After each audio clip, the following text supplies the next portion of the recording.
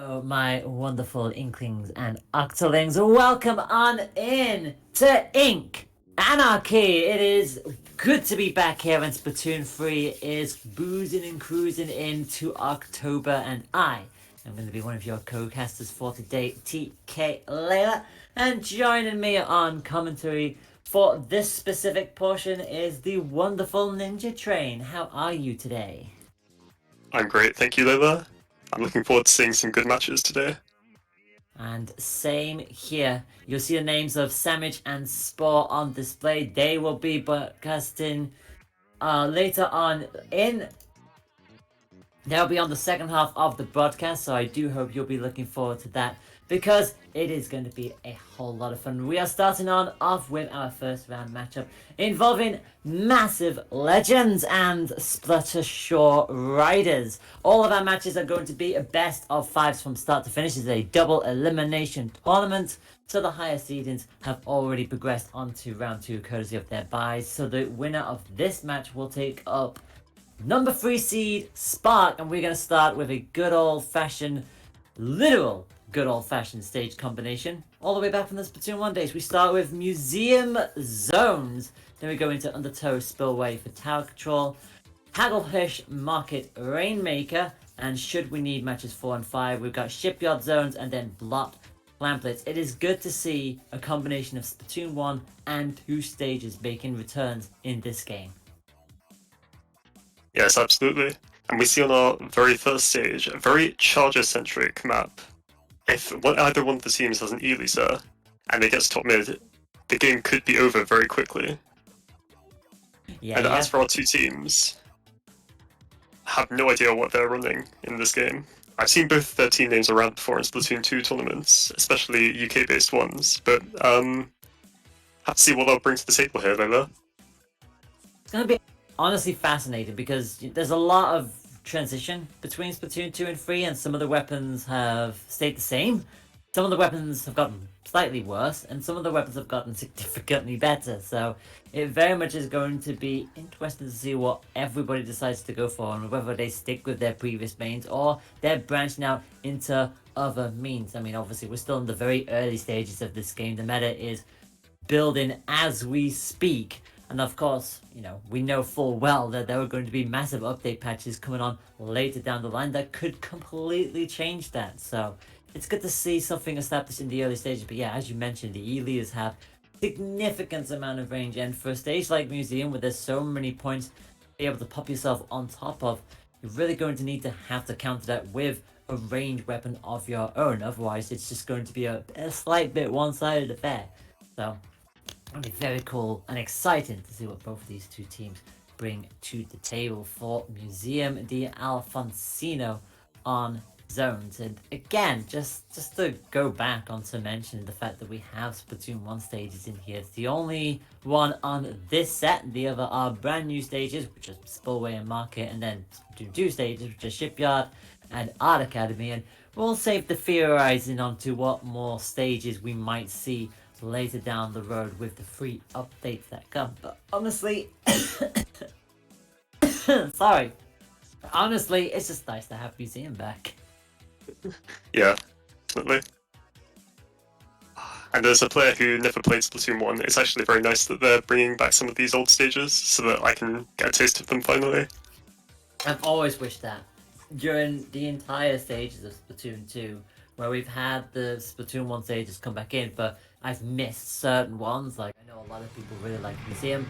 I myself loved Mahi Mahi, so to see them back in this game is just a breath of fresh air. And we are getting started from matchup number 1, Massive Legends in the yellow, Splattershore in the blue, and they are bringing in not one, but 2 Splatlings. We got the Heavy and we got the Hydra alongside the Pro, which we're used to seeing in Splatoon 2. Nino on the other side of the field, we've got a Slosher Machine, and we have got the Dually Squelchers. So bits of range on there, but it's definitely Splattershore playing the long range game here, but 2 down already in the early stages. Oh. Yeah, this is not looking good for blue at all. With 2 Splatlings on your team, you're going to have a hell of a time getting back in once you're locked out. And they're already on the back foot. This could be dicey, but they do get pick. Let's see if they can move in off of that. Good little play there. Honestly, being able to use the Wave Breaker and the Booyah Bomb, it does mean that it sort of narrows down the escape route that Massive Legends have. They still have control of the zone though. The Crab Tank can only do so much, and finally snipped on down. They managed to wrestle control at the very least. Another Booyah Bomb comes up, but Massive Legends have a Wave Breaker of their own. Quickly getting a couple splats in. Again, always around that zone. They're not able to outthwart the Splattershore this time around. Trizuka set and ready to go, immediately launched it. They have the player advantage, and finally, Splattershore are back in this game. Another solid splat, back onto the middle they go. Yeah, excellent work from the T-Tech there. And now that they have the splat lanes on top mid, the yellow team has to be really careful entering their plat because they could get lasered from all the way in mid.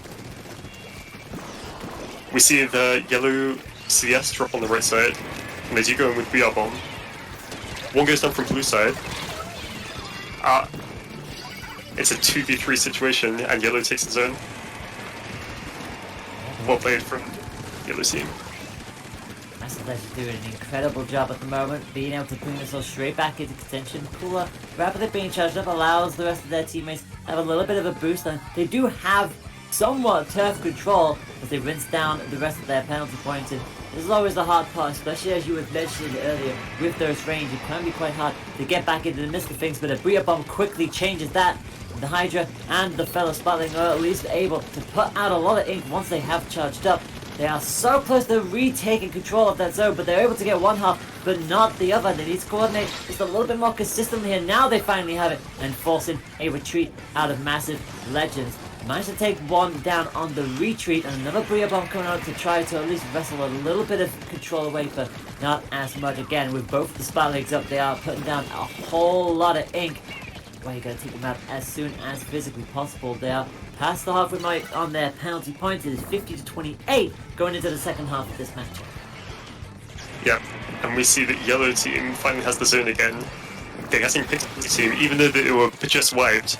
Blue team giving up control of the zone almost for free there. We'll have to see how far yellow team can push up safely, because if they can get onto their enemy plat, then they're in an amazing position. It doesn't look like the blue team's using their flank at all. No, they're just barreling forwards and it's working for them, so fair enough to them. Let's see if Splattershore can take the zone again.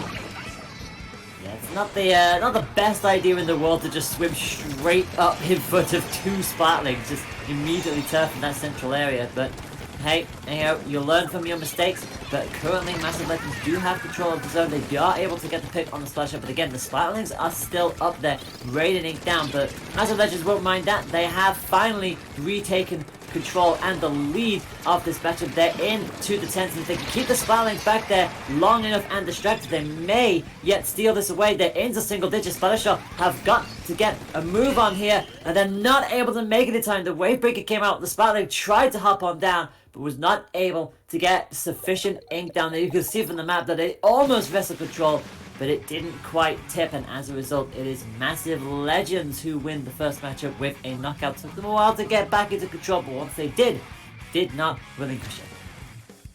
Yeah, very well done from Massive Legends here.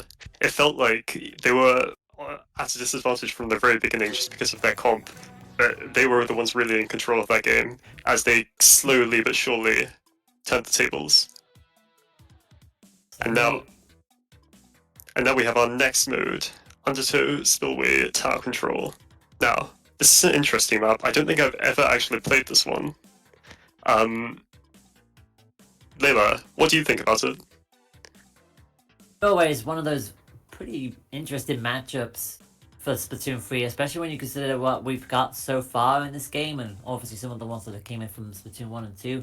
But the fact that we've got those raised platforms on both ends, and they're see-through platforms, so you can see if anybody is hiding away up there. And honestly, if we do see anybody bring in a special like the Zipcasters, you'll likely see some of them either go ahead and use that stick onto the towers themselves that hold those platforms, or try to find a way of flanking around. We've seen some very cheeky flanks that we've seen on social media as of late, where people are taking advantage of that. But honestly, I don't expect to see many Zipcasters here. You'll most certainly see maybe one of those Splatlings, if they hold with the Splatlings, trying to anchor themselves on there, because they have a really good viewpoint as well. Like, even if you're not really able to splat anybody from up there, you still have eyes on most of most of the arena, to be fair. You know, like you've got the immediate down there, and you can see who's on the opposing platform as well on the other side. So a lot of information will be communicated back and forth between these two teams. It's quite the narrow stage once you get into the thick of things. So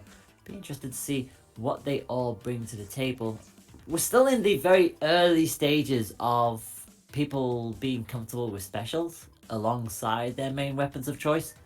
So what specials do you reckon we might see in this stage? Because from what we've seen so far, we've seen the Trizooka coming on out, we've seen the Wave Break coming out. That seems to be a popular choice at the moment.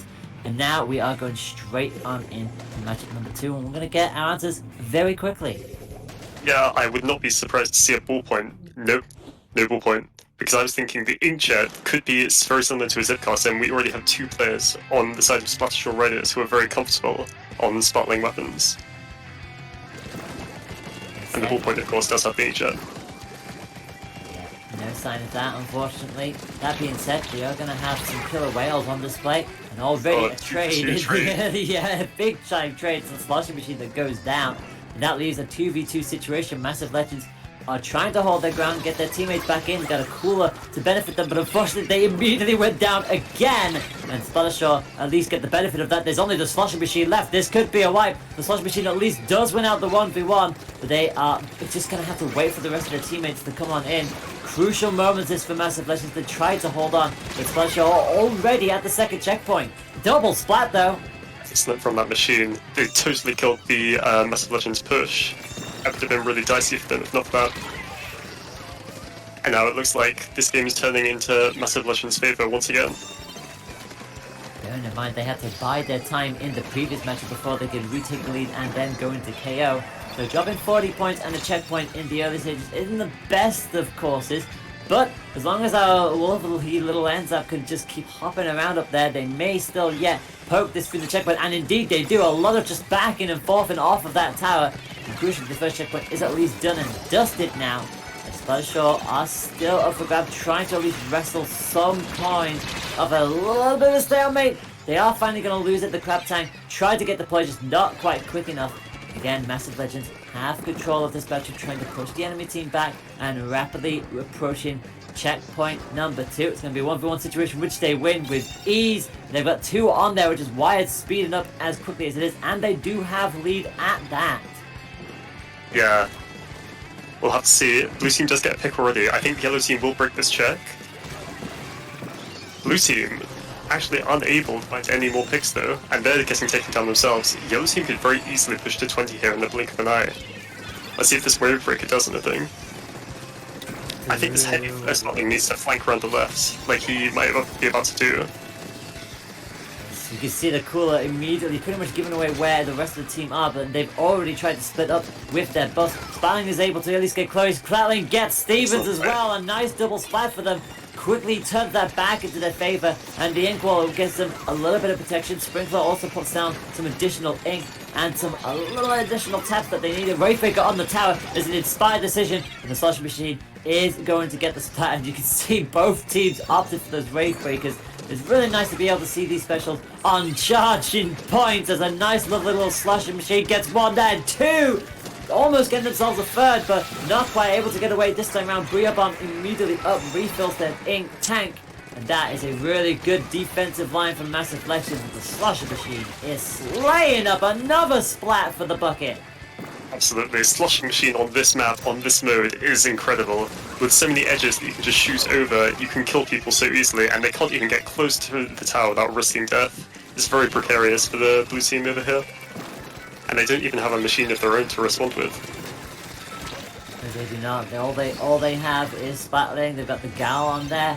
They can only do so much with that combination. That's a full-on wipe. That is a full-on wipeout for Massive Legends, who are immediately going to push that straight back into central area. And look at how quickly they go straight out. A brilliant first shot with the Trizooka.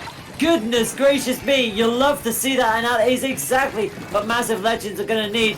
trying to immediately take that Splatling out of contention as well. In the early stages, the Sloshing Machine does go down, but crucially, it's the Splatling that is down as well. Another chance for Massive Legends to score more points as we enter the final minute. Another Splat. You can see this spawning on in. Tries to go for the suction, but actually does get the secondary Splat too. And the push continues because Brio Bomb is up. Yeah. Oh, CS getting flanked. They are going to get checked, I think, here. But blue team does have... No, blue team doesn't have the excellent angles anymore. This could be a knockout right here, Layla. Yeah, they're getting the picks. I think this is it. Oh my Yeah, God. feeding on tower. Oh, okay. They just about get away with it. Yeah, that wave breaker on the tower itself was very cheeky from Splattershore, but also exactly what they needed. Splatling is going to get the Splat, gets off the tower. They've got a teammate on there to continue moving. They've got it all the way down to 5 have Massive Legends, so Splattershore know that this has to be a one-done deal. They're only going to have one chance at this. Wavebreaker goes out, but they're already going down. There's so much ink on the other side of the field. They're all over the place here, but the Shirley squadrons are down, but it won't matter because 2 from Splattershore are down, and Massive Legends will make sure overtime only lasts for a couple of seconds, if that. 2-0 to the Legends. Yeah, excellently done from Massive Legends there. You saw Splattershore, I think they're getting a bit desperate. Like, they weren't clearing the path ahead of the tower when they were trying to push. There was always just one person on tower trying to charge directly into the enemy base via a slow tower path, and it never quite worked for them. We'll have to see on Rainmaker. Maybe a difference in objective will shake up the way of thinking a little bit. They can think, oh yeah, we do need to clear the path ahead because everyone's moving so fast now. We'll have to see. And Hagglefish Market, another very popular Rainmaker map. Hagglefish being probably the most popular new Splatoon 3 stage. I personally think it's amazing. Although, yeah, this stage does have also some really, really dangerous jumps. If you go on the first checkpoint, you could instantly jump to 30 points within like a second. It's actually ridiculous. And I'm definitely going to expect both teams to be abusing that. Honestly, I would not be surprised if that were to be the case. Especially considering the fact that Rainmaker is now slightly different from how it was in Splatoon 2, since we've now got those podiums there for their own respective checkpoints, so does add a little bit more of a strategy to our wonderful chaotic mode. And as we go into our third matchup, Massive Legends just need to win this one and they will have a full 3-0 sweep and advance into the next round. Remember, it's not all over for Splattershore. If they do lose this, it is double elimination after all. And the Splatling and the Pro are back at it again. Ends up on both sides of the field, and whoa! Rule 101 of Rainmaker, don't be near the shield when it explodes, because that is just going to give the opposing team a massive advantage. Oh, that's basically a wipe. They're going to get the first check for free. If they use their special sweat here, this could be... No, the T-Tech clutches it out. Well done. Saving them from what could have been a game over even from mid. Yeah, having said that, Massive Legends are still in a very good position to get this dunk anyway, and absolutely do that. That is the checkpoint done and dusted. There's only the Jolly Scorchers left though, so that's pretty much going to be a full-on wipe then, and it is for Splattershore. They'll at least get that. They actually get a trade-off in the midst of all of that, so that stalls their push a little bit, but crucially they've at least managed to stop Massive Legends for the moment. But there is a double-edged sword with that. It is a bit of a curse because again, Splattershore going 2 down. Once again, that's really bad for them. And the Rainmaker is already close to their spawn. That's the last thing that they needed. Cooler is down, Brio Bomb is out, double 2 splats immediately in there. But having said that, again, Splattershore has nothing on the gazebo, able to fire on down, able to keep that ink pressure on. You notice the Massive Legends, whilst they're trying to stall a counter push from the side of Splattershore, you can only do it for so long. Wavebreaker comes out as well. Tries to get a little bit more information. Be careful of the fizzy bomb. I almost said fuzzy bomb. That's a completely different mode in this game. No worries. But they are almost back into mid. They haven't got any points on the board yet because Massive Legends are always very quick to rally. And again, 2 down again. Oh goodness, never mind. There's only the Squelchers. There's only the Squelchers and the Rainmaker is still alive. They're going to go for this. They could absolutely get the dunk right here and now. Can they do it? They do! They managed to tie this game up. Play it from Splattershore Legends. And they do get another pick. They could extend their lead. Or they could get the lead. They're going to try. Oh, they thought about it. I mean, they both had the same idea. Yeah. That ends up shocking the corner. I don't think blue team sees him. Yeah, he's gonna get a pick. He might get 2. No, he just goes to the brain. But yeah. Oh, wait! Hang on! Oh, they got the lead. Yeah! So, again, it's great when both teams have the exact same idea in mind, and you can see it. The first time around it worked for Massive Legends. The second time around it worked for Splattershore, and Massive Legends really got caught there. It is a wipe at the very least, but that is still lead quickly swapped back on over. And you can see how quickly it is that Massive Legends go all the way up towards spawn, try to get Ink down to at least get themselves a path. Booyah actually picks one here, and that is a couple more down, but crucially they lost the Rainmaker, so it stalls their push again. Yeah, we'll have to see. Blue team is putting pressure on them just by virtue of having the lead. But, oh, it looks like they're going for the right side path this time. They could make the jump, instantly get 30, but no, they do die prematurely here. And I wonder if this blue team flanker will be able to pull anything off. He almost gets 1. No, sadly not.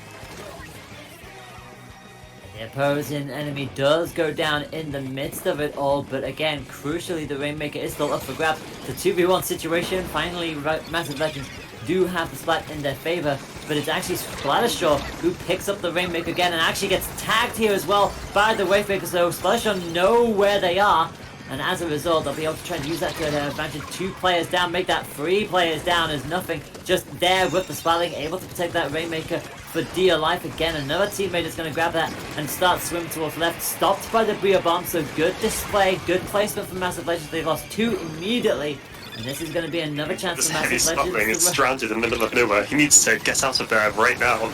Otherwise, he could throw the gate. Oh no! This could be Massive Legends' time to come back. Let's see, they need to get another pick and fast. Is it this? Yes? Okay. Come on, Massive Legends. That's going to be massive. Can they push in? It's just a spotlight. This surely should be a winning push. This surely will give them the lead. Finding my clutch. Oh no, not quite. Well, crucially, they have it down. There's only 1 player left up for Massive Legends. They'll feel like they've got the job done. They have retaken the lead with 30 seconds left on the clock. It's 54-40. But as we all know in Rainmaker, it is never over until it's over. And these are going to be some very crucial seconds here. If there's somebody going on the flag, there's somebody going on the flag right behind them. And they do manage to get away with it. Only just, but there's only 2 left now. There's only 2 left in. They're going to need their teammates to come in ASAP. We are going into overtime. This is going to be the final play of this game. Of that, there is no doubt. They're moving up forward, but they're going straight into danger. And they are not going to make it up the ramp. It's Massive Legends who will hold it on out in the nick of time. Yeah, very well done to Massive Legends there. They took just on a really strong performance. They were dominant throughout all 3 games. I can't wait to see what else they'll do later in the tournament. And Splattershore Riders, they shouldn't feel bad about what they did. They were, even though they went 3-0, they did have close games, and they'll have a second chance to prove themselves in the losers bracket. That's the most important part about all of this, is that, yes, the scoreline says it's a 3-0 wipe, but they were all close games. They scored good points in each of those 3 maps, and they fought to the bitter end, especially in those last 2. So, commiserations to Splattershore Riders, but as you say, it is a double elimination tournament. We might see them a little bit later on as they go down into the lower bracket run. But for Massive Legends, good jobs, well played all round. Trying to do some little flanks in there that didn't quite work, but also did work in a way because they did take that point away from being able to attack the front line, and as a result, it gave them that little bit of an advantage to just seal things out. And at that point, Splattershore knew they had to do a last-ditch effort. They had to go for the swim and the dive, and it just unfortunately did not quite work for them this time around. But that is the end of round 1. Round 2 will be coming up in just a moment. We're going to take a very quick little breather, and when we return, round 2 will be up next, and I believe the teams in question will be Unlucky versus Spies. This will be a very interesting matchup. Don't go away, my friends.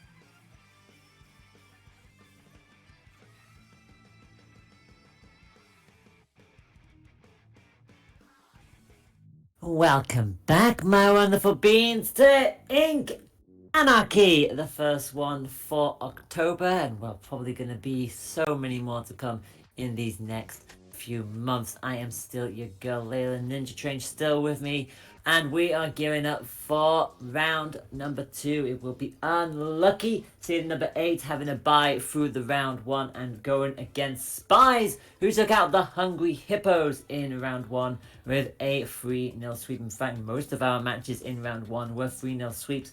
I think there was one where we did actually have somebody take at least the game away, but for the most part they've been 3-0 sweeps, so we'll see if that trend continues going into round 2 as we prepare ourselves for yet another fantastic best of 5. We start with Eeltail Ali on tower control.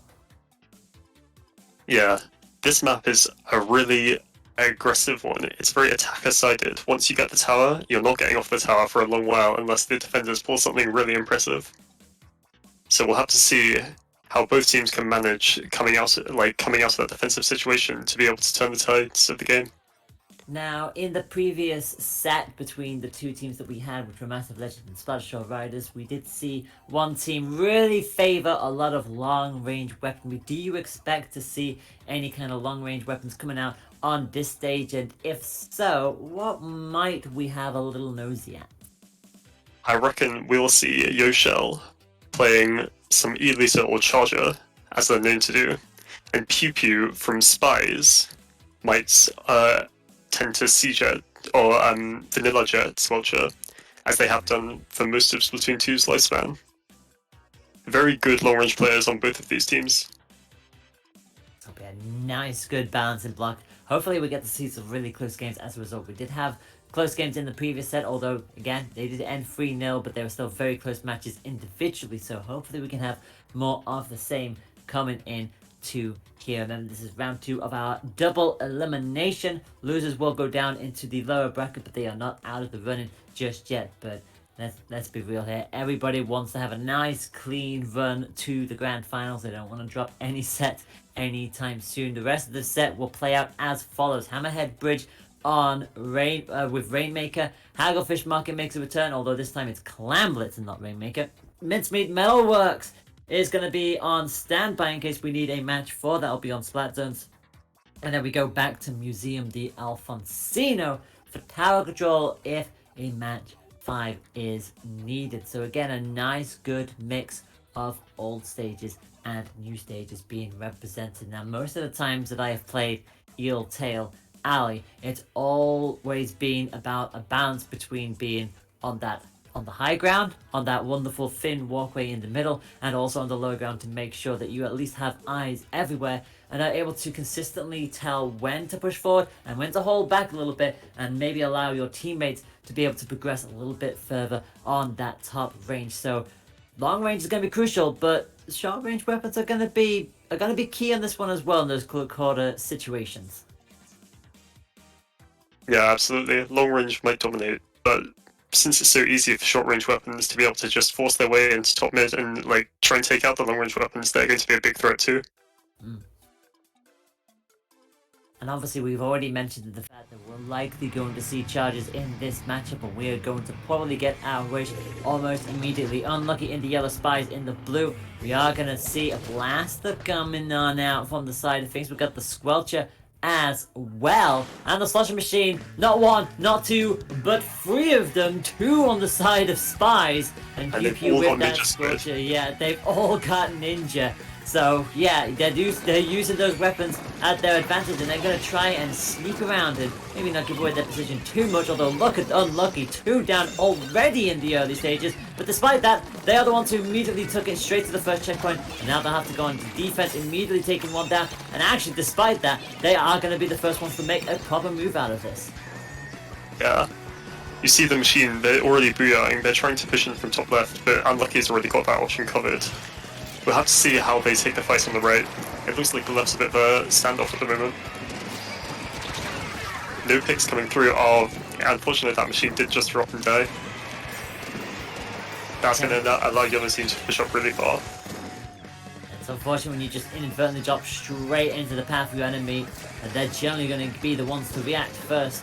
So as a result, already past the first checkpoint, almost to the second checkpoint, up to 66 already for Unlucky. Spies trying to get themselves back into contention. Fizzy Bomb not going to pick on anyone this time around. Booyah Bomb almost at the ready for Spies, and they'll absolutely need it. Slush Machine needs to get out of there though, and unfortunately it is going to get clipped on the latter stages. Only the Slush Machine left, but again, damage has at least been done. They're going to immediately fling off that Booyah Bomb, force them off the tower, allow the rest of their team to regroup and try again, get out of there as well, which without conceding the splat. And as a result, Spies only just make it past checkpoint 1 now, and that could have been so much worse. It's an incredible situation for Spice. They've almost got 2 wipes back to back, and they've got specials in the bank too. If they use them carefully, then they could just win right here. Checkpoint done and dusted. They're just trading on the bridge at this point. Another Booyah Bomb coming on. In fact, the tower moved the Booyah Bomb user to the side, and both are seeing themselves lose splats here and there, both sides with 2 casualties. They are so close to getting past the checkpoint. They don't quite make it. They don't quite make it. The wipeout for Unlucky, so at least gives them a chance to breathe and get themselves back into mid. Yeah.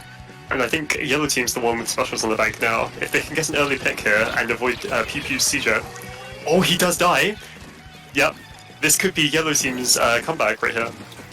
Let's see if they use the Booyah Bomb to kill the respawns.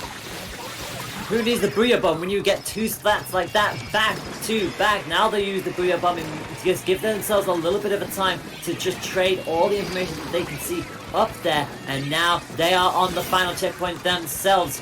They've got 2 splats on their side. They have player advantage. They are going to lose the person on the tower, but immediately one was waiting for them, fell straight into their trap. This could absolutely be the knockout right here and now. In fact, it absolutely is going to be the knockout. An Unlucky coast to coast. They almost conceded the last checkpoint on their side of the field and took it all the way back for a KO. Incredible resilience and well-coordinated plays. Yeah, what a beautiful comeback. They caught wind of Spies' like small mistakes and like did not let go at all. They used them totally to their advantage. I'm in awe, actually. That was an amazing comeback. I hope we get more matches like that. Yeah. I mean, I did say that they were going to be close matches, said boy howdy, we were not wrong. We're not kidding in the slightest. Spies had such a good push as well towards the end then. Like, we got that all the way to the final checkpoint. 2 near wipes back to back, and you thought, well, that's going to spell disaster for Unlucky, but not only were they able to at least quickly rally and get a solid enough defense to at least stop that initial push, but every single time we saw the Slush Machine going forward, they were getting splats, they were getting picks, they had the Booyah Bomb still in their pocket when they needed it most, and yeah, able to defend it at the middle, get it to the last checkpoint, and bait them out almost. It's like, you could see, like, Spies could see one person on the tower, and they're like, okay, we get the splat on that person, we can get on the tower, we can get it moving.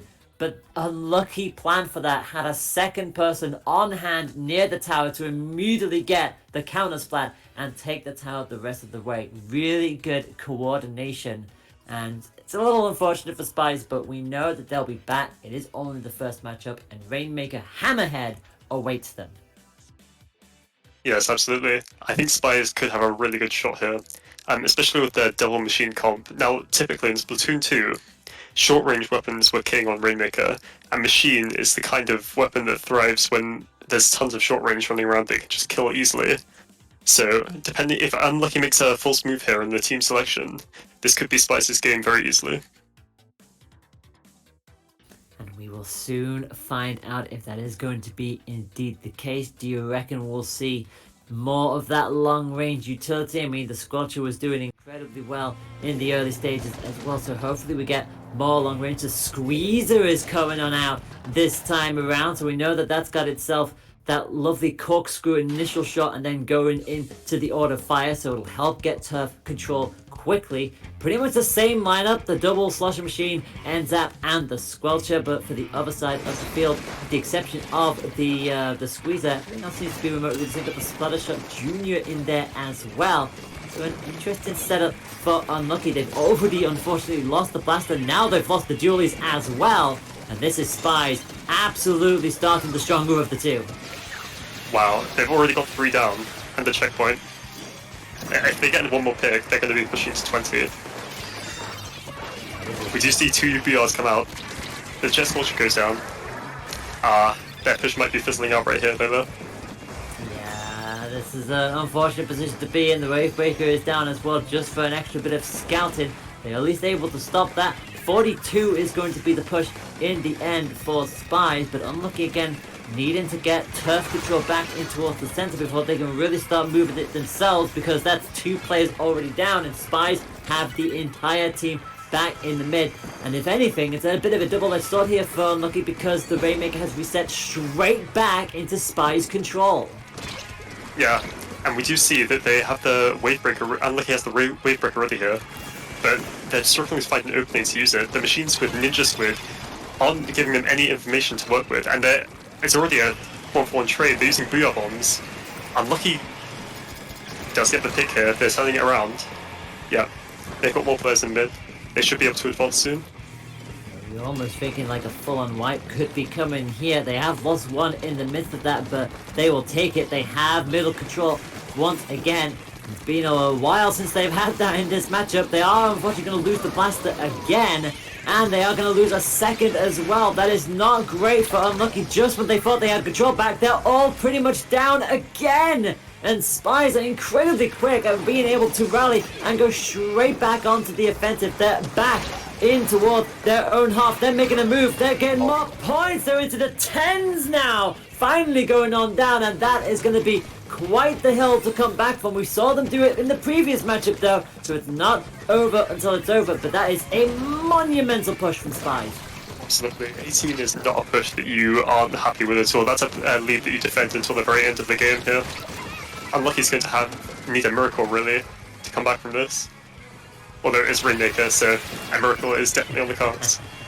And to be fair, like I said, we saw Unlucky come back from quite the battle in the previous match. In fact, they KO'd in the end with that one, but they are the ones consistently losing teammates here. Another one down. It's the Blaster again. The Blaster just has not been able to open up in this match mode combination to cool up, getting everybody on Spies that lovely little boost. But they are losing teammates now. Finally, Unlucky getting picked. In fact, it's just the slashing machine left. This could absolutely be a wipe. There is the wipe. And this is Unlucky's time finally to get points on the board. Finally, we'll get this checkpoint done.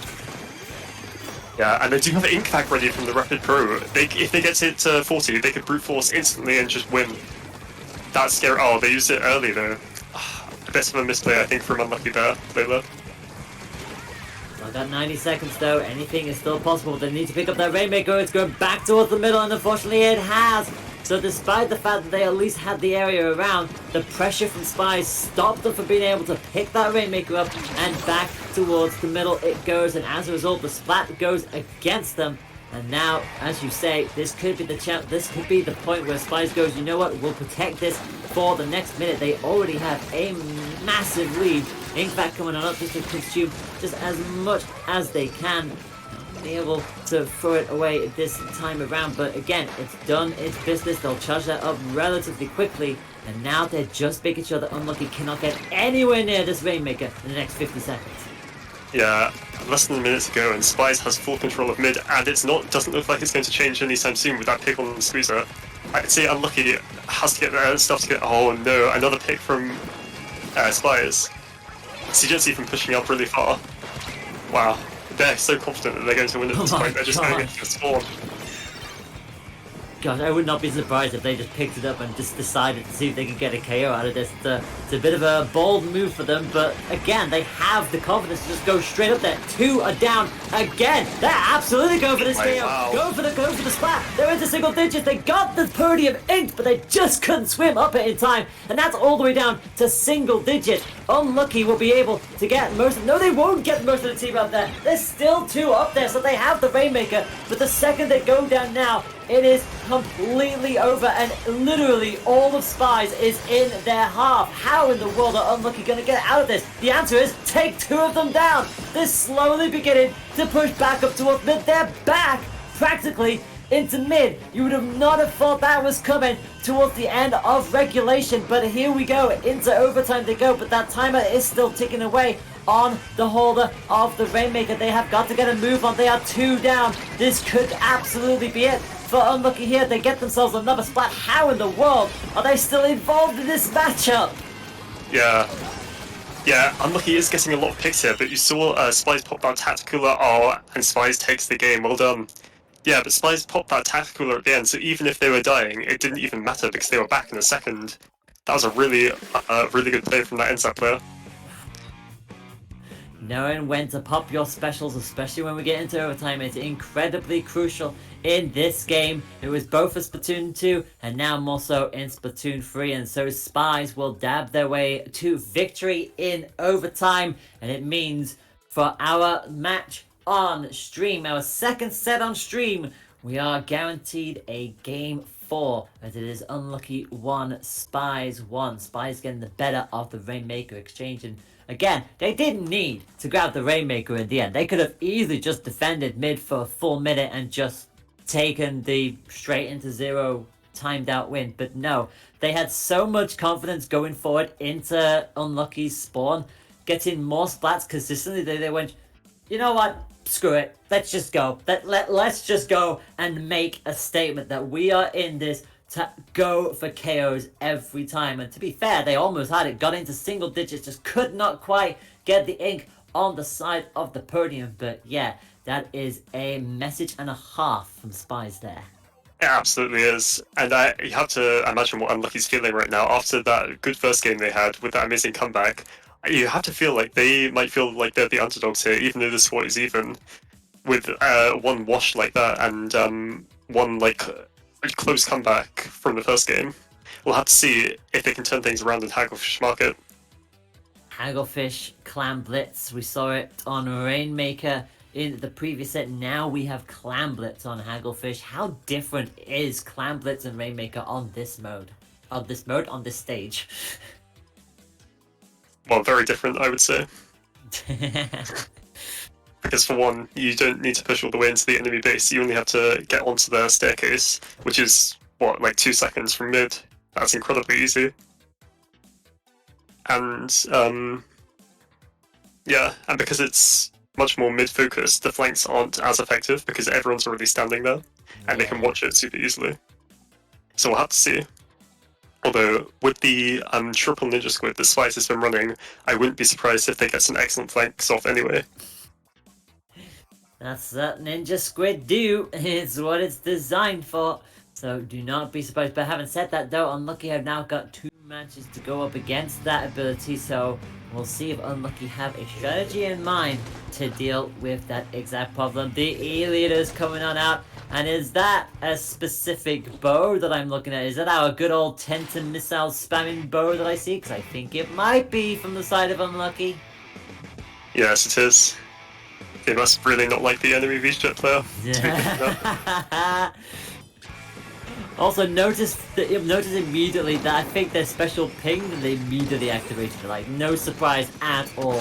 The second you get that up, you're immediately using that to echolocate, relay all that information as to where they are, and then fire those missiles for that spread. And already one player going down on the side of Spies. The 16 clamps already for Unlucky, but they're going to have to convert that into a football at some point and begin to push off their own. The E-leader wisely gets the heck out of there. 3 of bombs coming on out from Spies, but they are going to lose not 1, but 2. So both of the slosher machines are down. It's going to give Unlucky a chance to push all the way forward. Immediately able to shut down the cooler at the very least. And now almost at the barrier. In fact, they're right there. Football on hand, and they are going to be the first ones to break the barrier. Yeah, although it doesn't look like they have many clamps in mid at the moment. Their push might fizzle out soon as only 2 people against 4.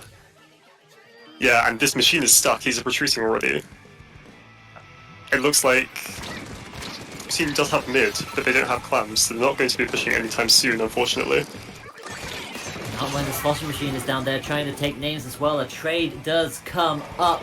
So again, just slows things down a little bit for both of the teams. And to be fair, we're so used in Clan Blitz where it's just like, it's barrier break after barrier break, and it keeps going like that. But sometimes you just never know how it's going to be. We've seen plenty of Clan Blitz matches in the past where one score has been enough, but Unlucky will know that they're going to need a second break if they want to make things a little bit more comfortable for them. Ink Vac is going to come on out. Missiles are going to come out as well, and almost immediately the entirety of Spies are down. It's just the Squelcher left, and they quickly realize that retreating as far away as they can, but trying to stall the Unlucky team's advance to get the rest of their team back in it. In fact, the boat does go down, make that a second splat, and Spies are able to get away with it this time. I'm shocked that that Jet Squelcher stayed alive and that they were able to come back so easily. I thought Unlucky would be able to push off that for sure.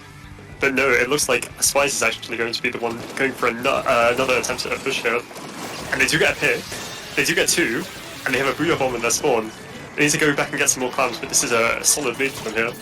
Yeah, 4-2 advantage. Surely they'll take the lead off of this if they can get a few more clams. They have lost the one sloshing machine, and that is 3 down. They have just got the lead, but at a cost of a full wipe. But again, we're used to seeing those kind of things in Clever's. But what that does for Unlucky is it gives them time to retake map control, take the middle, and also probably make use of that pity power clam that the game does give you for a barrier break. Begin to rally back on up. You see two specials pretty much set and ready to go. The Booyah Bomb being one of those. We are going to lose the boat, unfortunately. And that is the Booyah Bomb from Spies coming on out, launching that over, and quickly having to take a voice of action of the Wave Breaker. Gets a splat, actually, I think, with that Booyah Bomb. So already Spies are bringing this back into their advantage. Yeah, I thought it was a steep cost having to give up mid completely just to be able to get lead, but no, it looks like they're going to advance their lead, and they didn't even have to suffer the effects of that. They do miss the clam, I guess it now, and they got to, it doesn't even matter because they've got so many picks at this point. Yeah, there's only the one that's left. I think everybody from Unlucky is still in the process of respawning back on in. They're all the way down to 43 now, so a little bit more of a lead now, on to 40, into the 30s we go. They're still alive, they're still throwing clams in. Again, you can throw it pretty much from the bottom of that ramp and still make it on in. And already we can see quite the lead beginning to develop. More missiles coming on up. Gonna have to quickly retreat, knowing full well they're not gonna be able to add more points just yet. Booyah Bomb keeps Unlucky back in their own half and quickly gets the heck out of there. Jumps over to their friend who's firing their own Booyah Bomb. 45 seconds on the clock. It is 31 to 56. Spies looking to win 2 back-to-back. And how about that for a lovely series of events? And still they push. Finally they go down, but Spies, seriously. Yeah, Spies is killing out of here. And you did see their reflex player went down. That means they won't have missile for their push anytime soon, and that's not what Unlucky wants at all here. They need. Oh, they do pop the missile now, and they're going to be able to push off that. Yep, they get 2 picks, and they just have enough clams. If someone goes on the tent here, that could be a killer lead right here. Shell's trying for a pick, but not quite. Cannot seem to get the spot that they're looking for. The Squelcher does go down now, so that's the range out of the contention. And there is a football on the field, so we are into overtime. But Unlucky have got to get on with it. There's only 2 left on the field. They do get a splat. Can their football go all the way through? The answer is yes, they can. 38 to 31. They're at 35. They need 2 more clams. They need 2 more clams, but I think the rest of them are nowhere near that barrier. It's 35 to 31. I don't think they're going to be close enough. They won't be. The barrier goes back up, and Spies breathe a sigh of relief. And Unlucky just miss on out on an overtime win. It is Spies 2, Unlucky 1. Yeah, well done to Spies right there, because, wow, they did almost let it slip in the end, but throughout that whole game they were extremely dominant, mounting push after push. Unlucky couldn't do a thing. Now, I do think Unlucky is still in this to win this though, because on Mincemeat Metalworks especially, that's a very standoffish map, where the Elisa kind of has free reign at any point in the game. So I'm certain that Yoshell could carry Unlucky to victory here if they can just, you know, snap out of it and start hitting those crazy shots like they've been known to do. Hagglefish Market is a very diverse map in terms of all the height differentials you have in there, because you've got the high points of the gazebo, but there's not really many other high points in there. It's like most of it's quite all over the place, and Hagglefish Market is a great map in and of itself, and I do love seeing all of the action going on there. slowly but surely, the E-Leader did come into its own towards the end, finally getting the couple picks that allowed Unlucky to make that last second-ditch effort into overtime. But for Mincemeat Metalworks, it's very much open. Like, as you say, you could pretty much be positioned anywhere in this map, and the E-Leader is probably going to try to tag you, or at least tell everybody exactly where you all are. So it's going to be very interesting to see how the E-Leader plays off in this matchup. Of course, it is Splat Zones, so we are looking for control of that central area and holding that for as long as physically possible. And again, Unlucky is not out of this yet. Like, we've had close matchups all the way through so far, and that was probably the closest one we've had at this stage. If they'd just 2 clams, all they needed were 2 singular clams, and that would have been the difference between winning that matchup and unfortunately conceding it. And Spies, we have to applaud Spies here. Like, they're not only confident in their offensive plays, but they're confident in their defensive plays, able to sort of like take the pressure in and stop them when they need it to most. So Unlucky know what the task they've got to do, but it's just rallying themselves behind this one and pushing on back forward into Mincemeat Metalworks. And who knows, we could yet see Museum D. Alfonsino yet, because Spies know it's not over yet. Absolutely, I wouldn't count that out at all. Although, if I'm unlucky here, I would be afraid of Spies' double machine comp here, because if you've played it, you know that the machines can hit over the stacks and you just can't escape at all even if you're on them, and that is really obnoxious to deal with. I'm going to feel like the E-Leader is going to be very much reliant on other players around them. If they start to slowly advance forward, they have to hopefully rely on their teammates to be like, okay, Slosher Machine is on the prowl somewhere, so like, please keep an eye out, because the last thing you want is to get caught unawares by that arc of the Slosher Machine. The same comp stays for Spies, and for Unlucky, the bow is back, so is the Junior. The Splasher-matic is coming on in for Deagles, and of course, that E-Leader as well. So already both teams straight up into the front section, and it's Spies who are going to take initial control. And look at where the entirety of Unlucky are. All of them are pretty much together, taking that zone and immediately pushing forward. Yeah, Unlucky's taking this momentum and running with it, really. They've already got the right side control, now all they need for a proper lockout is to take the top left. Although they haven't quite got that yet, and I don't think they will here. So how about that for a wave breaking placement? They're going to start slowly pushing on forward and get a splat for the bow. I'm going to take out Saxio, and missiles are set and ready to go. They are going to finally lose their point sensor, but they've got to retreat back a little bit if they want to fire off those missiles. It is a 3-2 advantage here for Unlucky, and since they've had control, they have just not been stopped. They have not been contested in the slightest. Another Fizzy Bomb trying to get themselves back in, but it's the Squelcher down on the side of Spies. Missiles will now come up at this stage to force the rest of them into a very cautious predicament. They're already into single digits. Brio Bomb has to come out, but it doesn't disrupt anything. This is 100-0 for Unlucky. That was flawless. Wow, that was incredible. If in Game 2, Spice was sending a message to Unlucky, I think this game was really Unlucky replying to that saying, no, we're dominating this series.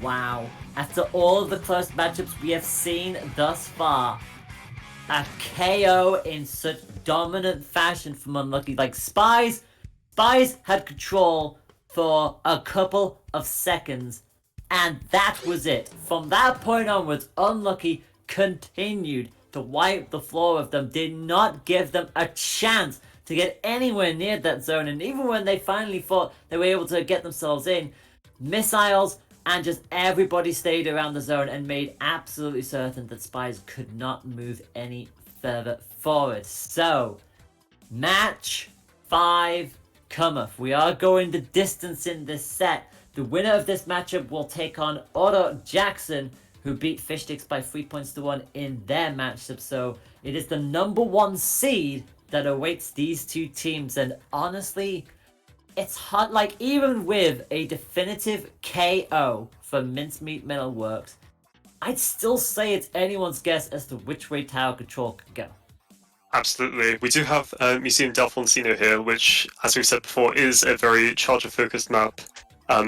So Yoshell does have an advantage here, but once again, what good's the Charger when the enemy team is completely invisible thanks to Ninja Squid? We also have to remember that we did have tower control to start this setup, and who won tower control then? That was Unlucky. Spies have rallied hard and rallied with a vengeance, with a very definitive win in Hammerhead, and then a defensive overtime victory in the Clam Blitz match. Splat Zones was definitely not their preferred mode map combination against Unlucky, but they are both learning things between these two teams as we go. So it is all about keeping that charger on lockdown. They'll have range of their own in the side of the Scorcher, but they have to keep them up if they want to be able to at least have eyes on the tower and to make sure that Unlucky do not bait them into any last second shenanigans, because we saw in the tower control matchup. Let's also not forget, Spies did have a good showing in that tower control match. They'll have to come out with another one and not concede the lead this time. And actually, we are going to see the Splattershore coming on out alongside the Scorcher and those two Slosher machines. And it's not the E-leader that's coming out for Unlucky, it's the Splatterscope. Well, that's very interesting, actually. I think maybe the Ink Bag could help them push just by shielding the tower for a few extra points. Or it is a 1-for-1 trade. Now it's 2-for-1. And that means... Yeah, Unlucky is pushing up early. There's no one on the... Oh, disconnect, yeah. Yeah. We have a disconnect on the side of Spies. That is unfortunate.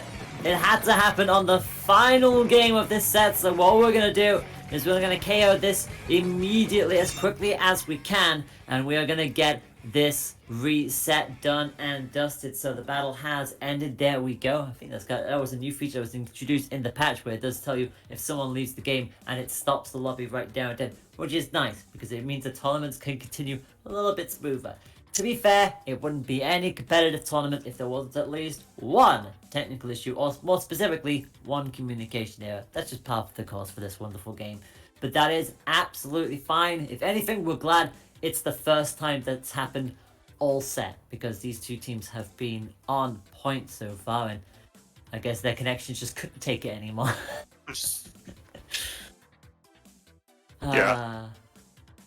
It's fine. It is absolutely fine. It is what it is. We deal with these things and we move forward. Match 5 will be replayed in just a moment. And of course, we generally see a rule where I feel like a lot of people, like, it's common courtesy to not switch up the weapons too much. I feel like most people just like, okay, well, we accept that we all went in with the weapons. We're not going to change anything. We're going to keep things nice and fair. And that's exactly what we're going to see everybody do. So back into it. Take number 2 for the final match of this set. Yep. And I do think the swap over to Tenstek here is really smart from Darth Yoshi, because now they don't have Tactical Cooler, which ruins Ninja Squid for their own team, and they have a long-range special which can displace the enemy charger and reflex. They do, Unlucky does open up the pick here. If they get players onto flat, they could easily clear first, maybe second checkpoint here. The bubble on the tower as well gives them that little extra protection. They should get checkpoint 1 as a result, and they absolutely do. They have lost the Splash-O-Matic, but crucially Spies lost their Slush Machine as well. Did get the pick on the Splatterscope, so that does take the range out of the equation for the time being. They've also got the Ink back on their own side of the field. Pretty much charged up and ready to go. They'll activate it now. 2 down on the side of Unlucky, so once they do have the initial lead, I don't think it will be too long before Spies will hop onto that tower themselves. It's such an awkward tower to swim up to. You have to swim up, not just the birdie, but then the tower itself. They are finally onto it. They're pushing all the way towards spawn here, trying to see if they can get through that first checkpoint. Booyah Bomb will help protect them a little bit, and not only are they past it, they have the lead. Yeah, if they can get a pick here, I would not be surprised to see them take second checkpoint. They're already at it, pretty much. But no, the machine's hanging back. They've got 3 players in mid. I don't think this is going to be the push later. I don't think it will be, but they're determined to try to keep going with it. Now they realize they are absolutely in a terrible position. The Slush Machine, pretty much a 3-on-1 situation. And that's pretty much a wipe for Unlucky to take advantage of. They'll get it all the way back to the middle. Spies did get it to the second checkpoint, just could not break it, so it's 53 versus 75. As once again, that bubble comes on out. Get themselves a splat with this charger, gets a good, lovely little charge shot, and immediately apply the Ink back. Yeah, they have 2 players more than the enemy, and they have Ink back. 2 players on tower. all of them on plat. This is an amazing situation for the Unlucky right here. Although one does go down, two goes down. I think that's their pushover. What? Tell that to the Charger, who gets one for the road before they hop on out. So again, even though they go, okay, yes, we can't push any further, they stall Spies down. They don't allow them to just continue to push completely from there. And in fact, that's a wipe! That's a full-on wipe on the side of Spies, and that is how completely dominant Unlucky can be. If they decide to go forward and land every shot, boy, how they are their team to be reckoned with. Absolutely, they went from goodbye present to unwelcoming gift right there. And they're going to keep it going. The machine on the top right is going to try and kill the tower. They succeed. Actually, that's their pushover again, isn't it? Yeah. And this time round, there is no last second splat for the Splatterscope this time round. That is done and dusted. Unlucky regroup on their side of the field. Look at the turf control as well. Blue started to finally come on forward for Spies, but it's taken them a while to get there. That said, they do have another 2 splats on their side of the road, but they need to take advantage of this. Now it's just the Splatterscope, so they'll know the long range is still there, trying to wait for the rest of the team. This is a great opportunity for Spies to start pushing on forward. Booyah Bomb goes out, tries to get the Splatterscope out. You can see that's exactly where it was aimed. The Splatterscope is 100% still there, and they'll have to be incredibly careful of that. Booyah Bomb now for Spies. They're on the checkpoint, but they can't seem to hold it. Missiles come out, and they do not survive. The missiles again prove to be a thorn in their side. Yeah, what a killer missile. You never want to see someone die that way. And Unlucky still has so much paint on the map because Spice was trying to push so quickly. They're going to be able to snowball this instantly just from mid. And with the big bubbler from the junior, they're already deploying it. They have full control of plat now. Spice needs to build up some of their Booyah bombs if they want to actually stay in this winners bracket. Looks like that could be coming to an end. That's a wipe. That's a full-on wipe, and that's the last thing that they needed, because not just with 50 seconds to go, this will easily get them to the third checkpoint. They may yet even break this completely. They do break it completely. They're into single digits. They could get a KO here because everyone's so focused on the players at the top. No one was able to shut down the tower, and that is that. It's a KO. That's how it ends, and it's Unlucky who wins this series by 3 points to 2. Excellently done from Unlucky. While Spice was crumbling from the pressure, they stayed strong, and that's what got them the win there. Incredible performance from both of these teams. They gave it everything in this early stage of the bracket, but it is Unlucky who will push forward into round 3. They will take on Otto Jackson in that matchup. What a series we just witnessed. We had KOs, we had overtime shenanigans, we had last second heroics in terms of the defensive side of the field and offensive side of the field that didn't quite work. We had a dominant performance in Rainmaker, a dominant performance in Splat Zones, and then a back and forth tower control not once but twice. But for Spies, it just started to unravel in that second half, and Unlucky realized they absolutely could pounce and take advantage of it, and every single time, whether it was the Splatterscope, getting splats, where they really would, like nobody really expected them to do so, getting the splat and then quickly retreating, stalling Spies' push, having so much turf in the enemy area and Spies not being able to uncover it and push back into mid quickly, it just gave Unlucky time and time again more ways of getting in, and Spies in the end just couldn't keep up. Yeah, absolutely. Once again, congratulations to Unlucky. And I think our next round is going to be Diamond Dust versus I plus UK Mafia. Oh, the UK Mafia. That's going to be a very interesting matchup. And again, two teams that are incredibly close as well. Seeded 4 for Diamond Dust, seeded 5 for I plus UK Mafia. It is going to be a very spicy matchup. You will not want to miss it when we return with Ink Anarchy here in the first day of October. Hope you come back in just a moment, my friends.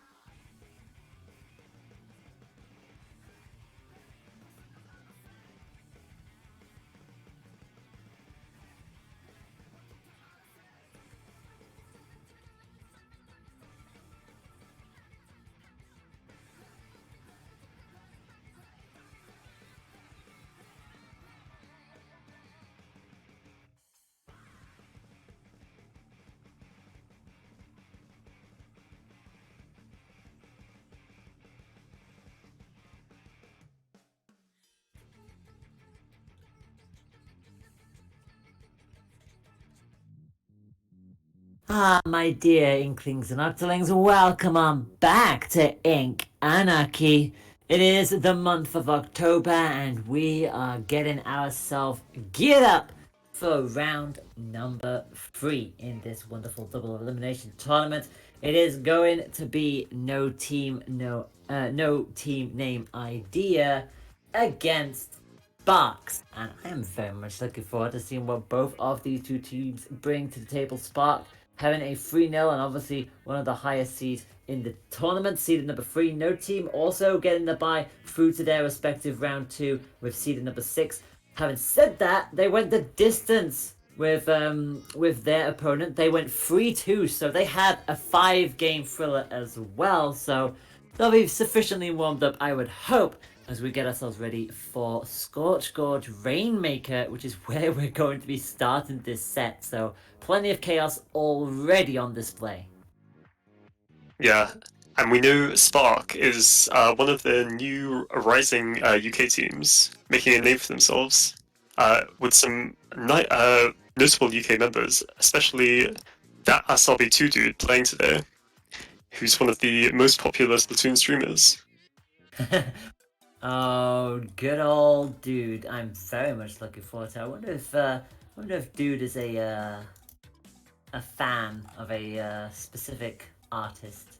I'm sorry, it's like every single time I see Spark in full-on capital letters, I just immediately think of Takanashi Kiara. Look, I'm a Hololive fan, okay? I have to say it, but in either case, I'm just very happy to see what they're gonna do. And obviously, going against no team name, they did have a 5 match as well. So, like I said, probably be warmed up, but also knowing the fact that they're going up against Spark and knowing the roster that team has on display, it's going to be a bit of an intimidating fight. But having said that, though, I expect we'll probably see a game 4 out of this. I mean, that's always my hopeful prediction. You always like to see matches that are close. Even if it's a 3-0, as long as the matches are close, we'll absolutely take that any day. Any day. Yeah, of course. And no team name idea are no slouches either. They're a team of mostly, I think, French rising players who've been active for months now. They've been grinding in +2, they've been grinding for +1, and so on. Yeah, very strong players. They dominate a lot of the tournaments they play in individually, so we'll have to see how they play together. And of course, that first matchup, Scorch Gorge Rainmaker, obviously. From there, we go to Splat Zone's Inkblot Art Academy. So another good old tri-trusted map mode combination from Splatoon 2. Same goes for the third matchup from Splatoon 2 as well. Sturgeon Shipyard Tower Control will then go back to the realm of the new with Eeltail Alley Clamblets if a Game 4 is needed. And of course, if match 5 is needed, Makamart Rainmaker, which was always chaos when I played on it in Splatoon 2. So that's probably going to be the name of the game if we end up getting that far. But again, that is for then, if we get there. This is for the now. What do you expect to see from Rainmaker Scorch Gorge between these two teams? What weapons do you think would be best here? I imagine we're going to see a lot of Tentatex, some probably machines, some splashes. I know that Spark as a team actually does not like Rainmaker at all. So I am curious what they're going to be running here to try and get the edge of a no team name idea. In all fairness to Spark, I 100% understand that because sorry for the memories, dude, but I remember Dude's expression at the end of the Rainmaker match in UK Championship Finals in 2018, where 4D had just run with 30 seconds left on the clock and managed to somehow get themselves through to take a point. And Dude's expression was just like, so I totally understand that. It's absolutely fine. Good memories. I look forward to when we get more LAN tournaments for Splatoon 3 soon. I'm chomping at the bit for more Splatoon 3 LANs, especially here in the UK. I've missed it so much. Yeah, absolutely. But yeah, both of our two teams are ready and up for you, so they'll be on stream for you incredibly soon. Puns intended. I feel like it's always going to be the case. plenty of matchups still happening. I do remember the losers bracket is still running on as well. And it is going to be Spark versus team name. Spark in the yellow, team name in the blue. What are we seeing from our wonderful lovely shoots? We are seeing the squeezer coming on out on the side of Dude. I believe we're going to see another double sloshing machine comp as well alongside the splatter shot. Yeah, it is indeed Dude on the squeeze. And meanwhile, Nepier coming in with the Nautilus and a double splatter shot comp on the other side of the field. That's very interesting. Nautilus weapon that very popular in Splatoon 2, but we haven't seen much of in Splatoon 3 because its kit doesn't sit well with many Nord players. But we'll have to see. It does seem to be putting in work here as a new team name has taken the earlier advantage here. Advantage, but it is going to be all for nothing if they don't pick up that Rainmaker. Trizuka already out, immediately trying to find any kind of splat. And you can see someone going straight up for the 2v1, but going to get shut down almost immediately. And so Spark have themselves a potential chance to maybe make a move. Never mind, the Trizuka says no as well from the other side of the field. So immediately 1 minute done and does it, and it is no team name. We're going to be the first to grab that Rainmaker and begin to have a move on themselves. Be up on into the middle. They'll start thinking about that right hand path, going up there as a duo. Can they at least stop the Rainmaker from going all the way through? The answer is, well, it's still operational. It was almost at the podium, but the Booyah Bomb had to stop it. Now they'll go for the charge this time as well, but they lost it at the podium. Yeah, a very unusual Booyah Bomb usage from Spark here. They threw one to mid to very little effect, and unfortunately they did get stuck on the roof and couldn't throw it anywhere near the Rainmaker. We'll have to see. That's going to really hurt their counter push here, I think, not having either of their two Booyah Bombs to be able to push with. Although they do have double Trizukas out. If they can get a pick here, that would be big. Everybody wanted to try to put that shield as soon as physically possible. Trizuka comes out. They are going to get the splat on Johnny, so really good find there for team name. And again, it pops in their favor. They'll quickly earth that, ink that coverage up, but immediately lose out to the squeezer and to the slosh machine. Booyah Bomb comes out as well, and Spark begin to rally. A nice little pick got them just in the nick of time before they bopped down to that edge. Tried to make a quick push with the Rainmaker, and unfortunately stopped at the 84 mark. So neither team able to break the first checkpoint in the first half of this matchup. We are rapidly approaching halfway distance, and it is again, oh, this could change it. This could absolutely change it. 3 down on the side of team name, and that is the checkpoint done and dusted for Spark.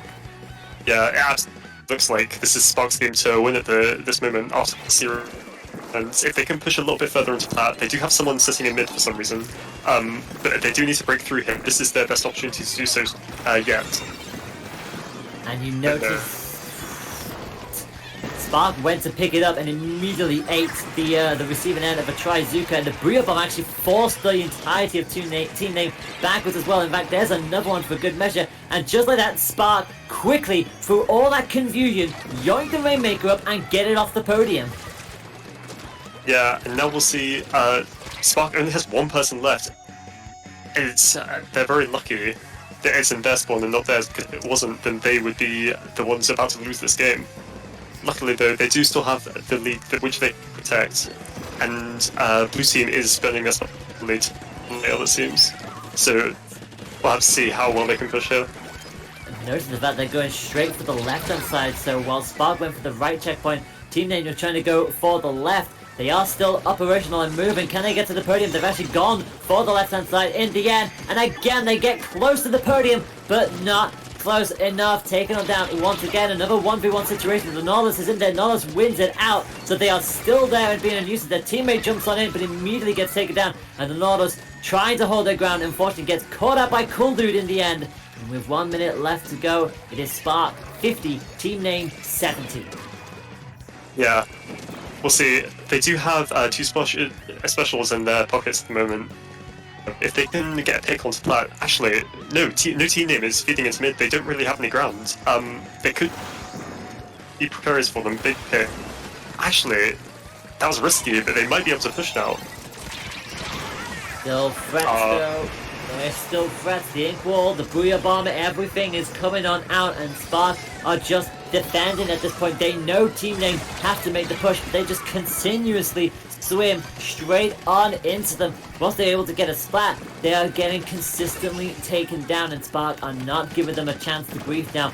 20 seconds left on the clock. The Rainmaker shield is basically just being peppered on in. Finally, Disco Blue, and a good hit with the Trizuka. Gets 1 and 2. It's a double splat. This is their best chance ever. They need to get this popped ASAP, but I don't know if they're going to have the time for it because they have to immediately lose the Rainmaker the second they hit this checkpoint. We are into overtime, and I'm not entirely sure if Team Nate can win it from here. There's 2 down on both sides of the field. It's just the Rainmaker now, and that surely will give this game to Spark. Literally, there's nowhere else to go. The rest of the team are still responding. They'll call on in now, but crucially for Team Name, well, I mean, they're still alive, but for how much longer? There they go. Spark get it. But, yeah, to no avail. That was... I'd like to see what happened at the end there, because they got 2 picks, and it felt like they should have been able to push, but no. They just didn't get past the choke. But well done to Spark, though. They defended that really well. Dude especially, he was shooting anything that moved. He was the choke all by himself there for a bit. I mean, is that a surprise for us at this stage? Because I feel like when we've watched Dude so many times in the past, we've watched Splatoon 1, Splatoon 2, and now even in Splatoon 3, Dude's awareness in this game, his control and his presence in the midst of everything, it's just unbelievable. He's one of the top rated players in this game for a reason, and he's got a mighty fine legacy to showcase as a result. So, and it's not just about Dude as well, the rest of the team are on point as well. If something does happen, the rest of them are there to pick up the slack and take the reins as well. And Team Name, every time we saw them go forward, we thought surely this will be the push, especially at the end. As you mentioned, there was a double splat with the Trizuka, and somehow still they weren't able to break that checkpoint. So unfortunate for Team Name, but we'll see if they can learn from that going forward into Art Academy Splat Zones. A nice good old combination from Splatoon 2. We've seen this plenty of times before. Not much has changed with this combination, but obviously some of the weapons have had some tweakings. I don't see Spark changing too much, but what do you reckon? Is there another weapon that could potentially come up for Art Academy? I imagine Johnny, the Tensitech player from the last game on Spark, will probably change to Junior, because that's his tried and true weapon, as it were. He's been playing a lot since Splatoon 2, and I think he's just comfortable on it. And I think now might be the time for comp changes, actually, because Torch Gorge Rainmaker is completely alien for the Splatoon 2 veterans compared to Ink Zones, which was a staple throughout all of Splatoon 2's life. People know how to play this map inside and out by this point, so we're going to see some really top-tier gameplay here. Yeah, it's like that good old experience. It's like that transitional period that we've explained before, where it's like we got to the tail end of Splatoon 2 comp, and now we're going into brand new comp, but not technically brand new comp Splatoon 3, because as you mentioned, we could see tried and true. The Nautilus is coming out for Cool Dude. No Nautilus this time on the side of Team Name, the Slush Machine, the Squeezer, and the Junior, as you predicted, coming on out for Spark. Team Name, meanwhile, they keep with the double Splattershore. They've got the end tap, and they've got the Slushing Machine. So be prepared to see even more fast-paced shenanigans. They're going to sprinkler out, and immediately down goes the Slush Machine. Although Dude is taken out as well, the Squeezer is down, and it is Spark who are already taking down the points. The big bubble on the zone, and already past the 80. Yeah. Spark does have the lead here, although it's not a very long lead for them, because it's only 30 points and they're dying. Although they do get back onto the zone. Oh! Wow, they turned that around very quickly. It's like... Although, yeah. It's like, you mentioned the fact that they're getting called on down, and then suddenly Dude shows up, gets a splat, and boom, there's a wipe. It's like, well, that's straight back into control of Spark. They already passed the halfway mark, and immediately wrestling control straight back onto their side of the field. Again, Cool Dude jumping on in, and again, you just love the fact that everybody from Spark, and they realize a teammate is coming in, they'll try to defend that area as much as they can. Bubble Shield is up, but they have lost 2 players in the midst of it. This is a great chance for Team Name to get in control, and they finally do so. Points on the board. The Cooler is up as well to give them a little bit of an extra boost. The Slush Machine trying to immediately predict where they are spawning on in from, but as it stands, they are falling onto the zone for the time being, although Sparks are coming at them with a vengeance.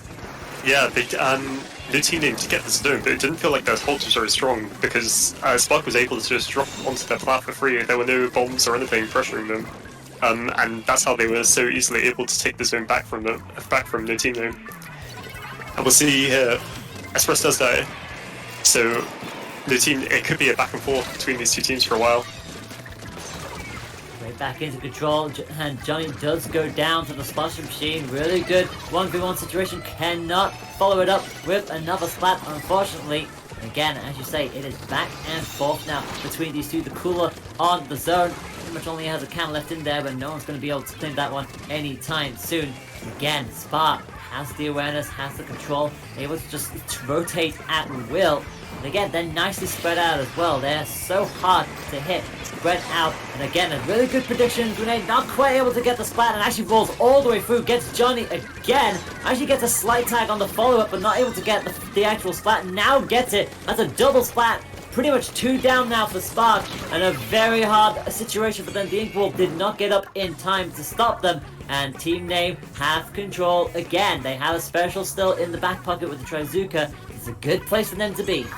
Yeah, now this is the kind of hold you want as new team name. They're watching front, they're on top mid, they're bombing their plat. Spark is not going to have nearly as easy over time as retaking these before. In fact, if this Booyah bomb doesn't get value, which it did, Spark could have won the game right now. But then they do recap. Yeah, instead they do indeed recap, and that is 25-36 now with just under 2 minutes left on the clock. They are both going to lose a player each here. It's the Nautilus that went on down, but that's going to be a second player down now for Team Name as well as the Slosher Machine, and that allows Spark to just run through their penalty points a little bit more. Cooler goes down pretty much on the cusp of the zone. Interesting place to put it. They do have control. Crucially, they have another teammate on the zone. They're just consistently firing on up. But once they're distracted by the high ground, they are taken on out by the Slosh Machine, who immediately flings in with the Booyah Bomber. Despite going 2 players down, they are still trying to fight desperately to hold on to it. But finally, they all go down. It's only the Junior that's left. They're going to have to rally and try again. This is a great opportunity for Team Name to maybe take the lead here.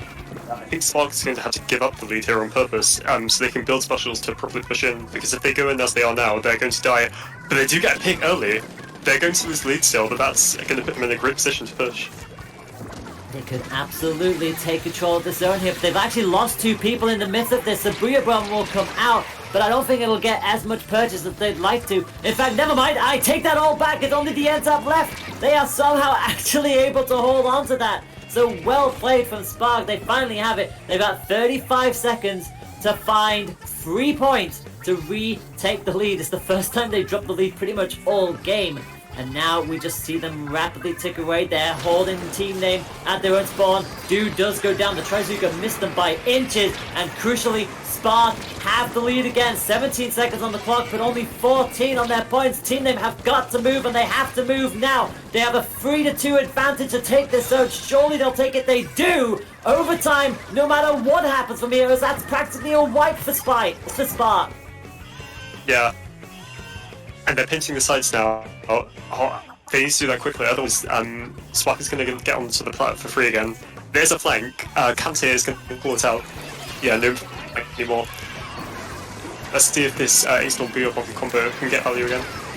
It looks like they might do, because that's a Trizuka splat. That's a splat on the zone. They have to move now. It is still not completely over. They have to take full control. 2 versus 1. That will do it. Spark do take control at the end. And boy, howdy, that got very hot, just like a volcano. And Spark hold on to take 2-0 lead in this set. Yeah. Well done to Spark there. They almost let victory slip from their grasp, but no, they clutched it out every time. In fact, I'd say well done to both of those teams. It was a really back and forth, and I don't think it was because either team made like massive mistakes. I think both teams were really just creating their own opportunities, like especially with those Inkzukas. Being able to just shoot the people on top mid and get picks to go in was what made it such a volatile back and forth game there. It was really, really exciting. Even though Spark is 2-0 at the moment, I would not be surprised at all to see Team Name a few games in, maybe even a reverse sweep. Oh, a reverse sweep against Spark with two dudes on that team, Cool Dude and Dude themselves. It's gonna be interesting to see if that comes out. But as you say, they have been learning. No team name went from not being able to break first checkpoint in Scorched Gorge to only being a few points off of actually getting that win themselves in Inkblot Art Academy Zone. So the potential's there for sure. It's theirs for the taking if they want to grab this matchup and take control of it. But this is Spark we're talking about. With the roster at their disposal, this will be quite the hard fight, and they'll know it. Both teams will know this for sure, and Spark will know that this is not going to be a walk in the park anymore. That there is no doubt. Absolutely. And as we move on to Sturgeon Shipyard, this was a very popular, very good map in Splatoon 2, and nothing about it has changed in Splatoon 3 for the better. It's known. It's known for once you can break. It's known for having a very difficult to break first checkpoint, but if you can get past that and the second checkpoint, you're in an amazing spot to just win the game off of that. We've seen so many matches just snowball once it just goes through that second checkpoint, so be on the lookout for some more flanks. It is quite the big stage, this one, and we're going to see Dude back on that squeezer. Double sloshing machine comp coming in and out in for Spark. And no longer a double Splattershot comp. We've got the Gal coming on out alongside the Splashomatic, the Splattershot, and the machine. So once again, a matchup with 3 sloshing machines involved with Johnny on that the Splat Junior once again. Yeah, and we do see 96 is an interesting pick. It seems like Inkback is really popular for tap control among a lot of these teams here. I guess they just like to be able to push the tower a few more points, or maybe there's some other use for it. I'm not quite sure, but yeah. Oh my goodness! Wow. Oh, that's just cheeky, shooting from there into the hidey hole. I mean, stranger things have happened, but that's just how ever evolving the competitive state in Splatoon 3 is. They're finding new ways to be able to get their opponents by surprise, and it is going to be Spark who are already past the first checkpoint. They are marching on, not the first checkpoint, they're at the first checkpoint now, making it to 72 for the time being. They lost 2 players in there, but the Beer Bomb is still there. The Slush Machine finally does go down, but that won't matter. They've broken the first checkpoint anyway. Yeah, Spark's in an excellent position, having difficult first checkpoints so early, so easily. That's going to put them in a great position to just win the game. And they still have top mid, and they're still getting picks. No team name has to step it up right now, otherwise they will drop down into the losers bracket. Yeah, because once this checkpoint goes, it could snowball almost immediately. Booyah Bomb comes up to split the whole of Team Name. They keep trying to hop onto that tower here, but again, Team Name have lost 1 player. They've at least gotten 2 splats in there, but the threat is not over yet. Now the threat should be over. It is a full wipe. They do defend checkpoint too. And while Spark respawn, Team Name have got to get map control ASAP and be ready for an almost immediate counterattack from Spark. Yeah, that was a great job from all of them. They've painted the map already, and they've got a wipeout. They've turned almost losing the game into a chance to actually win. That's really commendable from them. Comes up almost immediately. They've gotten themselves 2 more spots onto their side of the field, and they are through the first checkpoint as well. So they both have checkpoint 2 to clear, and crucially, Team Name are there. They got themselves another splat, taking on down the Sloshing Machine. They are at the checkpoint. Can they take the lead? They have got lead, and in fact, they may get the. They get check. Wow. They got it as well. They've broken through. They have actually lost a couple people in the midst of all that, but they're still going. They're into the 10. They're still going. I cannot believe this. They've got 2 down on the side of Spark. Can this be a KO? It is a KO. That was incredible. What a...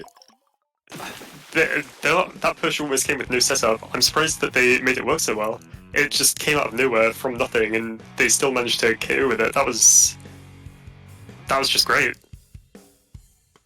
Wonderful work, wonderful coordination from No Team Name. They get themselves a point back against Spark. It is now 2-1 in this matchup, and we go to Clamblet on Eel Tail Alley. Just to quickly reflect back onto that again, this is not the first time we've seen this happen here.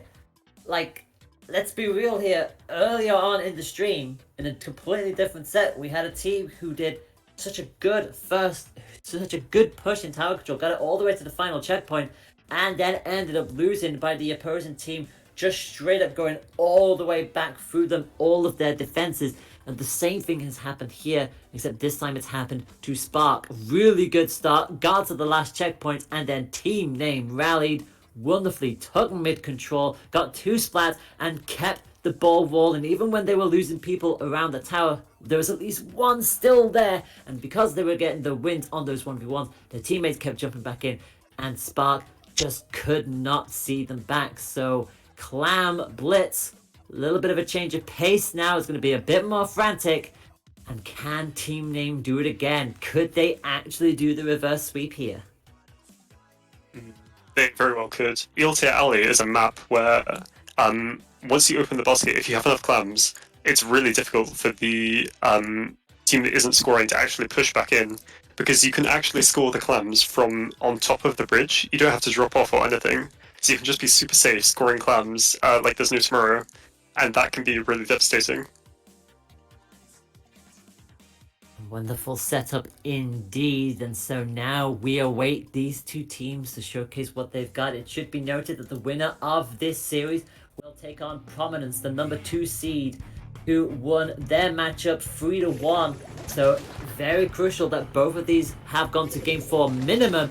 We could see a game 5 here if no team name can bring it into Clan Blitz. We've got the ballpoint Splatling coming on out on the side of Spark alongside the Squeezer, Slosh Machine, and the I keep saying Enza, Splattershore Jr. Meanwhile, on the opposing side, the same comp from last time round: Slosh Machine, Splattershore, Splashomatic, and the 96 Gal.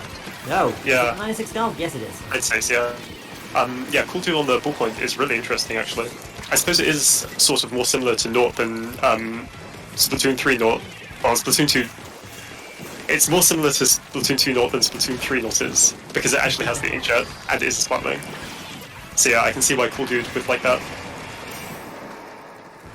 Surprise there whatsoever. It's all tricks die hard, and Sprinkler immediately gets shut down. Nobody wants to have additional ink being flung by the opposing team, and nobody wants to make that first play, although the ink shot is coming on out there. It's the crab tank to try to shoot it on down. There's going to be the Squeezer of Dude that goes down first. So far, nobody on the board just yet. We are going to see a football on the field for Spark, but it is crucial to Team Name, who are trying to push on forward. They have lost one of their players, and so again, just rallying around, trying to keep themselves on top of the bridge. Actually, 2 down now, realizing that they might have to give up some form of mid control if they want to do a defensive push against this that is coming up from Spark. Yeah, and you saw when no team was trying to push, even though they were past mid, the whole area that they were pushing into was totally yellow. Unfortunately, they couldn't make much of that push. They just weren't painting the sides enough to be able to give themselves much of a chance. But Spark, on the other hand, is kind of the opposite. They are painting the map. They've got that control already, but they're just dying to the insane mechanical players from no team name idea.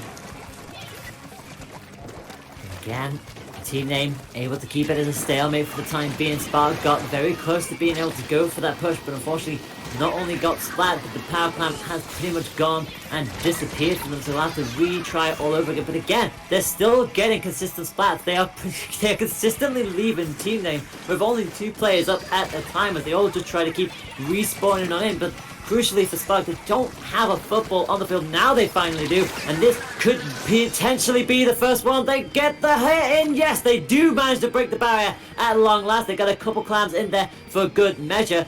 But again, you see Team Name are able to at least quickly take back control of the situation. 2.5 minutes played. That is the first break of the stream. And we are going to see if anything else comes with that. Trizuka's going to get themselves a splat. Briop is going to be able to open this up a little bit more. And Team Name sends an opportunity to get themselves a score on the side. And this is going to be as better chance as any. Finally, they'll come on through and they break the barrier themselves. And that is lead. That's a good counter push from no team name here.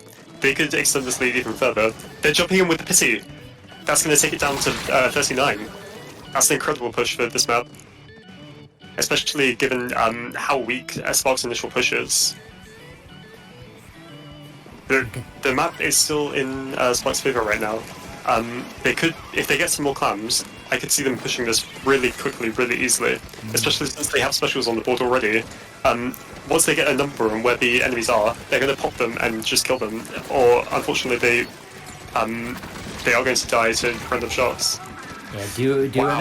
Yeah, do remember that whilst you're holding that power clam, you are known. Your location is on point for the entire enemy team, and they took full advantage of that situation. Booyah Bomb comes up as well, and this is again more information for the rest of the team, and just allows themselves to get back into position. 39-74. But crucially for Team Name here, they could, if they really wanted to, gather clams and go for, because honestly at that point they could have easily had enough clams to break the barrier again, but instead they're trying to hold Spark back so that they cannot push out, and that grenade got both of them! Grenade unfortunately paired them, and that is practically a near wipe. There's only one person left. That is a full-on wipe, and that might come to bite them in the backside, because that is a break for Spark. Yeah, they've got no clams. They've got the football, which is jumping over now, but it's not gonna be quick enough. Or is it? They got it to 44. That's more clams in. They have lead. Booyah Bomb comes up as well. 2 down. Thankfully for Team Name, they at least only leave Dude with the squeezer. Never thought I'd be saying that ever. And wipe out does happen with 27 seconds left on the clock. It is 23-39. Team Name have it all to do. Yeah. Team Name needs to get some clams here really quickly and some picks. They need everything if they want to bring the game back in the last 10 seconds here. They have Ink back. They could force that to just get a few pushes, but they need a lot of clams to actually win this game. They'll need 2 pissies, I think, and a few more clams. And no, Spark is actually going to be the one scoring. That is how you seal the deal. That is unfortunate for Team Name. They were so focused on the attack, they did not realize that Sparks light the flame. They turn the Narc of Night into day, and they take game number 4. It is Spark 3, Team Name 1. And despite all of the hard work from Team Name, it is Spark who are coming away with the W and moving on in to what is gonna be winners semi-final. Yeah, and what a good what a good set that was. 3-1. It was really back and forth actually. Sturgeon Shipyard was a wash, but from no Team Name, which was unexpected given how every other game played out. Spark was just slowly but surely winning, and then no Team Name just came out of nowhere. I imagine on like a best day they could have totally done that on some of the other maps too, but unfortunately it just wasn't that time. I imagine they could make a really strong losers run here too though. That I actually would agree with, considering the showing that we just had there. Like a few little mistakes here and there. I feel like if that grenade hadn't taken out the sole remaining power clam holder, because they had a chance. I think they had 2 up on the field. I think one was incredibly close to the barrier, and unfortunately just going down at the worst possible moment. Sometimes it's mistakes like that, but you could bounce back from them, especially in a double elimination tournament. It is never over until that second set defeat. So we may indeed see no Team Name make a little bit of a resurgence a little bit later on. But now we progress to winner semi-finals. There are 2 matches on offer, and we will be streaming one of them. It will either be Auto Jackson versus Diamond Dust, that is seeded 1 versus seeded 4, or it'll be Prominence versus Spark, seeded number 2 versus seeded number 3. The top 4 seeds have made it this far, but which one will progress to the winners final? We will find out in just a moment.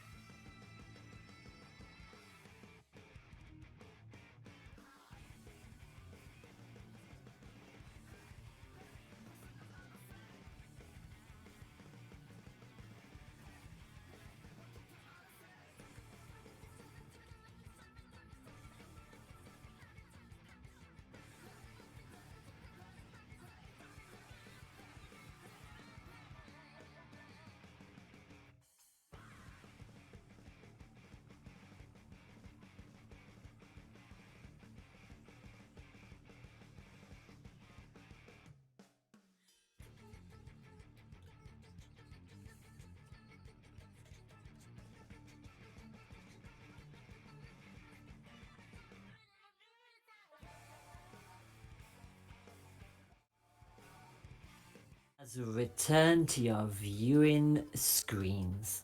Welcome on back!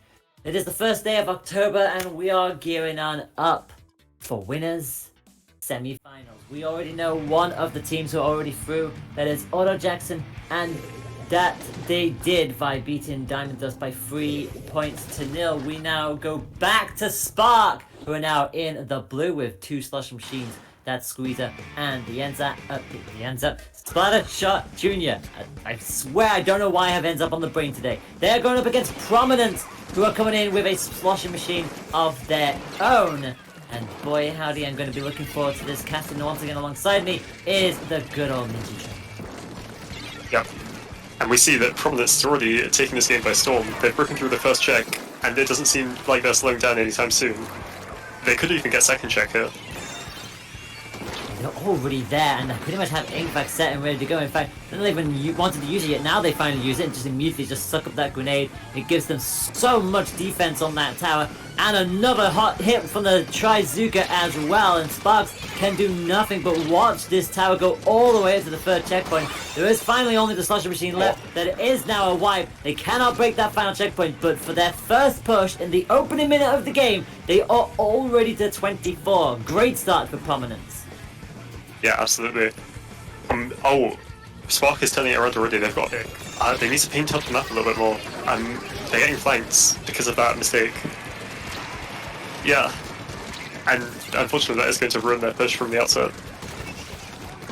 It's an absolute calamity happening in that middle section, and Spark are losing their scent once again. Trizuka is going to come out from Prominence to try and at least bait where they're going to be jumping in from spawn and keep them over there. 2 slush machines and the junior still up, but unfortunately for Dude, they are the ones who are sitting target, having to wait on in to respawn. The Booyah Bomb is charged up and ready to go, and they'll hop off the tower every now and then just when the going gets tough, but for the most part Prominence are still pushing. A double splat again for them, and they are back at that final checkpoint. There goes the time. In fact, that's practically a near wipe for Spark, and that is checkpoint 3 done and dusted. In fact, never mind that. That is a KO. Easy peasy for Prominence. Oh, what a way to send a statement at the very start of the set to KO 2 minutes into a game. I mean, they pushed to 24 before we even really finished announcing what the team was. Yeah. That was incredible. And that could be a sign of things to come if the rest of the set continues like that. Of course, we have no idea what is going to be coming on up and the counter plays that may come from Spark, but unfortunately for them, they just were not able to have that starting momentum as much as they'd like to. Prominence were on point. They got it all the way up to 24 on their first push alone. Obviously, you've got the Ink back on that tower, but everybody else playing around that, going forward, being aggressive, getting splats, trying to predict where they're going to jump back on in with, especially with the Trizuka. It's got the range and the arc to cover that kind of area, and just really good coordination from Prominence. And that was tower control under Toe Spillway. We are going into matchup number 2. It's one of the more chaotic modes. It's my favorite mode. It's Rainmaker time, and we are dropping back on in on Hammerhead Bridge. What must Spark do here to try to find a way of slowing down Prominence here and coming out the gate swinging? Question mark. I mean, I feel like the weapon combination has been solid so far, but I don't see them changing anything at this stage. Do you? No, I'm not sure actually. I imagine they'll stick with Machine, because that's quite strong on Rainmaker at the moment, but yeah, they could pick anything. I know their Splatling player, Veloz, he might have a bit of a hard time on Rainmaker, so I could see him swapping if he's not too keen on Splatlings. But yeah, I could see either way. I could see them changing, or I could see it staying the same for them. Well, we're going to see a splatter scope come up on the side of Prominence. Meanwhile, Dude, sticking with that squeezer, we've got a splatter shot, and we've got the double sloshing machine comp once again for Spark. And again, Bray's got a sloshing machine of their own alongside that inset and the splatter shot. So a lot of similar weapon picks. Just the main difference then is that we've got a squeezer on one side and a splatter scope on the other. And that is going to be a very early pop from both sides of the field. Nobody going down at the moment, but look how aggressive Prominence are already going in, already getting a splat on the machine, and already picking that up and breaking checkpoint 1. Yeah, that was an amazing start from Prominence. They really limit you fiercely at the start of the game.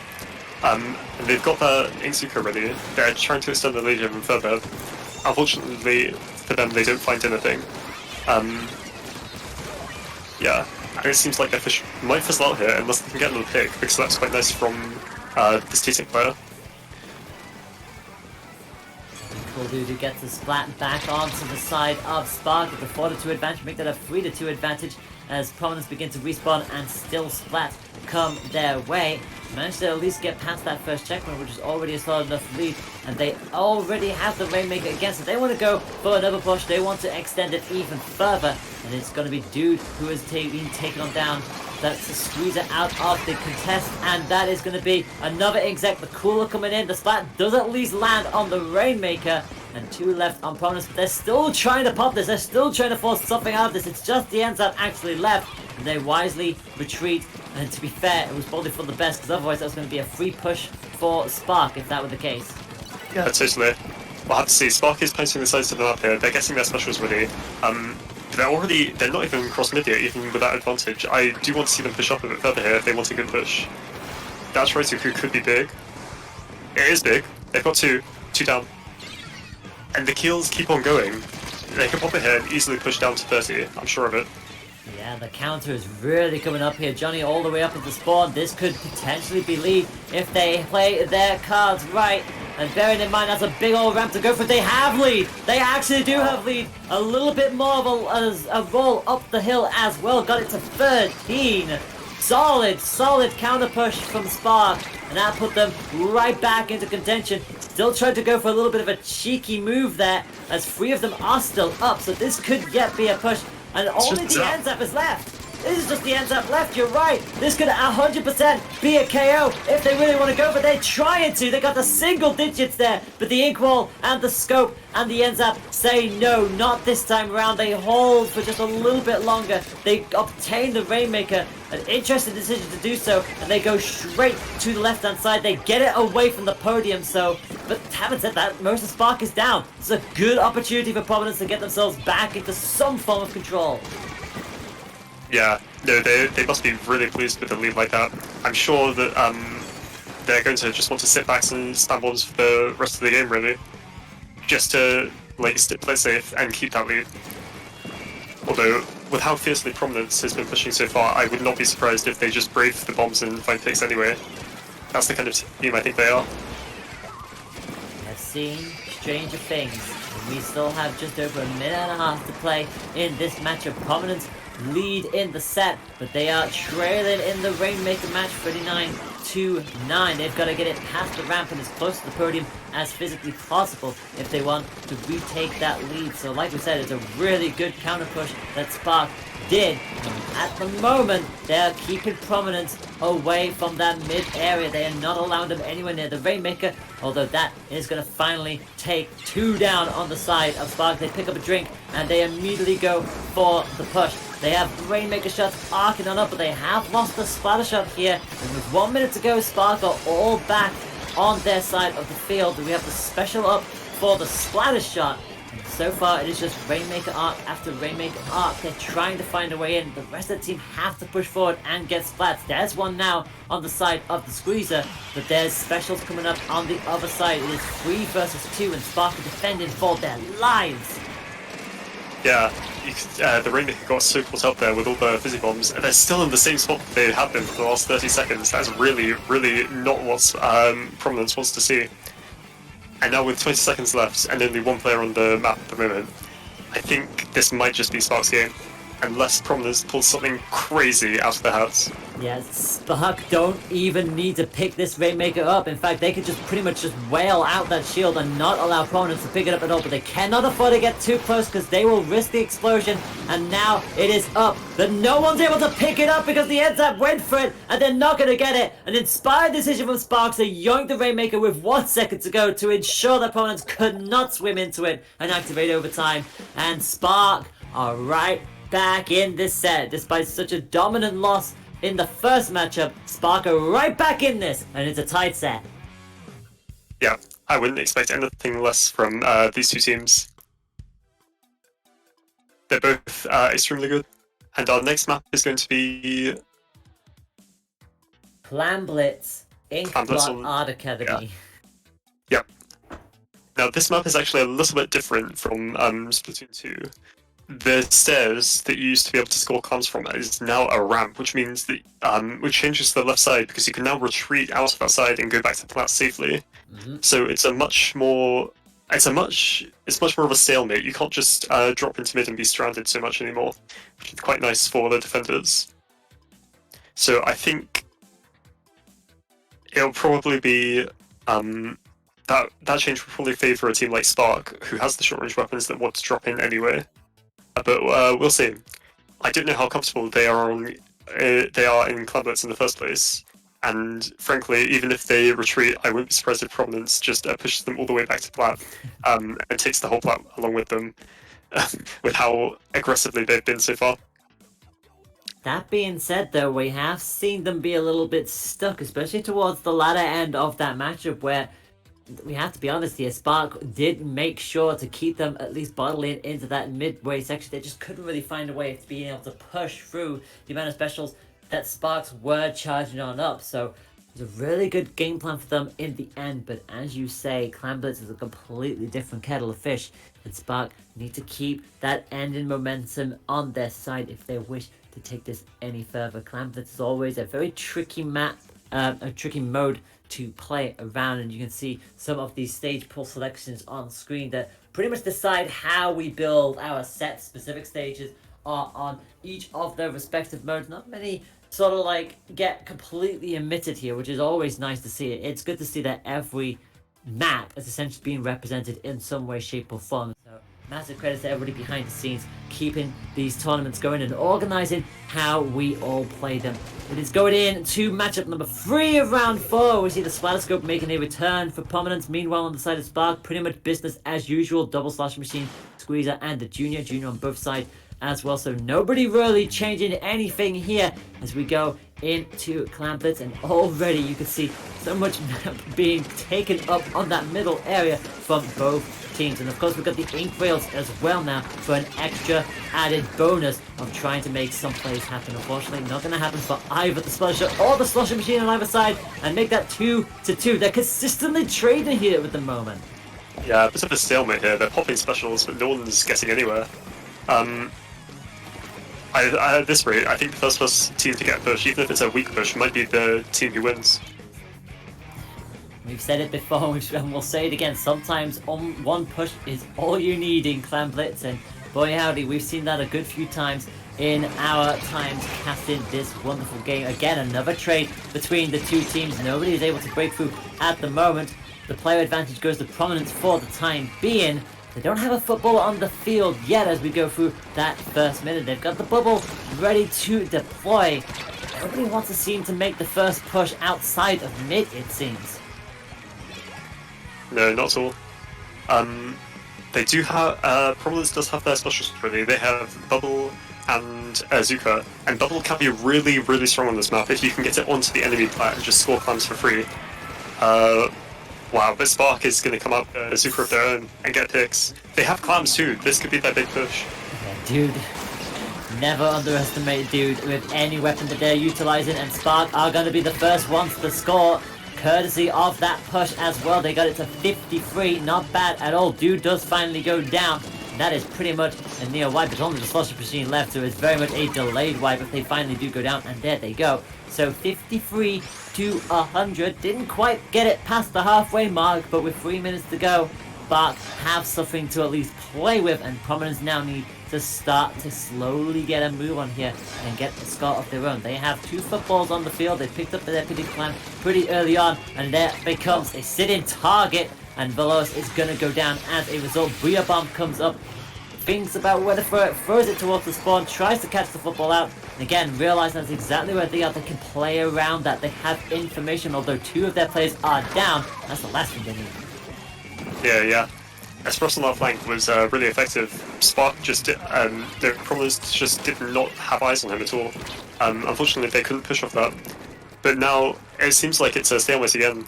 Although Prominence are the ones who have the timer on them because they're the ones who have a lead to break, and it's quite a big lead at that for this map. We're trying to get a bit too aggressive there, and the ink back is up. The football has kind of actually been left at the top of the ramp, but that's not what Prominence want at all. They need to grab hold of that, otherwise it's going to despawn, and despawn it does. So unfortunately they used their specials and they got up to the top part of the ramp, but they unfortunately lost the football as a result. So a little bit of miscommunication there for Prominence, but they still have just under 2 minutes left to go. They got plenty of time, and unfortunately got themselves caught in a 2v1 situation. Dude immediately thinks about scaling, realizes the charge is there, gets the ink wall up, and immediately goes to put the pressure on. It's how coordinated and tactical you see Dude and the rest of Spark play, but Prominence will not be denied, gets through the wall. Trizuka not going to get anything this time round. That's going to be one, that's going to be two, not quite gets the hat trick, and in fact most of Prominence have actually got down here. This could be another barrier break. It is another barrier break for Spark. Yeah, and they have a Booyah bomb in their pockets as well. If they get more comms from mid, I wouldn't be surprised if they get it below 20 points here. 38 at the moment, but guess who is on hand? It is the Slush Machine able to get the splat on them. That is a full wipe out with 1 minute to go. But A, they've got to get turf control, and B, they've got to get a move on. They've got 32 to get to. They haven't even broke the barrier once yet, Prominence. Yeah, not looking good for Prominence here. They've got a minute to go and 70 points to clear. Wow, and they're 2 down already. Spark is just putting up such an admirable defense here. They're not letting Prominence have any chances. Well, Dude does go down, the ink back is set and ready to be deployed, but despite that, they can't seem to find a way to step on forward. They've got to get up that ramp, and they've got to get a score going, but they keep falling down. Every single time we think they're going to get back into mid-control, they don't. They lose control almost immediately. Express does go down at the hands of the Splattershore, and they've got the Trizuka. They immediately launch that into the spawn area. That's the first, that's the second shot. They've still got a third. Doesn't really pick up anything. They have a football on the field, so they will activate overtime, and the ink whale is up too. But they haven't been able to step foot in that section, and that's the last thing that they needed from the fizzy bomb. Yeah, 2 fizzy bombs at once. What can you do? Prominence is going to break through this choke here. Oh no! No. It's a counter. The push was over before it even began there. Oh, but that's a wipe though. Wait. That's a wipe. It's the time. That's a full-on wipe. There could still yet be time. There could be another twist to the tail, but they're going to have to get a move on here. Spark, no, they're going to have to defend for their lives, and they are losing players bit by bit here. There's only one left. They're at the back though. 38, 35, 35 to 32. They need a clam to tie and another clam for the win. Like you said, 2 clams needed, but Spark are going to defend this with their life, and boy, how did they get away with that. The Splatterscope lurked around, almost completely caught them by surprise, but Spark hold on to win that in overtime. Wow, Prominence, where was that for the first 5 minutes of the game? That was an amazing push. Unfortunately, it was not quite enough. Yeah, that was insane. What I really liked from Express and Cool Dude there, though, was the machine picks. Prominence kept going on to these stacks, and that was where their machines were excelling. They were just able to hit them from anywhere around the stack and just kill them so consistently. That's what killed their offense so much, and that was, yeah, really well done from Spark. Incredibly well done from Sparks, and well held at the end there. And we are not done with this yet. A reminder that we still have so much more action left on the table, even after this set is done and dusted. We've got Cloud Sport and we've got Bucket Samit, who will be coming on up for you after this is all done. Good old Sandwich, is always nice to see the pair of them do commentary business. They will be taking over the second half of this tournament, but that will be for when we're done with this set. Meanwhile, myself and Ninja will continue on in here as this set continues to spice on up. It is Spark 2, Prominence 1. Prominence had such a dominant victory in that first matchup, and since then Spark have slowly begun to understand their playstyle and come back with quite the vengeance. That previous match could have gone either way, and if Prominence had broken the barrier earlier on in the match, That could have been a winning overtime push, but unfortunately, just not quite able to stick the landing. And so we go to Splat Zones on Hagglefish Market. And what do Prominence do here? I hate to say it, but I think this might be a bit of a mismatch for Prominence's playstyle. Their relentless aggression isn't going to translate so well here when on the Hagglefish Mask, you can't really push up much further than the edge of the far edge of the zone compared to your perspective. So they're probably going to try and actually push onto the enemy plat, which would win them the game, but it's so difficult to do that I don't like their chances, I have to say. We have been proven wrong before. So far, Absolutely. we've had a Game 4 matchup in our previous set, and we had a Game 5 matchup the set before that. So we'll see which one we get a double dose of as the E-leader comes on out for Prominence. And meanwhile, it is going to be the double slush machine, the squeezer, and the junior, as is usually the case. We've got a gal coming on up as well from Obito. So a definite change in playstyle here from Prominence. And we'll see if that translates into Splat Zones, as in the early stages, both trying to look for that opening. And it is going to be Spark who get the initial points. Yeah. Neither team are trying to make anything happen at the moment. They're both kind of just chilling. They're popping their specials kind of for fun almost. No picks yet. Yeah, it's still anyone's game, even though there's only a few points on the board. The early stages of Splatoon are always going to be back and forth, and especially with two highly ranked teams like this, it is going to be like this for the first minute, and maybe a little bit more as Prominence begin to lose players 2 down on their side. Meanwhile, the entirety of Spark are still up. They have full control over that zone, and I love the use of the ink wall that Dude is having, like every single time, not being afraid to move on up and then drop the ink wall down, because then it allows Spark to push up with him. And from there, Prominence have a little bit more of a harder time to push on through. Booyah Bomb is set and ready to go. It's great for the offense and defense. The Killer Whales are going to come out as well, but again, they're not really able to pick up anything from here as Spark run into the 30s. They finally lose control with a combination of specials from Prominence, and now they are on the zone as well. But look how quickly Spark are immediately on top of that and almost back under control again. Yeah. We have to hope that Prominence doesn't get too far ahead of themselves here, because they do have a good hold of the zone here. They're forcing Spark to use their specials, but I think at the moment they're the ones in control.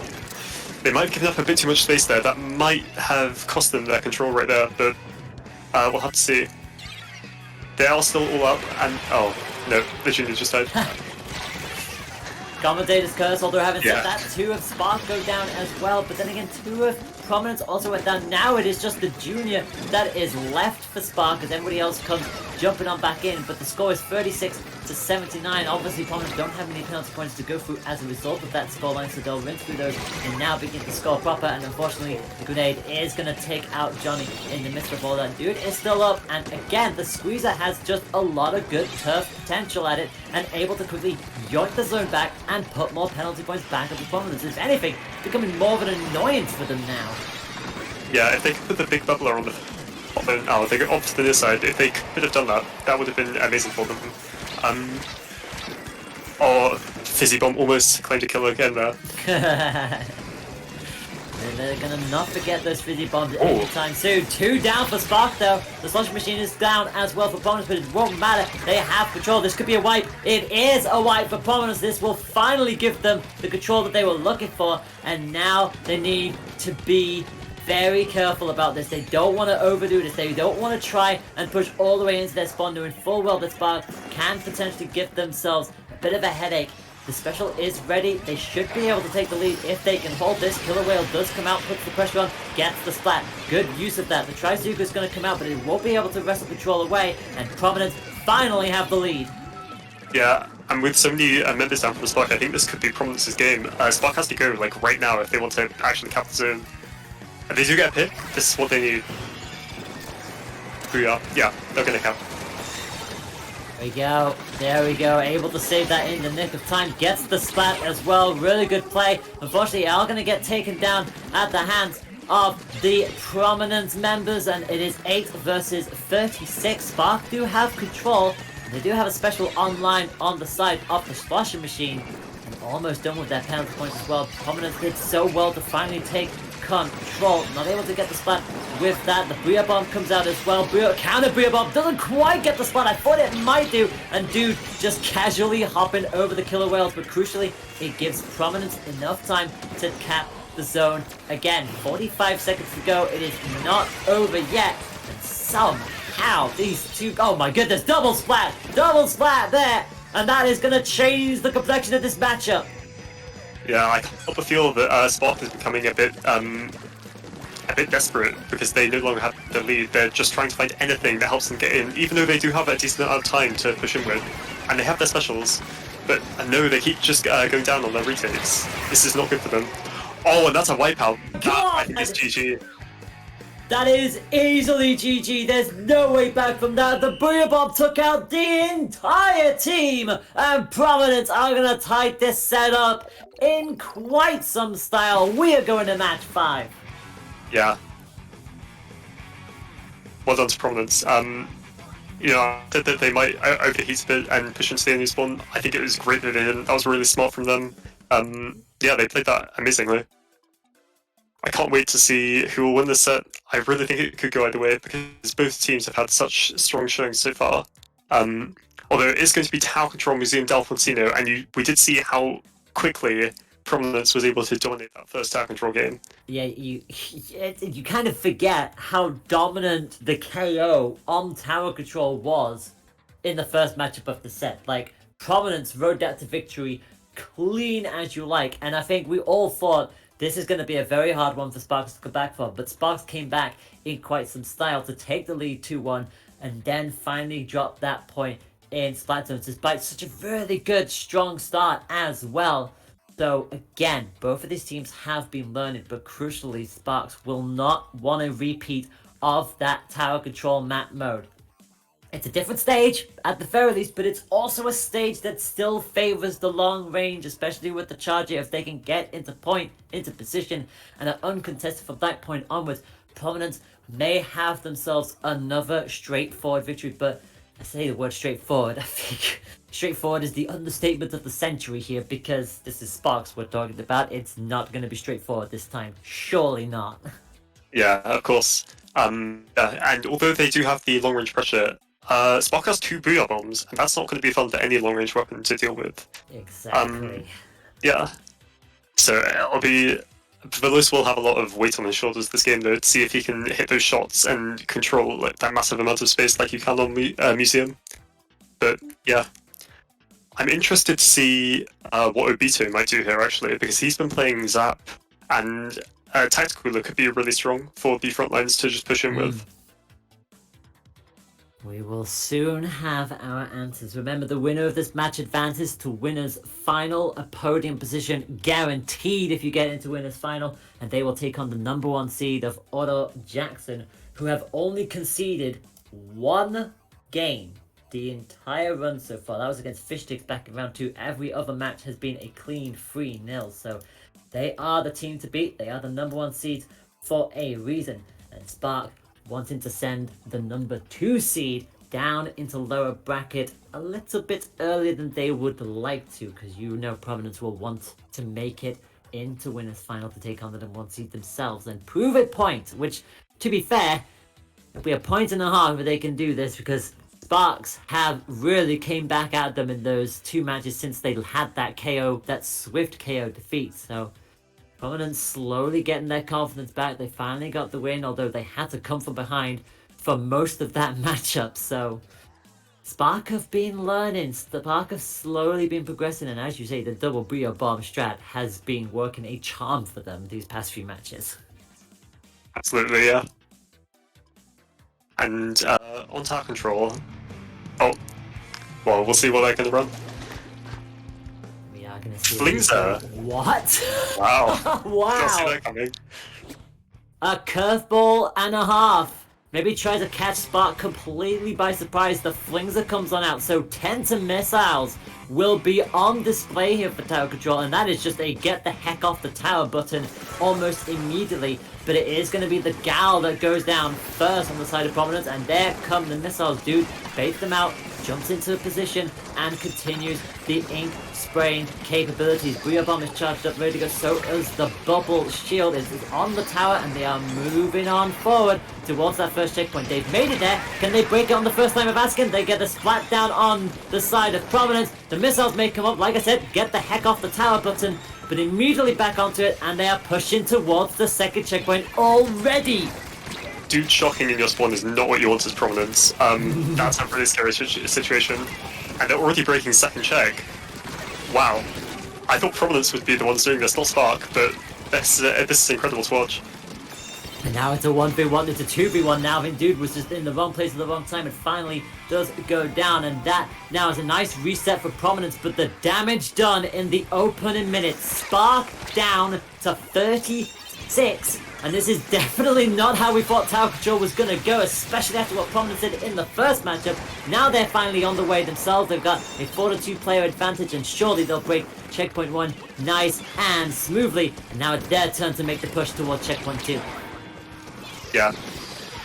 We'll have to see what that Linzer pick can do for them, because Spark doesn't really have any weapons that get affected that much by the missile. Ooh. That being said, Spark is not in a good place right now. Their spawn has been camped by a 52 gal, and they've lost the lead again. Yeah. Uh-oh. That's lead done. That's Booyah Bomb coming up as well. That's going to be them at checkpoint 3. That is Dude immediately taken out before they can even get in position. And that is... Oh, it's on. Wait, no, it's a wipe! It's a wipe! What Spark needs. So, on the flip side of things, the bad news there from Spark, they completely lost checkpoint 3. They were not able to get probably into position enough to be able to stop that from happening. But the good news is, they got the wipe and they stopped it at 10. So they have now got to do a combat of their own magnitude. They have got to not just break the third checkpoint, but they've got to progress forward to take the lead. And they've got a full half of this matchup still to go. Oh, but going 2 down at the start of the comeback is not what you want at all. They even had full specials, and now that's kind of gone down the drain. Oh, and it's press dice to a bomb too. Unfortunate is sometimes the worst thing when you just immediately jump straight into the grenade and there's nothing you can do about it except watch it happen. And so Prominence have control of mid again. They are pushing all the way back on in to the enemy spawn, but not as quickly as they'd like to this time around. They are going to lose out the slosher machine. They still have the things up. If they could charge with that special quick enough, they could still yet volley in with some missiles. And the rest of the team is back on up, but again, turf coverage is going to start to slowly go against them. Another splat on the favor of Spark. Missiles coming on in. Very, very careful there. Do not want to cross paths with your teammates at that stage. Booyah Bomb is up, and that is going to be another good, solid attempt here as the trade unit comes out too. Yeah, Prominence just wasted all their specials, and they keep dying. So Spark has used their specials as well, so it could be anyone's game. They have a really good chance here, though, I think. Things that has the range, things that has the tower on lockdown, and that's all 4 targeted with the missiles too.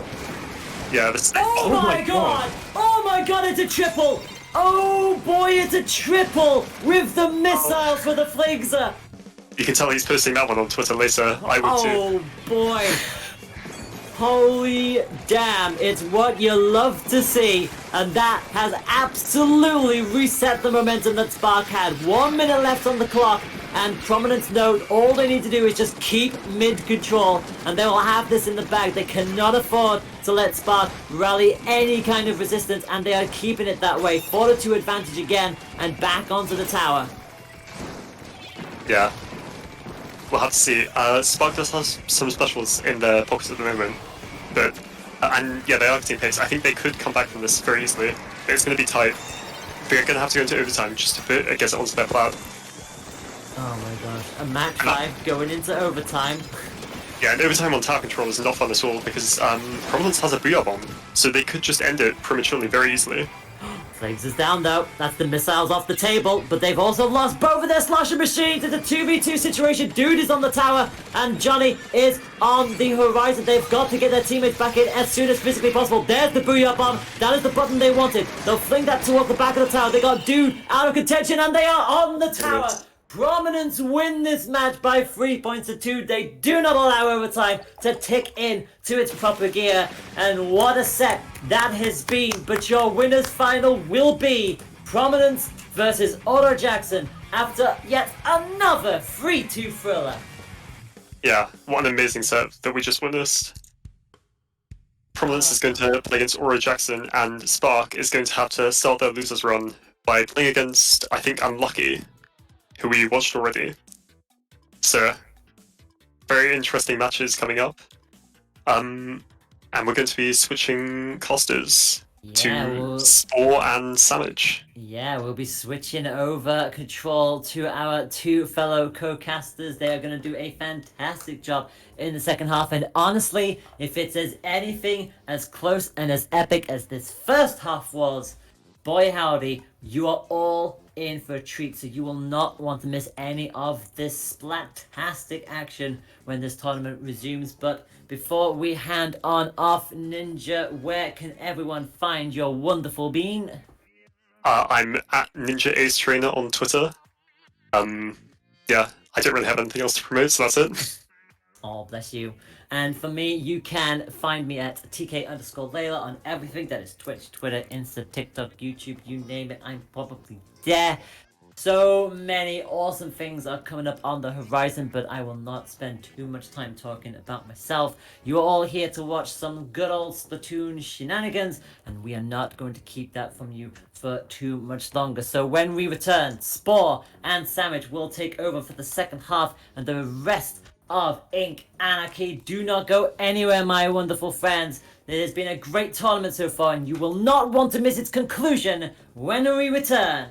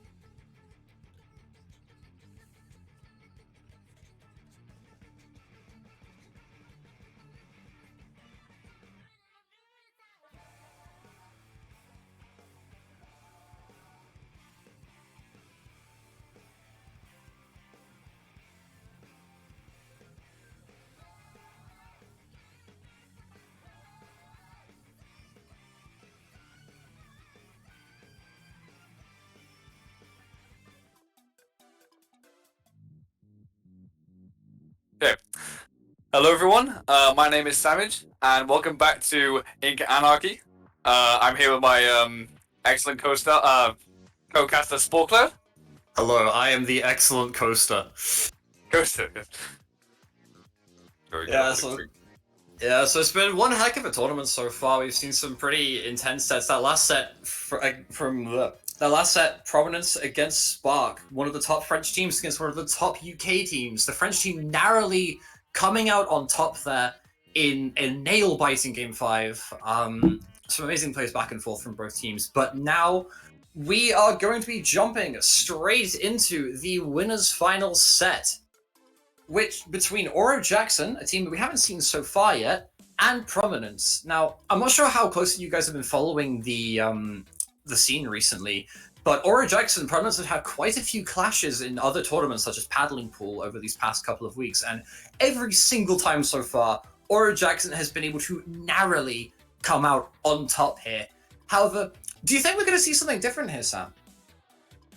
It's quite possible, yes, because Prominence have been on an absolute tear today. They've managed to defeat some of the highest season tournaments, such as Spark already, in a very, very, very close set, who they actually have lost to in some fashion before. Meanwhile, Oro Jackson have had quite a clean sweep of this tournament so far, as well as in their previous sets that they've had in other paddling pools, they've had differing rosters. So, for example, today, I believe they're playing with, I think was it Volti? Medi? Yes, Emedi. I think maybe a new name for Oro Jackson in their roster. I don't believe they may have played with him as often in some of these other tournaments. I believe they play with Isabel on previous occasions, and she's not present today, unfortunately. But so it's an entirely French roster. So it's Volti, Funny, Romano, I think. Yes, Promano, of course, and he's obviously a mainstay for that roster. And Medi, and I believe is it Tyflo is also listed on their roster. So we may be seeing him today. Unsure. So they've got 5 members listed. Yeah, we may be seeing some of Tyflo today. I believe he plays for Team El Zephyr. But no, Isabel is a bit of a departure for Oro Jackson here, and especially on this first map, Climb Blitz on Museum d'Alfonsino. Bit of a, they're going to have to play a little bit differently here, so we're jumping straight into it. Winners finals, Oro Jackson versus Prominence. Oro Jackson in the yellow, and Prominence in the purple. There's nice alliteration there. And yeah, let's just get straight into it. Double machine on both sides here. We see Junior coming out on the side of Oro Jackson, Medi on that Junior with Ninja Squid as well. Pick that we've not really seen too much, and Veloz on that heavy Splatling as they battle out from mid there. So it's interesting on the side of Oro Jackson. We are seeing quad Ninja Squid. Obviously, Ninja Squid being really, really strong these days, especially in early meta. Not many things people like being able to actually get around it, and also you can just sort of get in, get around, and shark, and it's really abusable in 1v1 situations as well. So we're seeing here already one pick down on the side of Oro Jackson as they begin to get some control of the plat, with another one going down as they push closer to the basket. And that is a score from Nori. It's a very fast score here for the side of Oro Jackson. Unfortunately, they didn't get too many picks, but the picks seem to be coming in now. It's just Veloz alive as both machines are able to hold the basket here. There's only one machine left now, and Prominence should be pushing up to their spinner here. They clear out the last player. I believe that was Promano there. And they've gotten control of their plat bag incredibly quickly. Very nice cleanup from the side of Prominence, and the basket has only gone down to 62, which in this day and age, where a power clam is only worth 8 clams compared to the 10 it was in Splatoon 2, that's not a whole lot. Which is the interesting thing here, because we see the heavy just taking a really strong position in top mid. As you can see, he's just be able to paint the entire map, paint the entire enemy plat, getting that, also in that wave break as well, going to cause some issues. Going to have to play a little bit of jump rope to avoid that. But Oro Jackson does seem to be taking this line down as a Booyah comes through, knocking out the heavy. Promano is in a really aggressive position, teaming with Volti here with their double indirects. It's going to be a really big threat on the side of Oro Jackson against Prominence's plat here. Yeah, Funny tried to follow with a flank down, unfortunately got taken down by, I believe, Veloz on that heavy as they use Booyah here. They get the pick onto Promano, and slowly but surely here, Prominence is getting control of their mid-back. They still have a Booyah bomb at the ready, and Veloz already has a football really early in their push, actually. But it is still a 3v3 right now, but a lot of back and forth, but not a whole lot of ground really being gained by either side right now. Veloz throwing down a wave breaker, forcing Oro Jackson to play a little bit of jump rope, but unfortunately, the jump rope doesn't really have too much of an effect as a Trizuka comes out straight from the side of Oro Jackson. And we see here Funny fighting a 1v1 here against one of the machines. Unfortunately, another machine looking to try and come in, but this is a really chaotic mid-fight. 3 go down for the side of Prominence here. Yeah, this is not looking good for Prominence yet again. Aura Jackson seems to be having general control of the pace of the game here as they get another score in, but they're kind of lacking on the clamp front. Their economy is not looking super good right now, but there may be potential for some more scores and continue staggering with Prominence at the side. There we go. It's now a 3v3 situation in mid with Aura Jackson still holding the main control and catching out Prominence, dropping. Velo's down again, but he does manage to get a Wavebreaker out, so we know where some of these machines may be. VOD obviously located, and with a ball in hand, Aura Jackson then looking to get another score in with a very low penalty. Yeah, they only scored a single power clam in that last potion. I think one extra clam on top of that maybe, but they didn't get the penalty. They didn't score, get the actual score down, but what they did do is they knocked out that penalty. That said, knocking out that penalty will have to matter at a different time, as Prominence just instantly take back mid. They're looking to push up onto the plat again. All of them sort of crowding around this sort of ramp area here. I'd love to see one of them go on a flank. Unfortunately, I believe that's a shot going down. I think Obito, unfortunately going down to something there off screen, as Pramato tries to follow up on the kill, unfortunately getting punished by this heavy spelling. Velos being a key player for the side of Prominence right now, just holding a lot of ground. It was using these wave breakers a lot throughout this game in order just to try and force some extra pressure. If you get hit by that jump rope, it is 45 damage, and a single direct from Machine plus a jump rope is enough to kill you here. That said, the picks aren't really coming through. Bray and Obito trying to look for something here, but unfortunately the specials coming out from Aura Jackson just thwarting that advance as we reach the last minute of the game here. Until now, and now with a lot of specials coming out on the side of both sides, defensive and offensive, Funny manages to find a Trizuka, but it doesn't quite work out. Obito seems to be doing a lot more with 2, not 1, not 2, but 3 balls going in the side from the side of Prominence. But at the same time, they seem to be losing mid as they are already tuned down, but both machines, really dangerous combination, obviously. They have, what can machine do? It can do everything. It can paint, it can fight, it can defend. It has an excellent kit. They are able to hold their ground, and it's really Prominence, even though they've got a pretty big push there to get a good lead. They say that they've actually started to lose a lot as Aura Jackson started to move up with the Trizuka and a ball, and they actually have a decent camp economy. This could very well be a lead here, and the bubble around the basket. This should definitely be a lead in the last 13 seconds of the game. Yeah, they have the concert. They get the lead here. Funny running in just to try and find a pick. Unfortunately, not quite the play he was looking for as 3 players go down on the side of Aura Jackson. That's a full wipeout for the side of Prominence here. They could mount a very quick counterattack here. The pity clam coming from the basket, but Lost waiting there just to pick it up. As we see Obito here on the plat, looking for a pick around the spin, unfortunately forced to back up by the double machine. Double machine having a really big presence here. The bomb spam as well, just doing so much to stop their advance. It's funny, dropping in, using the cover of that Booyah bomb just to try and get an extra pick, and stalling out the push from the side of Prominence just long enough so that Aura Jackson is able to secure the first game in this winner's final set. Pretty interesting as well, because I was looking at that thinking like, oh, well, Promano and Funny there, they're dropping pretty aggressively in a situation where if they get wiped, they might just lose. But at the same time, that was definitely the right play, because all they had to do was stall overtime just a little bit longer until Prominence just don't have the time to get even onto the plat, let alone score. So that was really well played by them. Good awareness of the overtime. Now, obviously, we can see at the top of the screen, unlike in Splatoon 2, we can see how long the overtime is left with a little ink bar at the top. So it's one of my favorite changes, honestly, between Splatoon 2 and Splatoon 3. Knowing exactly how long overtime is going to last with a small thing on the HUD instead of having to count down in the back of the head, okay, I have 29 seconds, 28 seconds, 27 seconds, you know. It's a really nice change, and I think Aura Jackson used that incredibly well, switching from what I would say is playing to try and score as many clams as possible to switching to a very hard defense style in that last few seconds. They knew if any of them went down, their defense would slip and they would probably lose that game. So they did everything their utmost power to try and hold control of their plat, which is going to transfer very well over to this next map, Splat Zones on Makomot, a Splatoon 2 classic, one of my personal favorite stages from Splatoon 2, as I'm sure a lot of players also having that opinion.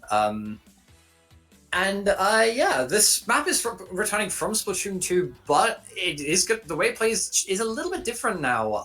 Seeing as Splatoon 3 has introduced a whole ton of new specials and new insane kits like the Slosher machine that we've seen so much of this tournament so far. So yeah, why don't we talk about that a little bit, Sam? like going to be going for Splatoon's Mako. A very, very familiar face for a lot of us who play Splatoon 2. And a very, very good sight for all these machine players. 4 in this lobby right now, that being, I believe, Volti, Promano, and what was it, Obito and Bray? I believe it was Bray and I believe it was Nori actually playing machine that last game. True, yeah, I was thinking there was a significant lack of Junior on that team, or Junior Zap, so yeah, Nori actually playing machine here as well, mixing up his weapon pool a little bit. Traditionally a support player, now also playing Slayer when the time calls for it. And Museum and Marco, definitely 2 maps cool for strong machine comps. And here we go again. Aura Jackson versus Prominence, game 2. Currently in favor of Aura Jackson. We are still seeing the double machine on the side of Aura Jackson again. Oh, a little bit of a change here. We've got Flingza from Prominence, which absolutely makes sense if you remember in Marco Martin's Splatoon 2. Missiles were extremely, they were very good in that game as a whole, obviously, but on Marco zones in particular, they were very, very, very prominent and extremely powerful. You would not be hard-pressed to find a VJet getting upwards of 16, 17 missiles on this map, so let's see what Velos can do with that Flingza here today. Well, Velos has already used 1 missile while you're in the middle of explaining that. He's already well on his way to another one here. Bubble coming out on the right stack. Just to try and hold it a little bit. Losing control of the stacks is a really bad thing to happen to you if you're ever playing this map. Unfortunately, 3 goes down on the side of Aura Jackson. The machine's traded out, but Obito cleaning up on that 52 gal. Trying to use that new movement feature, the squid roll, just to try and find an extra pick, but unfortunately isn't able to find it. Might want to consider running a little bit more intensified action here, but he's on this right stack, really weak, in front of the 2 machines. This is a very precarious position for Prominence now, as the machines, you get to look for a pick here. They managed to find a pick onto the machine on Prominence. I believe it is Bray on that still, as a nice bomb from Nori punishes, I believe that was Promano going a little bit aggressive there. And this should be a zone flip for the side of Prominence. The bubble is just coming out just to secure that, really. It's a nice little safety shield. You can paint the zone from the comfort of your own bubble. But they shouldn't be too comfortable here. Obito is just going back down again. Yeah, see, this is the thing that's going on. It's like both teams seem to be getting some degree of a foothold. They managed to get mid back, but maybe someone gets a little bit overzealous. They try and overextend a little bit to try and get a little bit more. As we see, that actually works out here for Promano. Funny in Promano, as they managed to get a kill on the Prominence on the left side, guaranteeing the securing mid, as well as a second kill going down. Really staggering Prominence here, and they've got to be really careful now because, well, if they continue to go down in this sort of fashion, they're going to be grossly staggered, and it's going to be a problem. Funny really is aware of that, and he really wants to get Velas to get his business back. But here we go, Velas to manage the missile 4. The shades of our past here. This is not going anywhere, as we can tell. Here comes the killer whale, just like Ray from the old game, and there goes 1 down from this side of Aura Jackson. Yeah, funny going down on that push, allowing Prominence just to secure a zone. Unfortunately, one of the machines from Aura Jackson already has a Booyah Bomb for that response. They're just shocking with it on this right-hand side here. Not really wanting to start the truck just yet, but they're looking for a hit onto the Flings roller here. The Flings are continually just pumping out missiles. If you can stop that supply of missiles, you can really put the brakes on Prominence's hold here. Unfortunately, that is a trade, but the rest of Aura Jackson following up beautifully on that, killing 2 more teammates, and Volti on that machine, normally a Carbon player, but switching to machine here, I think, because of the lack of burst bomb on the current Carbon kit, able to secure a white for the side of Aura Jackson here, and it's Aura Jackson back in control of the zone with a really low penalty, actually, ticking through the single digits of their penalty as Obito here pops his kill. They're looking for a pick, someone on the bottom right, in conjunction with Velocity's missiles. Unfortunately, doesn't quite find the pick just yet, but they should get control of the zone back here with the bubble. They get the pick onto Volti here. This should be a zone flip, right? Yeah, it is. Yes, that looks pretty good for Prominence. Says Obito and Velos in conjunction with each other managed to use both their specials to displace Aura Jackson, but their stay was not very welcome, not very long. As Prominence has been forced back yet again with this Trizuka. Forcing a bit missiles out early from Velos. Only managed to mislink 2 people on the bottom left, which is not the kind of displacement that this team wants right now. As they're going to end up probably using a lot of their specials to get back in. This penalty is ticking down very quickly as well. It's getting very, very low. With 2 Booyah Bombs ready from both machines on the side of Aura Jackson, this could be a very good way of holding this push. And it's a huge Booyah from Promano here with Velos going down. The bubbler is out, but I don't think it's going to do much. It's down already. 2 down on the side of Prominence, and Aura Jackson seem to be just keeping this hold here with both their machines. But Volti is down, but I don't think this is looking good for Prominence, and that is the end of game 2, going to Aura Jackson. 2-0 up in this winners final set. Yeah, looking like it might be a repeat of previous tournaments here, unless Prominence can turn something around in this next 2 odd minutes here between this game and the next. Promano throwing that booyah bomb right at the very end, shredding the bubbler from Nori. Junior being a very popular pick at the moment because of that bubbler on the zone, letting Junior essentially paint the zone for free. Unfortunately, the problem with Bubble is that it is a shield with very finite amounts of HP, and Booyah Bomb just eats that alive. However, it is worth noting, though, that a lot of specials from the side of Prominence so far have been sort of very quick use, like fast activation and short time of action, as it were. Like, they've been relying a lot on Killer Whale and missile specials that you kind of just use, and they're active for a few seconds, but they need to have... Like, they need to be a little bit smarter with how they use their specials, I think. We saw Veloz trying to use some of those missiles to displace the side of Aura Jackson, but unfortunately, aiming them towards that bottom left there probably didn't shift them in the way that Prominence wanted here. And if you want to talk about being shifted on places, Rainmaker and Undertow Spillway, possibly like the most interesting Rainmaker map in this game, in my opinion, simply because the left-hand side and the right-hand side, two completely different routes, as Sam found out the other day in a very funny scrimmage. He you kind of forgot there was a flank on the other side. Yes, So yeah, I didn't really quite realize that there's actually a lot of different routes you can take on this map, like not only as the Rainmaker, but also as the individual players. You know, there's a lot of different flanks you can take and a lot of different angles that you can approach from while pushing. As well as defending, there's a lot of options and a lot of high grounds that you can use for defending. I think this is honestly a pretty well designed Rainmaker map, which I'm quite surprised about because I did not like this map when I first played it in the Splatfest. But it looks pretty decent now, and it's obviously being Rainmaker extremely volatile. So this will be really interesting to see what Prominence and Aura Jackson intend to do here. Not only that, but comp-wise as well. Prominence have changed their comp in the last 2 games, and it hasn't worked out obviously particularly well for them in either. Putting up a fight, absolutely, but we'll see if they can put up a better fight in this Rainmaker Undertow Spillway game. Yeah, I reckon we might see the power of the beverages, or as I like to think it's Red Bull personally, and we do see an NZAP coming out for the side of Prominence Veloz. Sticking with that Flingser roller here, is Overton switching back over to that Splattershore here. They're looking for a lot more sort of displacement with their comp here. Meanwhile, Aura Jackson sticking with the tried and true double machine shot junior core here. I'm not sure what Bubbler is going to do for them as they're pushing up here, but we already see Aura Jackson taking the Rainmaker, trying to run it a little bit far, but unfortunately you can't get away with that kind of thing at this level of Splatoon, and very quickly punished by the side of Prominence here. It's interesting you say that. It's that by grabbing the rain there, it was actually a massive distraction play, which caused the Prominence to sort of split their attention, and then when the rest of Aura Jackson managed to clean up Prominence's team as they managed to push right through and get this first check with the bubbler down. Veloz here going to try and missile to get people to move, and it does look like a pretty strong missile, getting 2 kills. Really, really difficult to get around missiles in that position. It's a small area to move around in.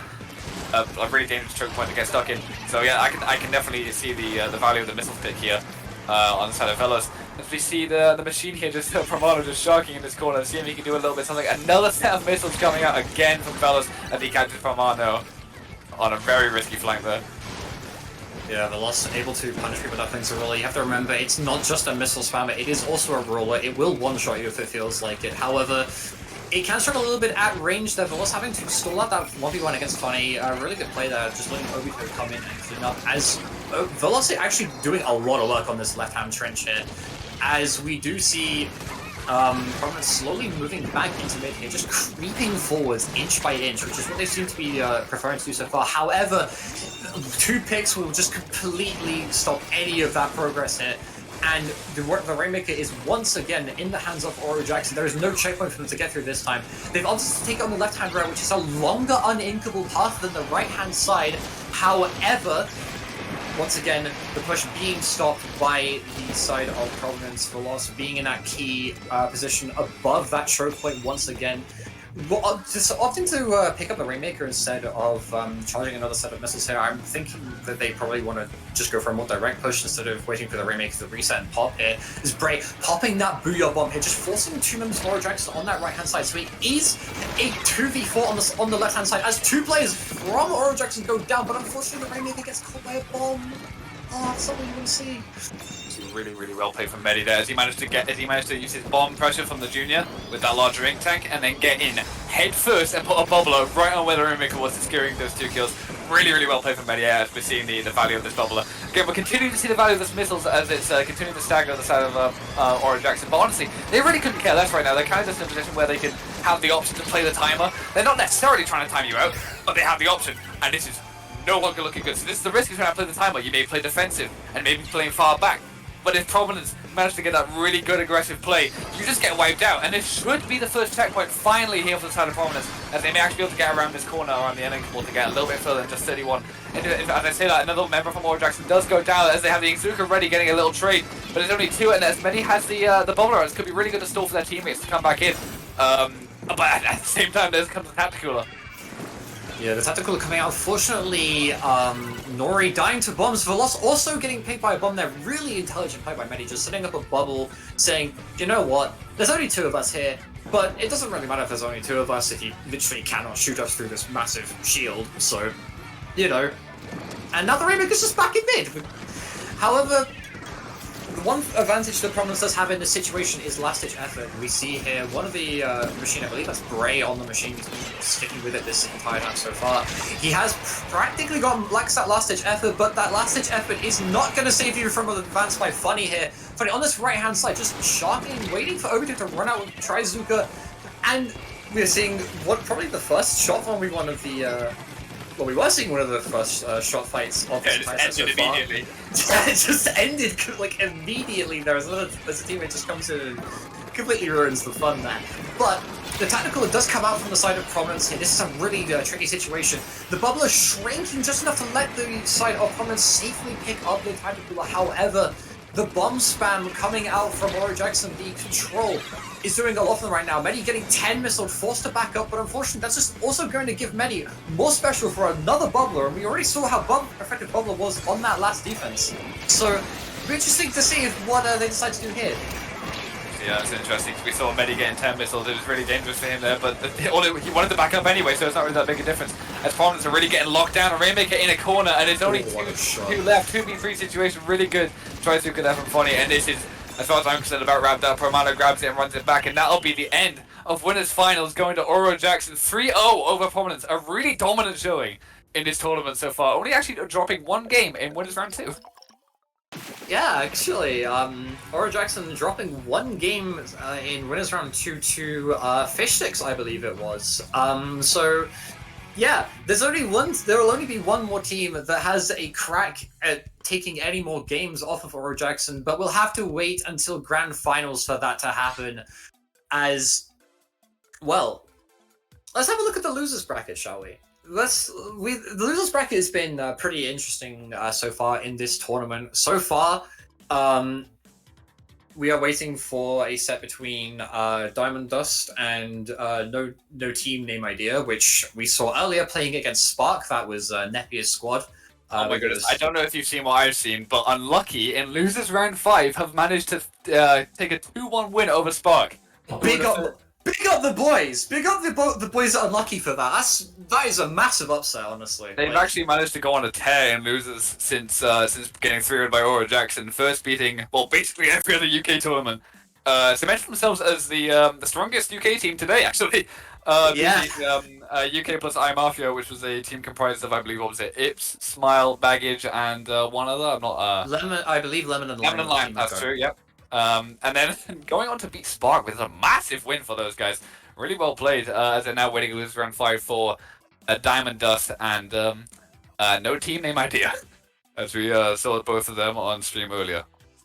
Yeah, that is a massive upset. Big props to the to Unlucky for managing to pull this off so far, cementing themselves as the top placing United Kingdom team in this tournament. So far, I think every other team that is left in the bracket right now hails from the other side of the channel. Yes. So it'll be interesting to see whether Unlucky is able to continue their slaying streak and take their advance over that 30-mile stretch of water. But for now, what we do know is this: Aura Jackson is in the grand finals of this tournament.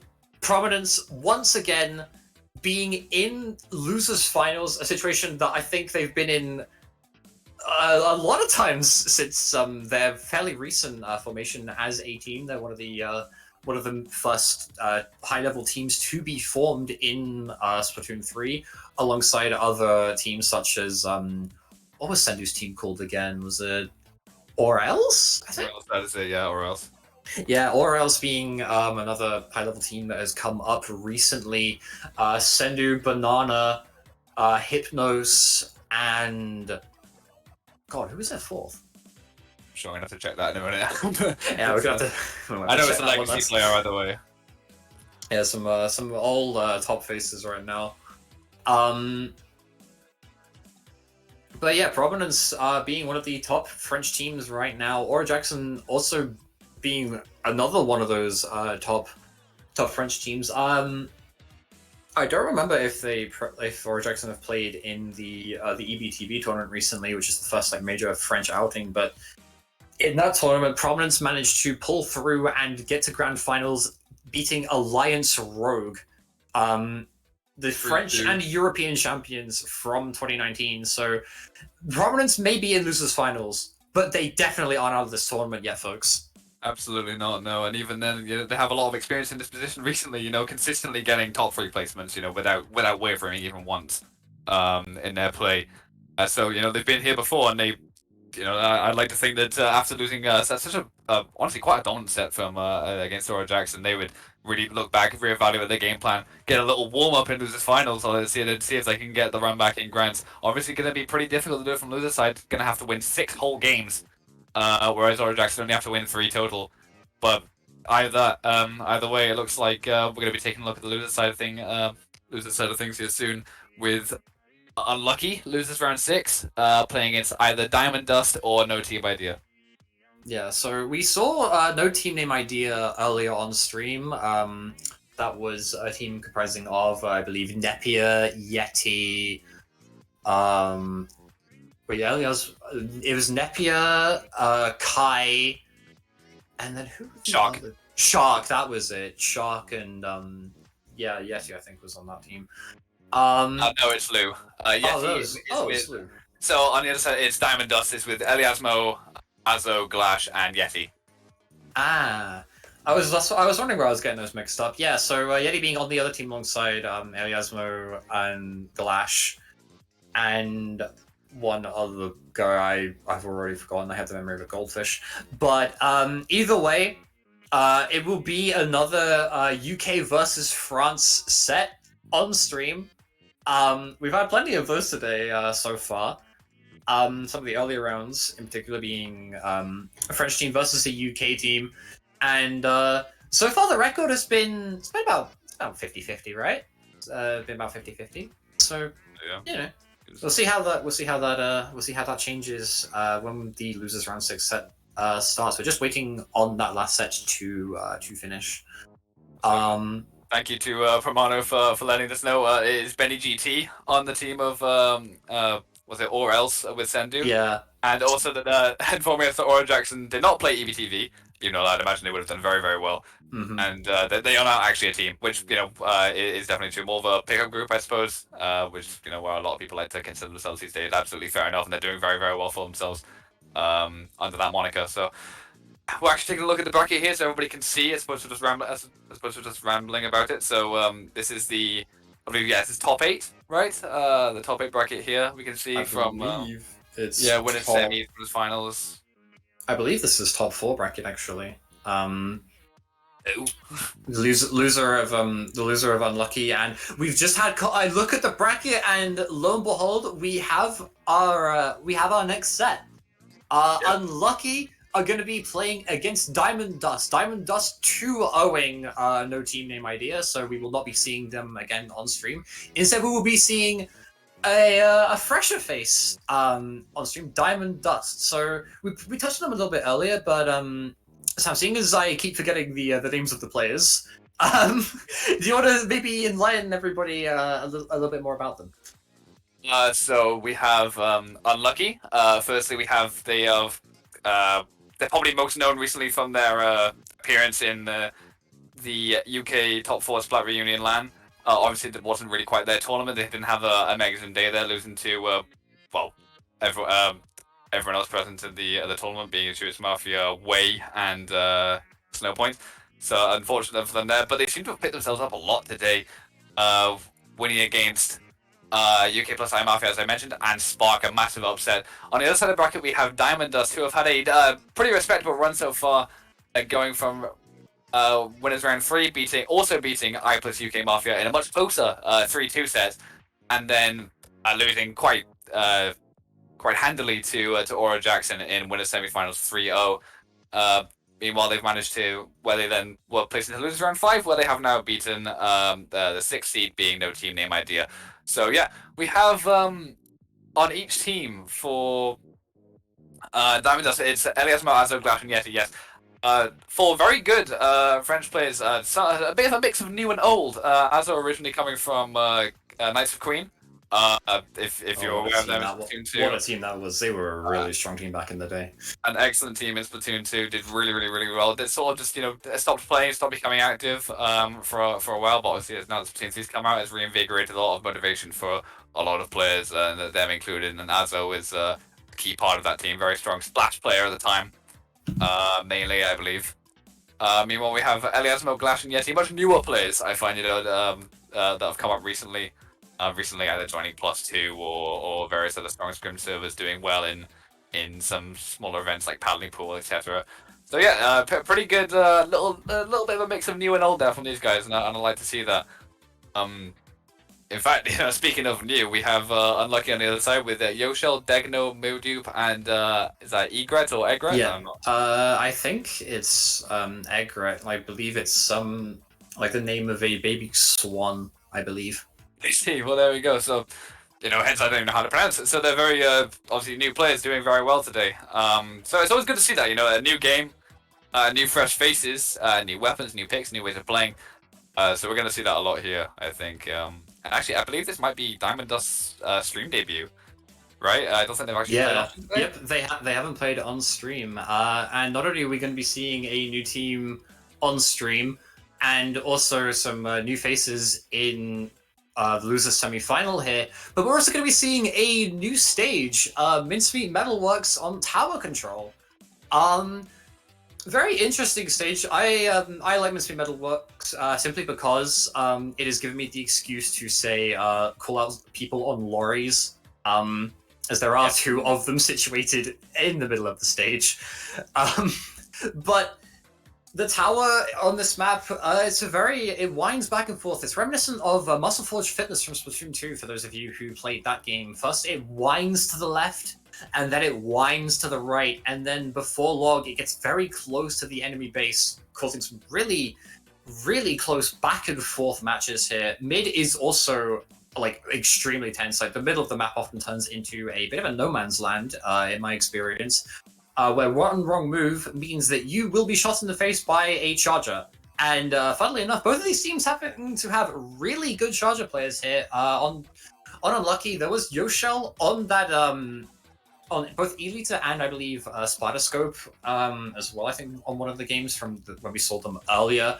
And Eliasmo, formerly a Squiffer main from Splatoon 2, moving towards the sort of more long range charges for this game. Squiffer, unfortunately, not having NPU to massively super buff it anymore kind of hurt.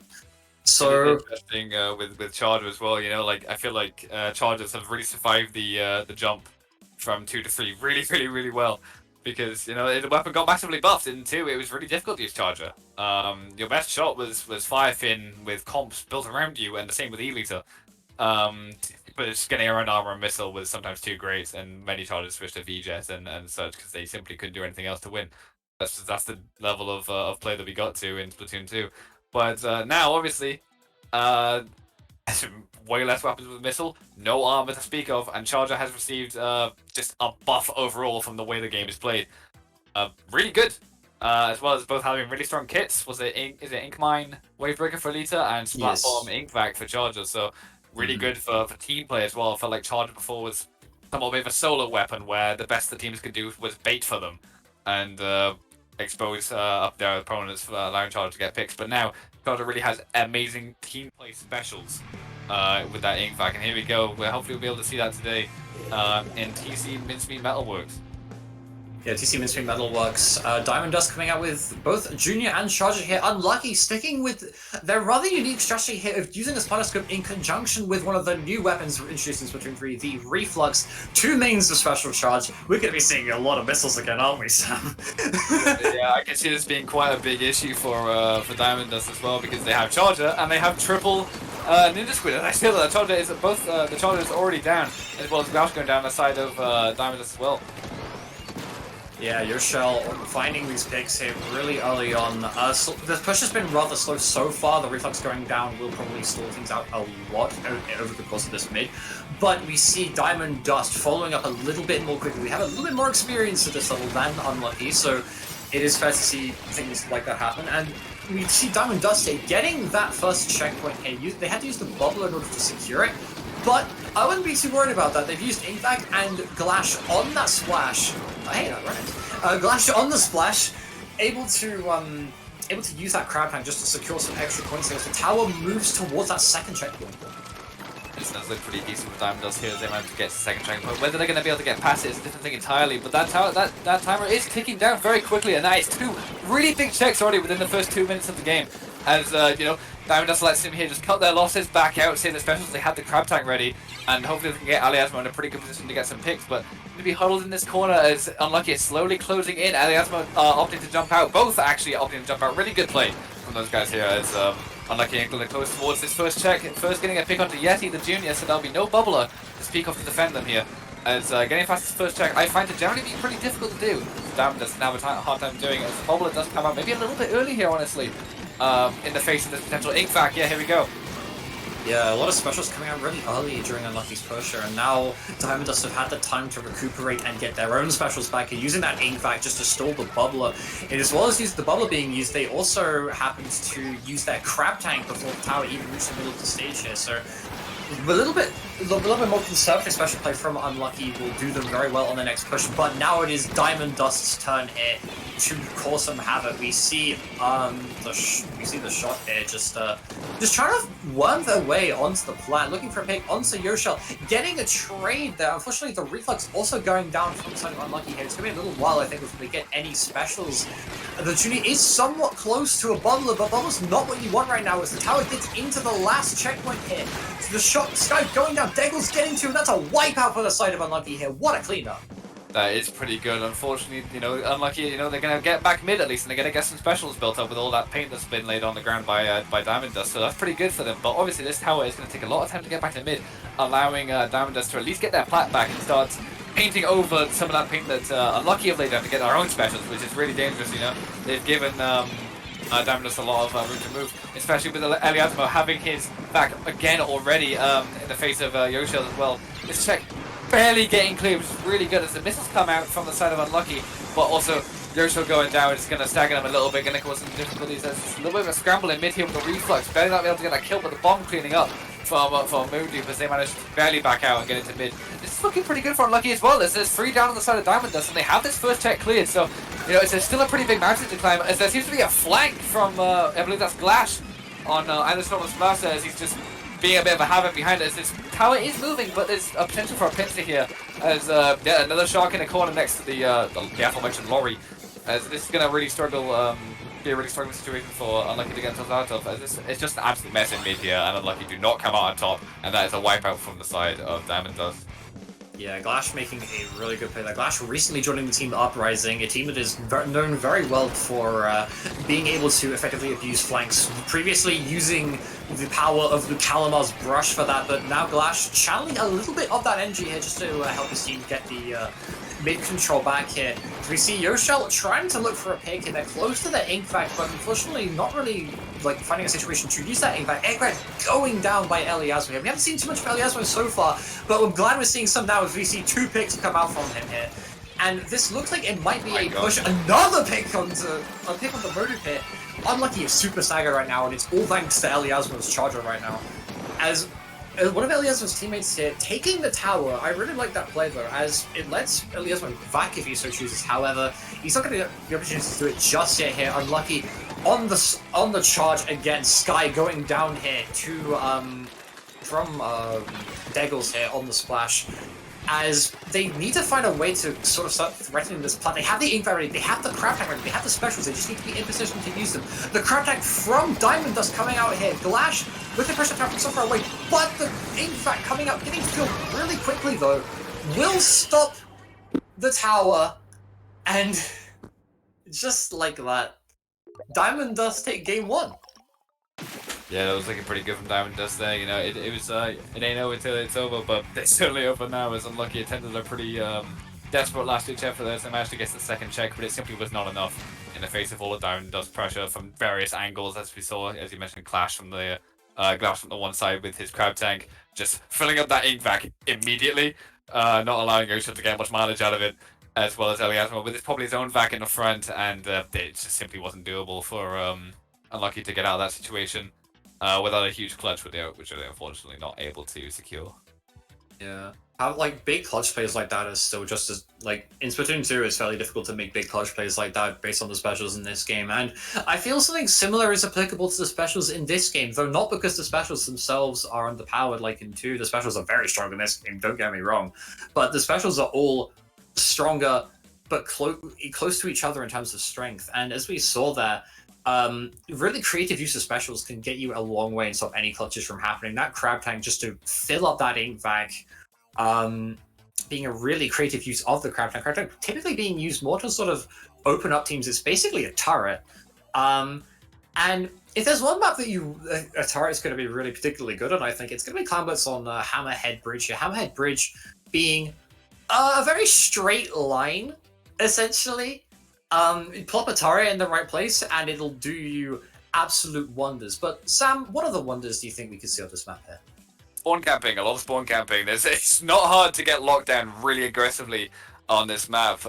If people just get in the right positions on your drops in your spawn around the basket, it's really hard to get them out, and occasionally have a lot of options. And even when you do start getting them out, it's not difficult for people just to go, okay, we're getting pushed out, let's call our losses, get back to mid. And then not only that, you probably use some of your specials to get them off your plat, off under your basket, and now you also have to get them out of mid if they've played this properly, which is likely to do at this level. You know, I like to see that, I like to think that a lot of players here will be playing this really well. You know, they'll be aware of what's going on, they'll be cutting their losses, and they'll be abusing the fact that they can just special their opponent when they're in an advantageous state. So this opening is probably going to be really, really important on this map, more than any others, and it's generally very important anyway.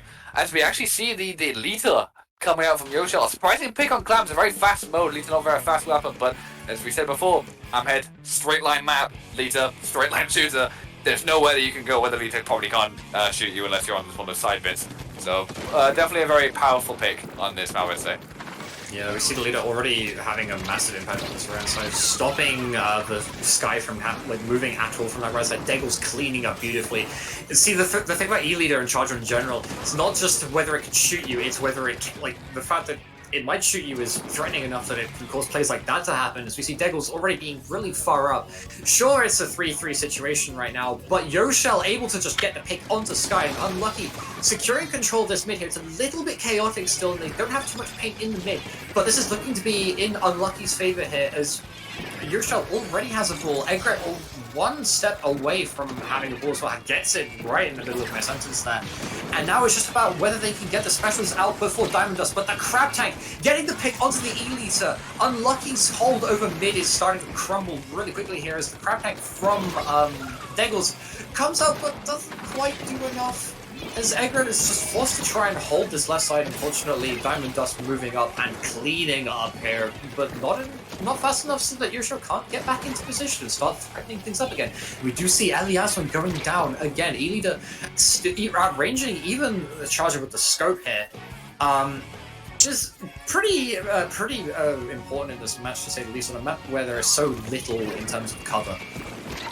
Yeah, it's the thing. It's like we're seeing a scramble here to get back into mid. Obviously, you are, in a sense, a teammate down with Elita. You can. It's very good and it applies a lot of pressure, so they can't run in as easily. But when you're trying to get back into mid, Elita is very, very lacking. And if the opponents simply do not overextend, there's not going to be much coming from it. As well, we see a Crab and a Vac here coming out. And then as Unlucky has managed to missile and get a flank off at the same time from Deggles, but that is going to stall them a little bit, maybe decrease some of the scores, but it seems to have amounted to not very little here. Yoshel is the only one alive as the clam scores keep coming through. I like what Diamond Dust is doing here. I believe someone from mid is passing up clams to the other side of the basket to get a few more scores in. Really good. Excellent angle from Eliasmo there. I've never seen that one before. A good reaction from Yoshel to be able to get the trade there at least. As a trade is definitely better for Unlucky in that situation to be able to get some presence, get back their plat to get back into mid, but already the reflux is already going down. There seems to be a consistent theme here for honestly both sides. You know, they get out of their plat, they get back into mid, and one dies immediately, whether it be a shot from one of the aggro shooter players or a shot from one of the chargers. And speaking of which, Yoshel managed to get a pretty good pick there, so we're able to walk back into mid, as their clam economy is a little bit lacking right now, as we see Sky. Very sneaky shot here, getting painted over, but no one seems to see it. Oh no, the reflux has spotted him, and he is going to go down staggering on the side of Diamond Dust. Yeah, you do not escape the gaze of Egret. Once the Swan has you in its sights, it will not hesitate to back down. As we see the missiles coming out from Egret here, missing like 3 people. I believe the last one coming out of spawn. That is going to clear a little bit of ground, but they need the follow-up of another special in order to try and get in here, and I don't think they're close to another one. That said, the VAT comes out from the side of Diamond Dust. Unlucky tried to look for a desperate score, unfortunately, just about getting the clam in, but they're not going to be able to find any follow-up here. Diamond Dust is up for her own. And Unlucky do not have the tools right now to continue their push. So they get the clam in, and they have mid again, but it's effectively they're back to where they were before, essentially. This is not really... I'm really not a big fan of Unlucky's comp on this map in particular, if I'm entirely honest. I feel like this is a much stronger zones comp, because I'm looking at it here and I'm thinking of the specials. There's just very little aggressive specials, you know? On the side of Diamond Dust, we have Trizuka. We have Vac, which can allow the Slayer to just move in for free. We have Crab Tank as well in conjunction with those, and Bubbler to be able to defend it and all this and get free scores. But on the side of Unlucky, we have a Wave Breaker Bubbler. You know, it's not. It's very much less aggressive. We do still have the missiles. We have the Crab Tank, but we don't have as much potent killing power that's just that has to be immediately respected. It's more about chip and steady play, whereas it really doesn't seem to be matching up very well against Diamond Dust approach here. As the Crab Tank comes out from the side of them with Glaush and Vac as well at the same time. This is likely to be a big clean up on the side of Diamond Dust here. As a very weird scramble happens there. Deggle's going down. There's a wipeout opportunity for big scores here. There's another ball, only needing 3 more clams to get in here. Absolutely. 3 more. They need 3 more. They have the clams. They're tossing them up, but the rest of the team opts to spawn camp. Thankfully, being able to, you can just jump straight onto the plat from that block, and that will be Diamond Dust taking it 2-0 over Unlucky, stopping their losers run, and in the process ensuring that we will have a fully French top 3 here in this tournament, ladies and gentlemen. Yeah, definitely. The English were certainly snuffed out in this event today, but by the French. Really well played by these teams. Pickups, looking really good today actually. Diamond Dust going on to play Prominence now in losers finals again. Best of 5. Back to it. No longer we're dealing with best of 3. So I you know, they played really well there. You know, they were clearly the more experienced, stronger team as a whole. And they showed that, and they played off what they knew. They played off their instincts, and they played slightly better coordination with overall, let's say, better comps, better strategy. And I'd like to see them be able to apply that against Prominence now as well. It's interesting because I wanted to see what you think about this sport, but Prominence and Nora Jackson seem to have generally a pretty similar strategy. Basically, just mainly with the double machine. On one game, we saw both sides with double machine shots. So I'd like to see how Diamond Dust strategy sort of matches up against that double machine presence that Prominence seem to be boasting. Yeah, so double machine, one of the standard comps right now in the current Splatoon 3 metagame already been established. It got established very quickly that machine has a bit of a busted kit. Has a couple of other things that are busted about it as well, such as if you happen to be touching a wall, you can be shot through the floor. But that's really more of a minor thing at the moment. I haven't seen any of that happen in any of my matches. And God knows, whenever I've been playing solo queue and been playing machine, I have tried it. But I think how these two strategies here of using that that combination of charger plus shot against a double machine, I think what map they play will affect that a lot. And it will be a best of 5 set for this losers finals. We're back to a full best of 5.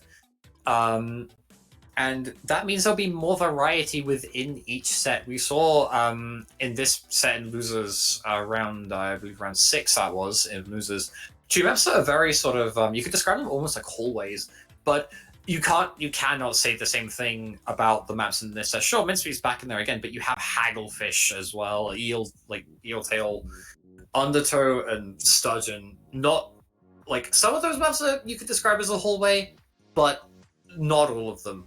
And I think in a more open map, in a more open setting, I think the strategy of Diamond Dust to use that charger in conjunction with the shot and the crab tanks, and just having the junior for insurance, really, I think that's going to be really strong on the more open maps. But on the more closed maps, against let's say against the double machine comp, I think it's going to be more in the machine's favor, but not massively. I would say not massively, because a machine can throw a lot of fizzies at a charger, but it has to stand still for such a long time in order to throw those fizzy bombs. And standing still in the face of a charger, let's just say it doesn't end well for the person who decided to grace the enemy team with a Sprite Cranberry, you know. But yeah, next set will be Prominence, as who we saw earlier in the winners final set, trying to claw their way back up to the winner's side of the bracket here in this losers final against Diamond Dust. Diamond Dust pulling off a really solid run so far here. Haven't really been shaken by too much so far in this tournament. Obviously, they were put down into the losers bracket by, I believe they were put down by Oro Jackson 3-0, but Oro Jackson also 3-0 Prominence here, so as far as I'm concerned, they're pretty much even. Yeah, it does seem as though. Yeah, this will be a heck of a set, I think. Yeah, they seem to have a pretty equal track record against Oro Jackson today, just being completely dominant over this tournament today. As they have been against Oro Jackson, have been over a couple of events recently, but yeah, Diamond Dust obviously a pickup that I don't believe we've seen in any other tournaments recently. So this is like their first outing together as a little pickup. Oh, yeah. So it's looking pretty good for them today, as they managed to at least secure a top 3 placement, which is a really good position here. And in fact, this is the thing I want to talk about is losers finals is an extremely important set as a momentum setter. Going into grand finals, because grands you need especially from losers side, you really need a lot of momentum. Oro Jackson have been forced to have a really long wait. Unfortunately for them, having to wait for losers round 6 and finals to end, as we're only just starting the latter of the two. So Oro Jackson will have a lot less momentum going into this. They'll have a lot more confidence, a lot more stability, absolutely, but momentum definitely less so. This losers finals will be a big momentum setter for whichever team wins, especially if let's say hypothetically Prominence wins this set 3-0 very confidently and they just run through Diamond Dust, which is obviously a possibility to happen at the other end as well. But let's say that happens. Prominence will be going into this grand final set with maximum confidence, maximum momentum, and they're probably going to be playing a lot hotter, a lot faster, a lot more precise than Oro Jackson, who are very stable in their winner's side of bracket. They don't have to worry about much. Even if they lose the first set, it doesn't matter. They've still got another one to get through. A much more stable end. So if this will be a very big momentum setter for either team. Yeah, definitely here. Very, very important set, as you say, as that momentum setter. This is potentially the set that has the biggest sway over who could win this whole tournament. And I would say here, if Diamond Dust continue to be on fire and manage to take this win, they could potentially beat Oro Jackson as well, but they could also burn out. They've been on a good streak so far, but fire's only burned for so long. Compare that to Prominence here, who will be wanting to bounce back as effectively as they possibly can after being 3-0'd in that winners final set. Something that I have no doubt that they can do. They have been in this situation several times before. And every single time they have been able to give it their all in these losers final sets. And what a first map to set the pace of the set on. Splat zones on Mincemeat Metalworks. We saw Mincemeat Metalworks in that previous set, but it was on tower control. This time, instead of going above the lorries, we're gonna be going right next to the lorries. The zone being right in the middle, in between those two truckers. Being quite one of the narrowest zones in the game so far. How do you think they'll play this? Yeah, how do you think this will play out? Because we were talking about this earlier, and it's Mincemeat really does feel like Monster Forge from Splatoon 2. You know, you have like this it's very wide zone. Obviously, it's in a different shape now. It's more of a portrait as opposed to a landscape position as Monster Forge. But it's, you know, you have that left drop. You have your plat, very very thin, very small plat, very claustrophobic plat, let's say, which can be easily abused by the holding team.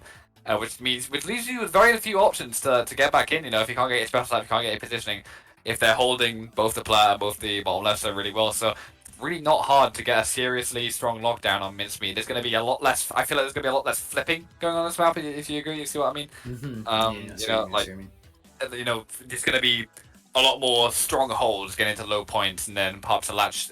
Once the LD kicks in, the pushing team may have a better chance of getting back in, regaining their plat, etc. Yeah, this is one of those maps that really emphasizes one of the most important aspects of Splat Zone, the hold. A lot of teams tend to put a lot of emphasis on being able to retake the zone if they lose control of it, which is nice to plan for, but on a map like Mincemeat Metalworks, you need to make sure that you have those tools in order to effectively hold that zone. There aren't very many entry points to watch, but all those entry points are massive fault lines. There is obviously you can push it from the plat, but there is also an option for people to drop on the far right side and come in. And if you let them do that, especially if you happen to be Diamond Dust here, probably playing against what I would assume to be at least one sloshing machine.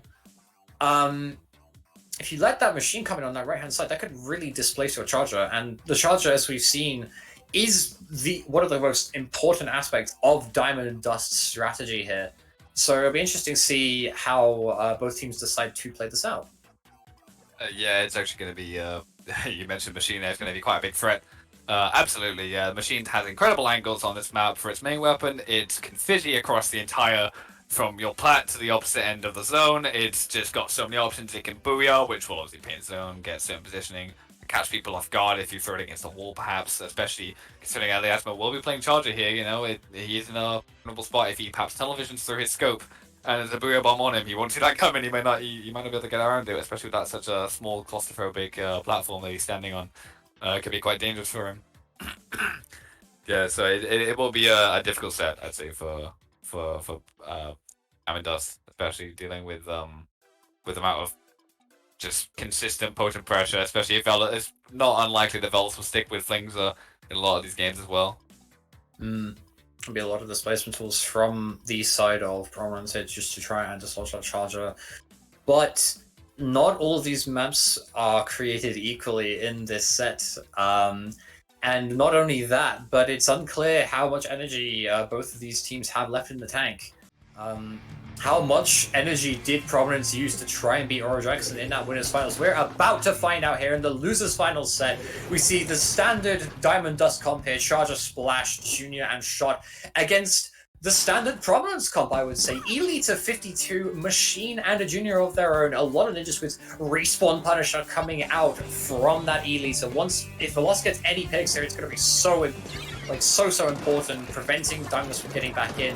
So we see was already putting out so much pressure on Elias, but Elias was forced to back up here. The increased range of the E leader putting out a lot of pressure on that charger as we see Sky go down on the side of Diamond Dust. Was looking for those picks, trying to be really, really careful, but for now just like almost chaperoning the zone, just watching over it from above. As Elias tries to use that ink bag as Bray goes down here. This should be a zone flip for Diamond Dust here. Yeah, this is actually a pretty interesting start here. Both teams aware of the potential ease of holding on this map. Both sides playing really, really, really safe. Not no flanking angles. You have to go straight through zone if you want to approach the enemy team, or just past the lorry. But even then, it's quite a risky move to take, as we see here. Nori just sort of sitting in the middle of the zone, gets some paint down with his bubblers. Individual picks, nothing. Oh, I was about to say, and something huge has happened here with the killer whale coming out. Managed to secure a kill on Yeti, making a 4v2, a guaranteed 4v1 against just Eliasmo and his plans. His teammates come out of spawn. But it's not too bad for Diamond Dust. They have, especially considering Eliasmo and Yeti and Glass managed to pick up that kill there, giving him an angle back in. which could have been really bad if they hadn't gotten that.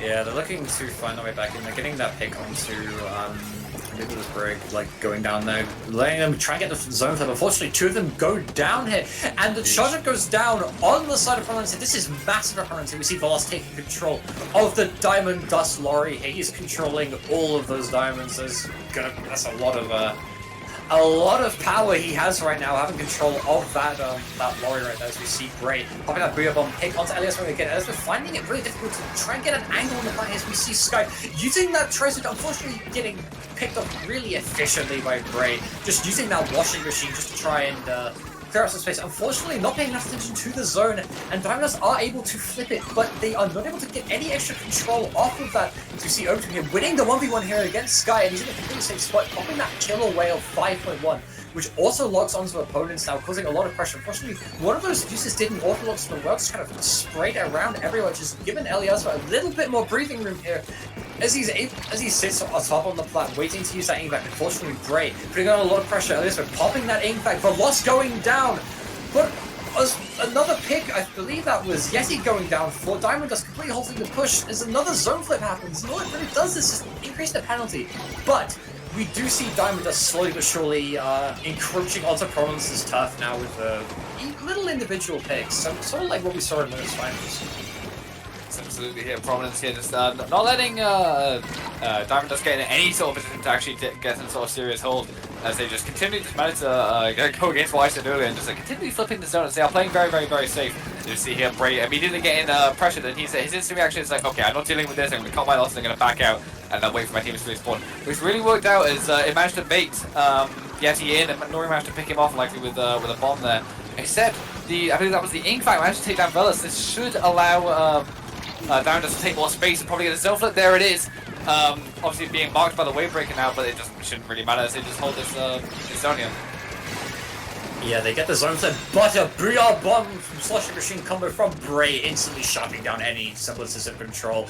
As Prominence coming back into the fray, we see Obito pushing up past the lorry. He really wants to play. Elias popping back just to try and stay alive there. Unfortunately, a Fizzy Bomb landing right behind him here. Eliasvo is in serious danger right now. Engback going through the grates to try and get a little bit of pick onto the zone. Unfortunately, as we're not able to find a pick onto Velos, and that's Obito cleaning him up, cleaning up another pick onto Yeti here, and the flank not able to paint the zone, and that'll be Prominence taking game one on Splat Zone's Mincemeat Metalworks.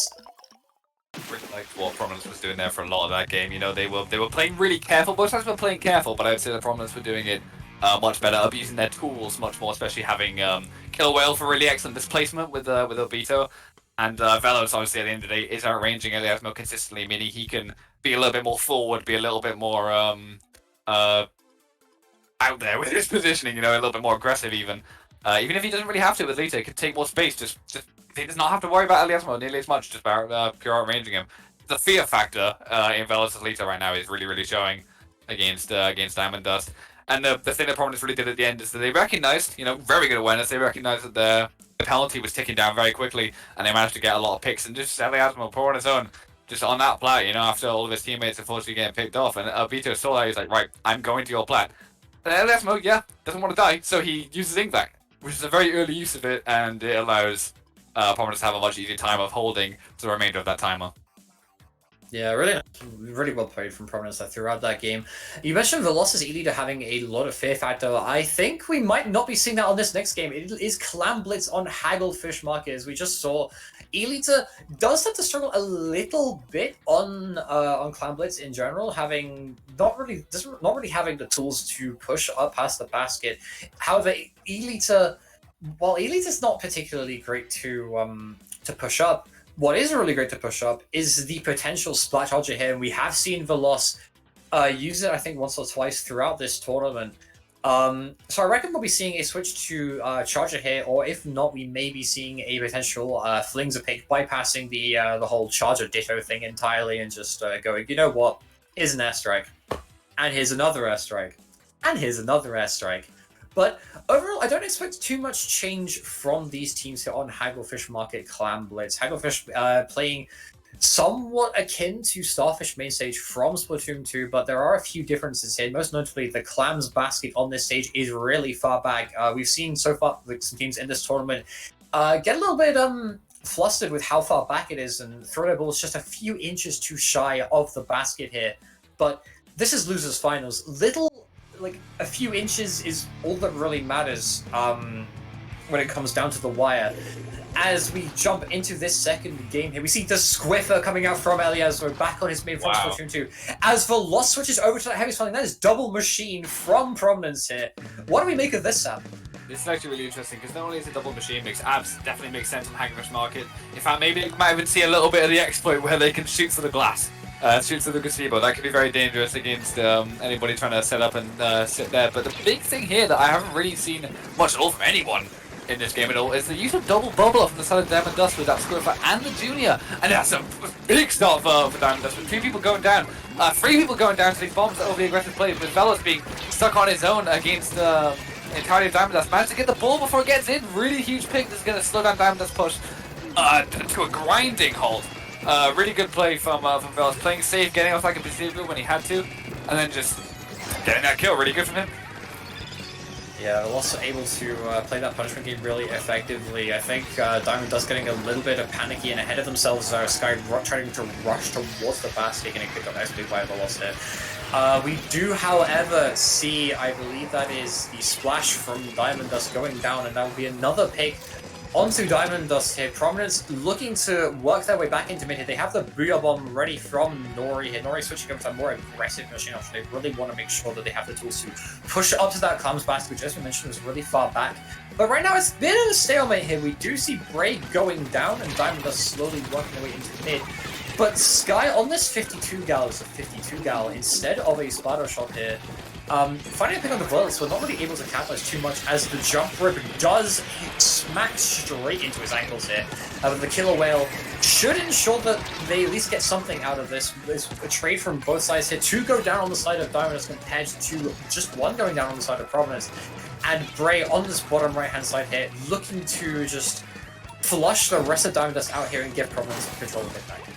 Yeah, man, these machines. Oh, a little bit of a misplay there, expecting Velos to be on the gazebo, throwing the ball back. Unfortunately, going to have to back out to grab that, but he does manage to do it. Dude, these machines just really just snuffing out any of Diamond Dust's attempts to push, especially in conjunction with the heavy and potential try-to as well. Really, really, really difficult to get past these guys here, as they've got a really strong foothold on mid, as they can kind of just play their time. You know, they've got a ball, they've got more clam economy, they're building their special slowly. They can just, you know, play their timer a little bit and just kind of chill out, relax, and let Diamond Dust be get a little bit impatient, get a little aggressive as Prominence start to, you know, just continue playing this neutral game, getting a little bit moving to mid with the first really big pick that's going to set Diamond Dust in a really bad direction as Charger goes down. An excellent Booyah Bomb catching Yeti off guard there in Loss of Ink. Sky, however, managed to get a really big pick there, and 2 going down on the side of Prominence. Just neither team are really able to get anything going here out of mid as they keep on getting snuffed out. As with Sky with a really big flank here, killing off Nori first. And it's a 2 down on the side of Prominence again, but are they actually going to be able to score this time? Because they still have to get past the machines. There goes 1, they're going down again. A bubbler comes out, this should hopefully guarantee the score, especially just Killer Whale here. Sky on a really good position on this gazebo. Potential scores here, 5 times a bubbler under the basket. This is looking really good for the first scores of this game. Except, you know, it doesn't really matter to Prominence. It's like, you know what, I see the bubbler, it doesn't matter. Just going to walk right through it, get these kills, and we're only left with Yeti again. So, you know, this should give Prominence a much better chance to actually push back in here. Yeah, they were slipping a little bit there, letting Diamond Dust get a score off, but the washing machines, they took a little bit of Calgon, and now they're back right into the middle of the game. That's a 2 go down again on the side of Prominence here. The Diamond Dust rip.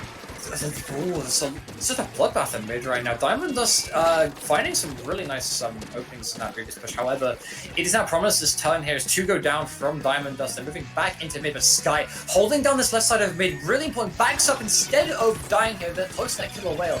This is some really intense mid play here. If either team steps a foot wrong, it's going to be a push in one direction or another. And unfortunately, stepping into a Sprite Cranberry as we do as we see Sky go down, the Booyah Bomb comes out.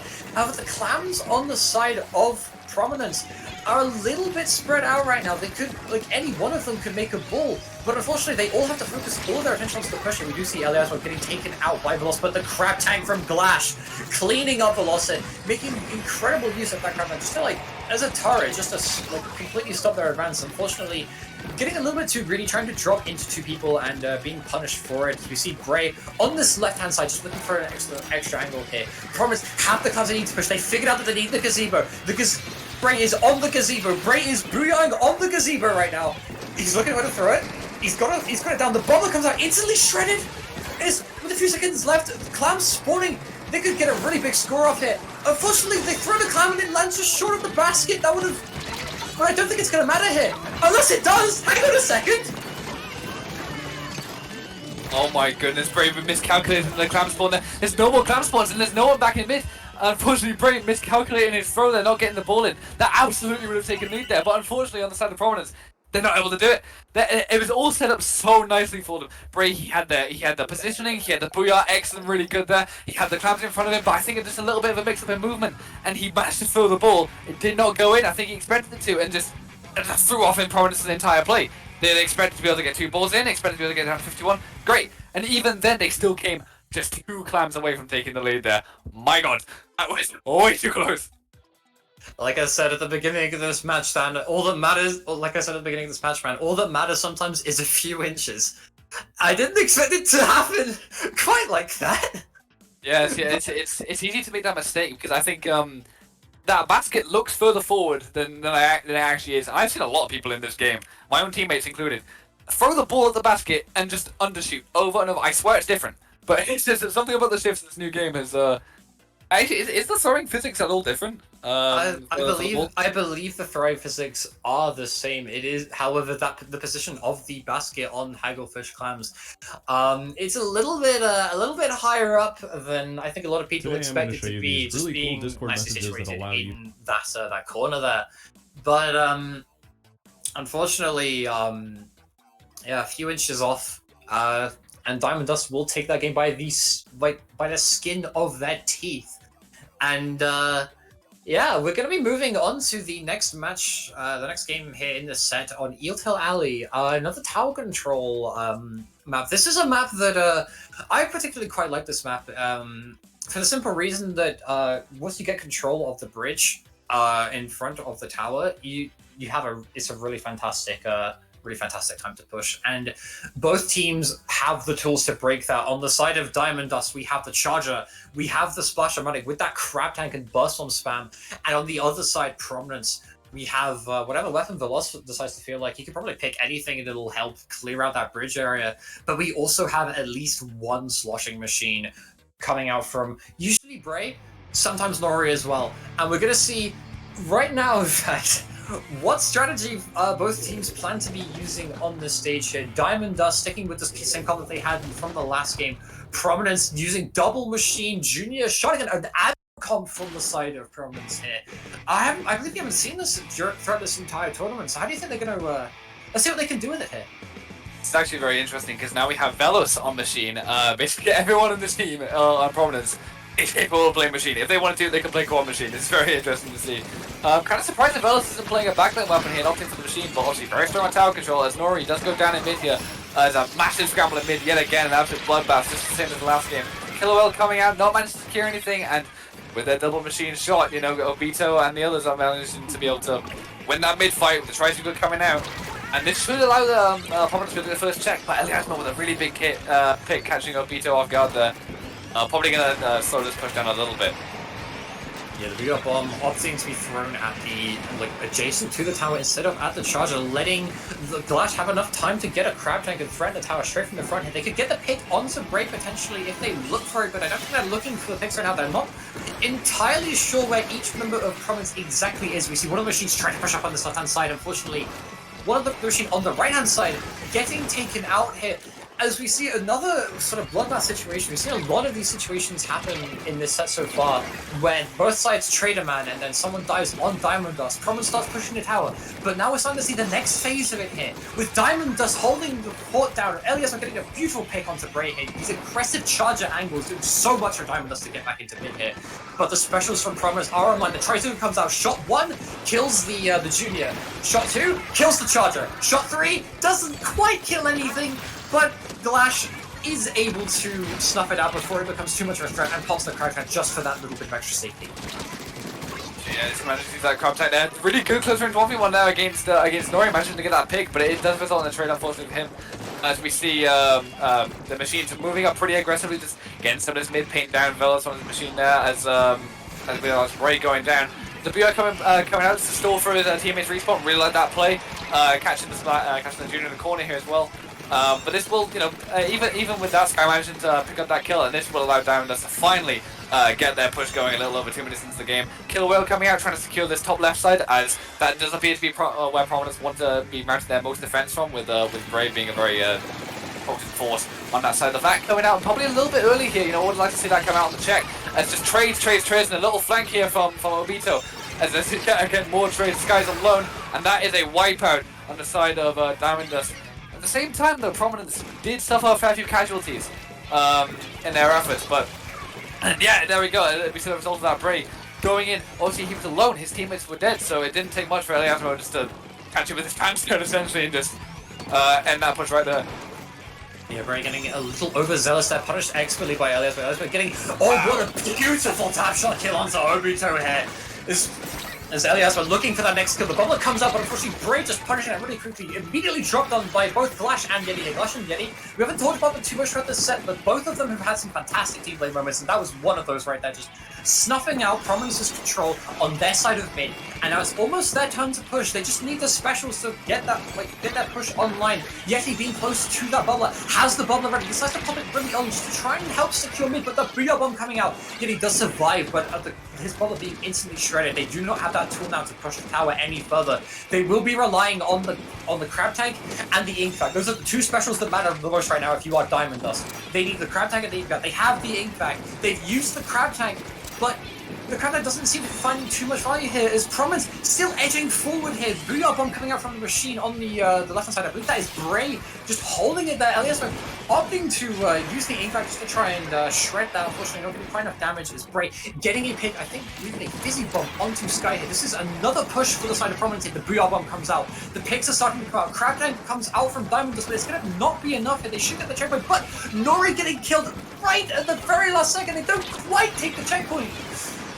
Except they do, the machine managing to barely get on again. Bray with another Booyah bomb. His special management here being really, really good. Eliasmo finally managed to get a pick there. Actually ended up trading with Bray in the end. That's something that Bray was doing there a minute ago, was holding this top right side, really dragging Eliasmo's attention away from the tower, which allowed Nori to be able to get on and get his bubble situated on the checkpoint, which eventually managed to pay off and get his checkpoints. Now, in the last 20 seconds of the game, Diamond does have a lot of work to do. Not only do they have to get back mid, they also have to get past that really, really difficult checkpoint. And both these teams are so aggressive, especially in the mid, but seem to have really struggled to get a much of a foothold on the each side. But it's looking really grim for the side of Diamond Dust now. As the Booyah bomb comes out, is that the GG Booyah? Except here comes the vacuum. And as Bray both Booyahs just holding it, waiting for that vacuum to run out. There we go, double Booyah on the tower, and they just hop on. Yeah, absolutely guaranteed. Really well played from Prominence. Really good awareness to know their specials and how they can use them, and just guarantee that win there. Yeah, Ink's back, being heralded as one of the best specials in the game right now, but as we are seeing in this tournament so far, if you have the brain cells, you have the counterplay, and Prominence definitely have the brain cells right now, as we've seen so far throughout this set. Being incredibly patient at just slowly whittling down Diamond Dust, almost engraving them out into the perfect shape just so they can whack them into next week on their last advance there. However, this could be a potential. This is match point now for the side of Prominence. If they win this set, they are back in grand finals. One more shot to defeat their rivals, Oro Jackson here. But before we get to that point, they need to play on Rainmaker Undertow Spillway, a map that we have seen already in this tournament. And earlier we touched a little bit on the fact that this map has some very unique and diverse routes. But something else that I also want to touch up on here is how open that mid is. The mid is deceptively open on Rainmaker simply because you do not have that glass bit overlooking the mid, unlike on other stages. I think it's for Rainmaker, but either way, it's a lot more open than it is on other maps. And as we mentioned at the beginning of this set, open maps are what Diamond Dust needs to get Eliasmo into tip-top shape here. Especially on this stage where both paths for the Rainmaker, they both actually have a solid uninkable section, reasonably close to the goal. So they're going to be relying a lot on Eliasmo timing those ink vacs in order to get the push off. But as we have seen in this set already, Prominence able to very efficiently time out that ink vac here. So we're going to have to see what Diamond Dust opts to do to adapt to this hit. Yeah, it's the thing, Undertow Spillway, Rainmaker, not a very good map for Prominence so far as we saw against Aura Jackson, but, maybe that was just the Aura playing it particularly well. I'd like to see Prominence maybe touch up their game plan a little bit just to make sure they can secure this win here against Diamond Dust, a little bit of adaptation coming out from them to get this win this time and avoid a game 5 situation altogether. Just to, at the end of the day, if Diamond Dust win this, very important game here, very important game 4. If Diamond Dust win this, they have the momentum going into game 5. Very dangerous for Prominence, but at the end of the day, if Prominence win this, that's their entire hopes, this entire losers run snuffed out in one. Yeah, and Diamond Dust here deciding, you know what? We were off the performance-enhancing drugs for the first few games, but we need them now. Yeti on that zap here, something we haven't seen him on so far, immediately going down. I don't think the drugs kicked in for him just yet, but hopefully they'll kick in very soon for Diamond Dust here as Prominence takes commanding control of this mid hit. Eliasmo on that Swiffer again, by the way, able to secure a beautiful pick onto one of the machines. I believe that was great. But they do manage to break it through that first checkpoint. They're already well on their way to getting another pot. 2 down on the side of Diamond Dust. They're coming out of spawn. They have to Trizuka. However, Trizuka only has 3 shots. Can't even get all 3 of those shots out from a flank from Obito. Beautifully timed. Able to find one pick here as the Rainmaker edges ever closer to the goal. It's just Eliasmo. Just the stop. But Obito gets the pick here. This is a really dire situation if you're on the side of Diamond Dust here. One slip up here, and the set is over. They managed to grab the Rainmaker, but Prominence have got another hold on their goal to secure that kill, and they're so staggered now. Surely the game is over. Surely Nori dunks it, and lo and behold, Nori slamming that Rainmaker onto the pedestal, securing Prominence's place in the grand finals, 3-1 against Diamond Dust. Prominence were very clearly happy about their performance on the Rainmaker early on in this tournament. They were like, no, this is our map now. We win these. We only lose these once. We only lose one time and then we win. They were not happy about that. It's a much better game plan. Extremely aggressive, extremely aggressive entire game, let alone the opening. And so we saw Yeti getting immediately picked off, which set the tempo for the rest of the game instantly, with these, with Double Machine being a terrifying presence on these drops. And then Obito taking the off angles. So not only do you have to deal with the Rainmaker spamming shots, you have to deal with the machines being a problem on your drops. And then while you deal with all that, Obito just says, "Yeah, I'm gonna flank." Like he just does it, and you're screwed. At that point, that we saw Trizuka. We've seen it before against from Aura Jackson, which stopped a lot of pushes. As well as Medi's bombs as well in that set. But Obito was not having any of it this time. Trizuka came out. It came out, said hi, and said bye immediately. It was dead at the moment it came out, thanks to Obito's really well-recognized flank. Just complete dominance in that game, they simply did not stand a chance at all. Yeah, Prominence clearly took the time to reflect on the mistakes from the previous set as they go back into Grand Finals, a rematch against Aura Jackson, which I have been told from an anonymous source that Aura Jackson is actually the name of one of the pirate ships in the hit anime One Piece. So not only are they fighting for the glory of a Sendu Ink badge and to be the first team to ever win an Ink Anarchy tournament, they're also fighting for the One Piece, which you better believe the One Piece is real. The One Piece is real, ladies and gentlemen. They've been showing it so far. They've been fighting hard for this win here, and I don't think that's going to waver at all. As I was saying earlier, obviously the winner of the Losers Finals does have a lot more momentum going into this one, but Aura Jackson have been just completely dominant today. Again, I believe only dropping Was it one game? Yeah, one game to one Fish Sticks in Winners Round 2. Their first match of the tournament, and since then it's just been a clean sweep for Aura Jackson, man. They've not wavered at all. Yeah, they dropped one game to the Fish Stick and tied themselves up and were like, right, let's get to work. And they got to work, winning 9 games in a row against some very strong teams, might I add. First beating Fish Stick, then beating Diamond Dust, and then beating Prominence. But Prominence is back. They've had time to reflect on their mistakes, and as we just saw in that last game, they have adapted quite significantly from what they were doing earlier on in that set. So it's gonna be one heck of a set. A fight worthy of the One Piece anime itself, I am sure. But don't go anywhere yet, folks.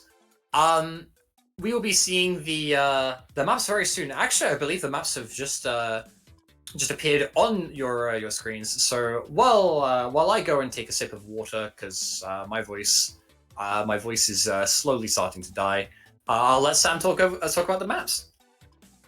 Yeah, actually, we'll do that for the time being. And it's funny, I did not expect to see this map here today. Rainmaker Inkblot, very commonly banned actually in Splatoon 2, pretty early on, I'd say, in that game's lifespan. And obviously it's back, back in force. A slight redesign, with the checkpoints, etc. Slowing down the game. It's much less volatile. Obviously the glitch is no longer available. That wall which was used that you could swim up through some precise movement is now uninkable. So there is no more Rainmaker instant to 20-point glitch on this map. So a somewhat more viable map, but also still, even with these changes, it is still grossly volatile. I say that as well. Scorch Gorge, in some people's minds, the kelp dome of this game. Also pretty volatile. Clan Blitz, going to be pretty interesting. Probably a lot of mid play is the most important thing there. Same thing for Hagglefish. As we saw Hagglefish in the last set, it was just a bloodbath in mid for the whole game. No one was able to score for the first 3 minutes, and they were just back and forth, trades, really dangerous. And now, when you add the zone into the mix, and all those deaths happening on the zone, it's going to be quite definitely a very back and forth game there for sure. Moving on, we've actually got a double Rainmaker in this first set of Grand Finals as well with Mako Mart. As well, the Machine. Machines are going to be very, very, very strong on this map in particular, especially with Prominence using 2 of them. Aura Jackson also using 2 of them. I believe Aura Jackson probably more likely to use 2 more consistently than Prominence, so they're going to be quite a problem on this map. And lastly, similar sort of idea with Sturgeon TC. Definitely quite especially volatile map in this game with the way the tower control works. In case anybody doesn't know, as you're pushing the tower, your multiplier for your special gauge is increased as the tower is moving, and it's actually a more high multiplier than the people defending. As in every mode, the people who are defending their objective is being pushed against them. Their special gauge increases quicker than the enemy team. Tower is the only exception, where as you are pushing, your special gauge will fill quicker than your opponent's, giving the pushing team a bigger advantage than the defending team. Which is very, very weird and creates a very, very volatile situation where even if you push down to 2, 3, even 1, you are simply not safe. Anybody can knock out on tower control at any time. Yeah, the maps here being especially volatile in this set. One slip up is gonna cause the other team to go on a steamroll here, and both of these teams, Aura Jackson and Prominence, very few slip ups from them so far throughout the set. Of course, the only real slip-ups from Prominence being against Aura Jackson, but we saw a fairly renewed Prominence in that last set here, and we're going to be seeing what they can do on one of the classic maps here, Rainmaker Inkblot Art Academy, a formerly pretty good map before, unfortunately, that exploit from Splatoon 2 kind of forced out of rotations. But we see on the side of Prominence some performance-enhancing drugs, from Nori on that Zap, looking for a more aggressive sort of playstyle, but both sides opting for a double machine here.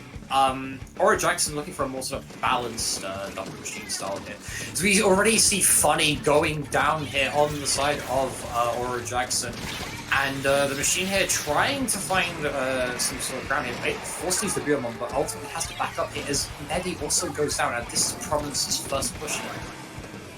See, this push right here seems to be getting snuffed out by Medi's use of the bubbler and the splat bomb as well.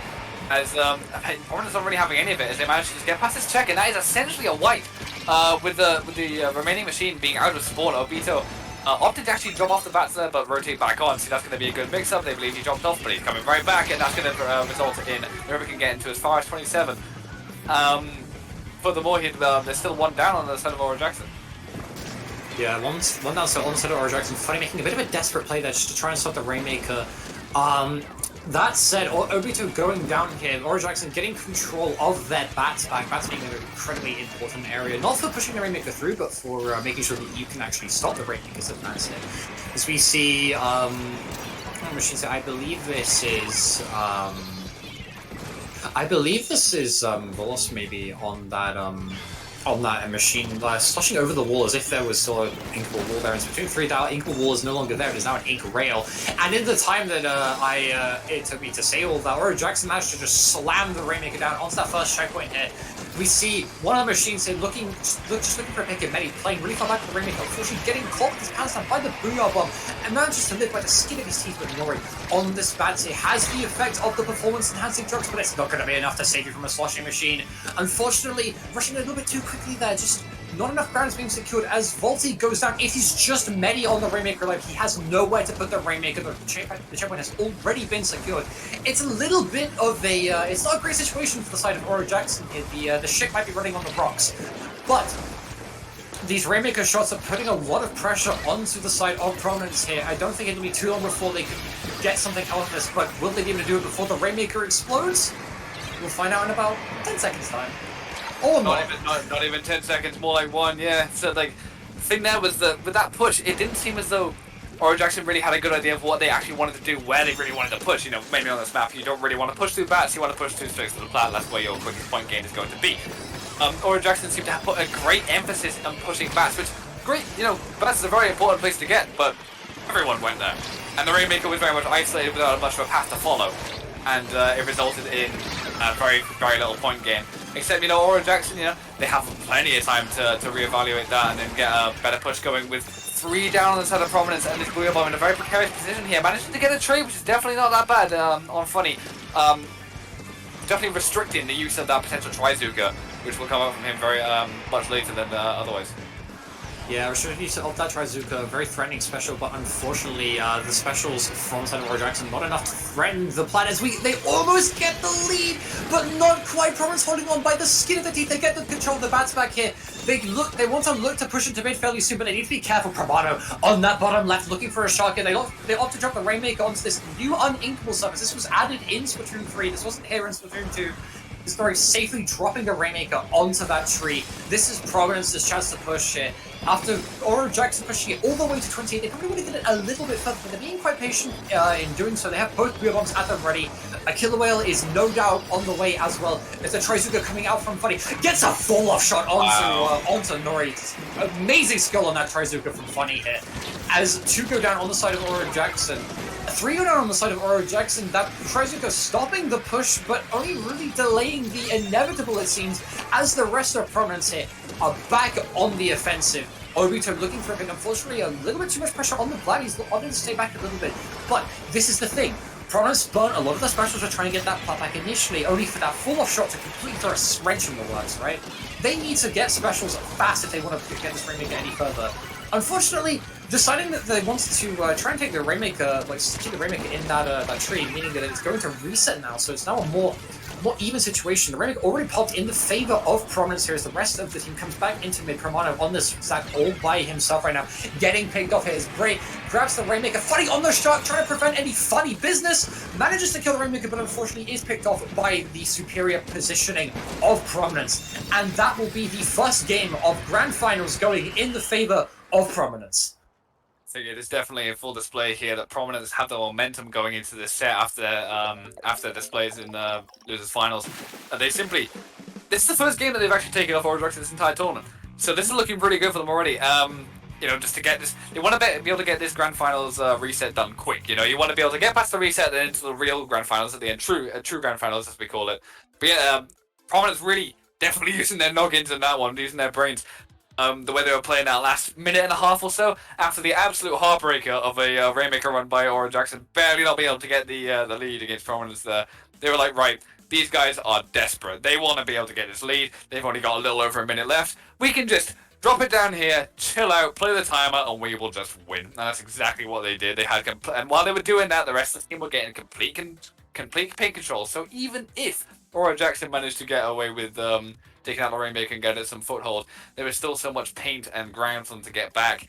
It would have been a lot of effort. And they would have had to essentially play perfectly. And under such duress, under such a stressful situation, very, very, very difficult to do that. So very well played by Prominence. Excellent defensive play there.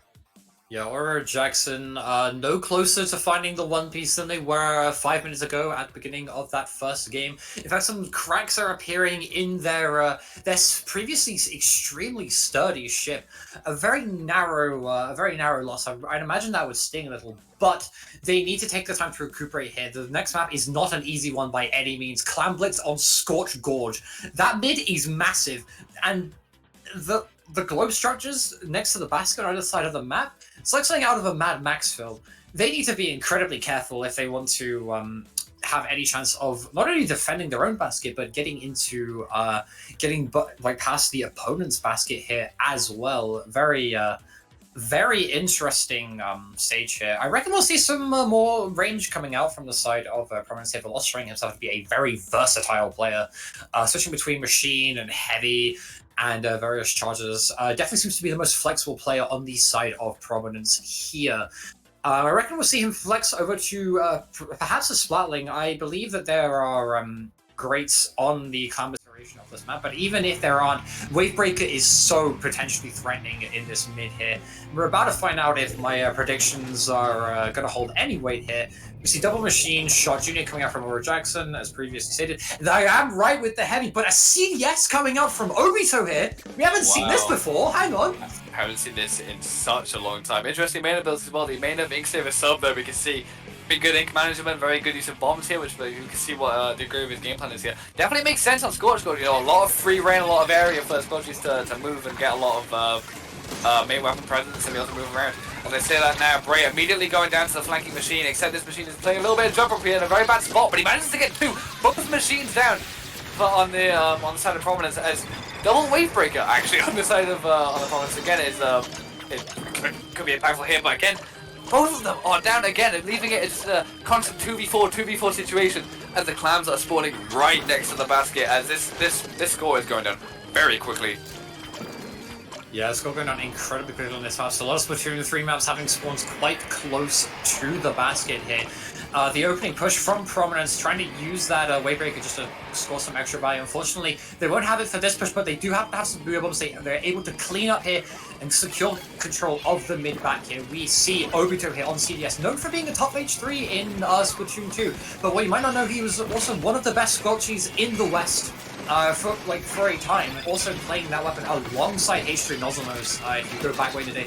That said, you can't really go back. All you can do is go back at this point. The bubble coming out from Medi, getting snuffed out by a Booyah Bomb, and now it's Prominence's turn to get a push off here. As Obi goes on the full offense into the base, gets punished by Promano here. Promano showing expert control over that sloshing machine. We saw him at the beginning, securing some beautiful picks and beautifully cleaning up here. They've only managed to score the equivalent of 2 power clams on that opening push. Their penalty is low, but that's not what you want for your first push on a clam with on canvas on this map.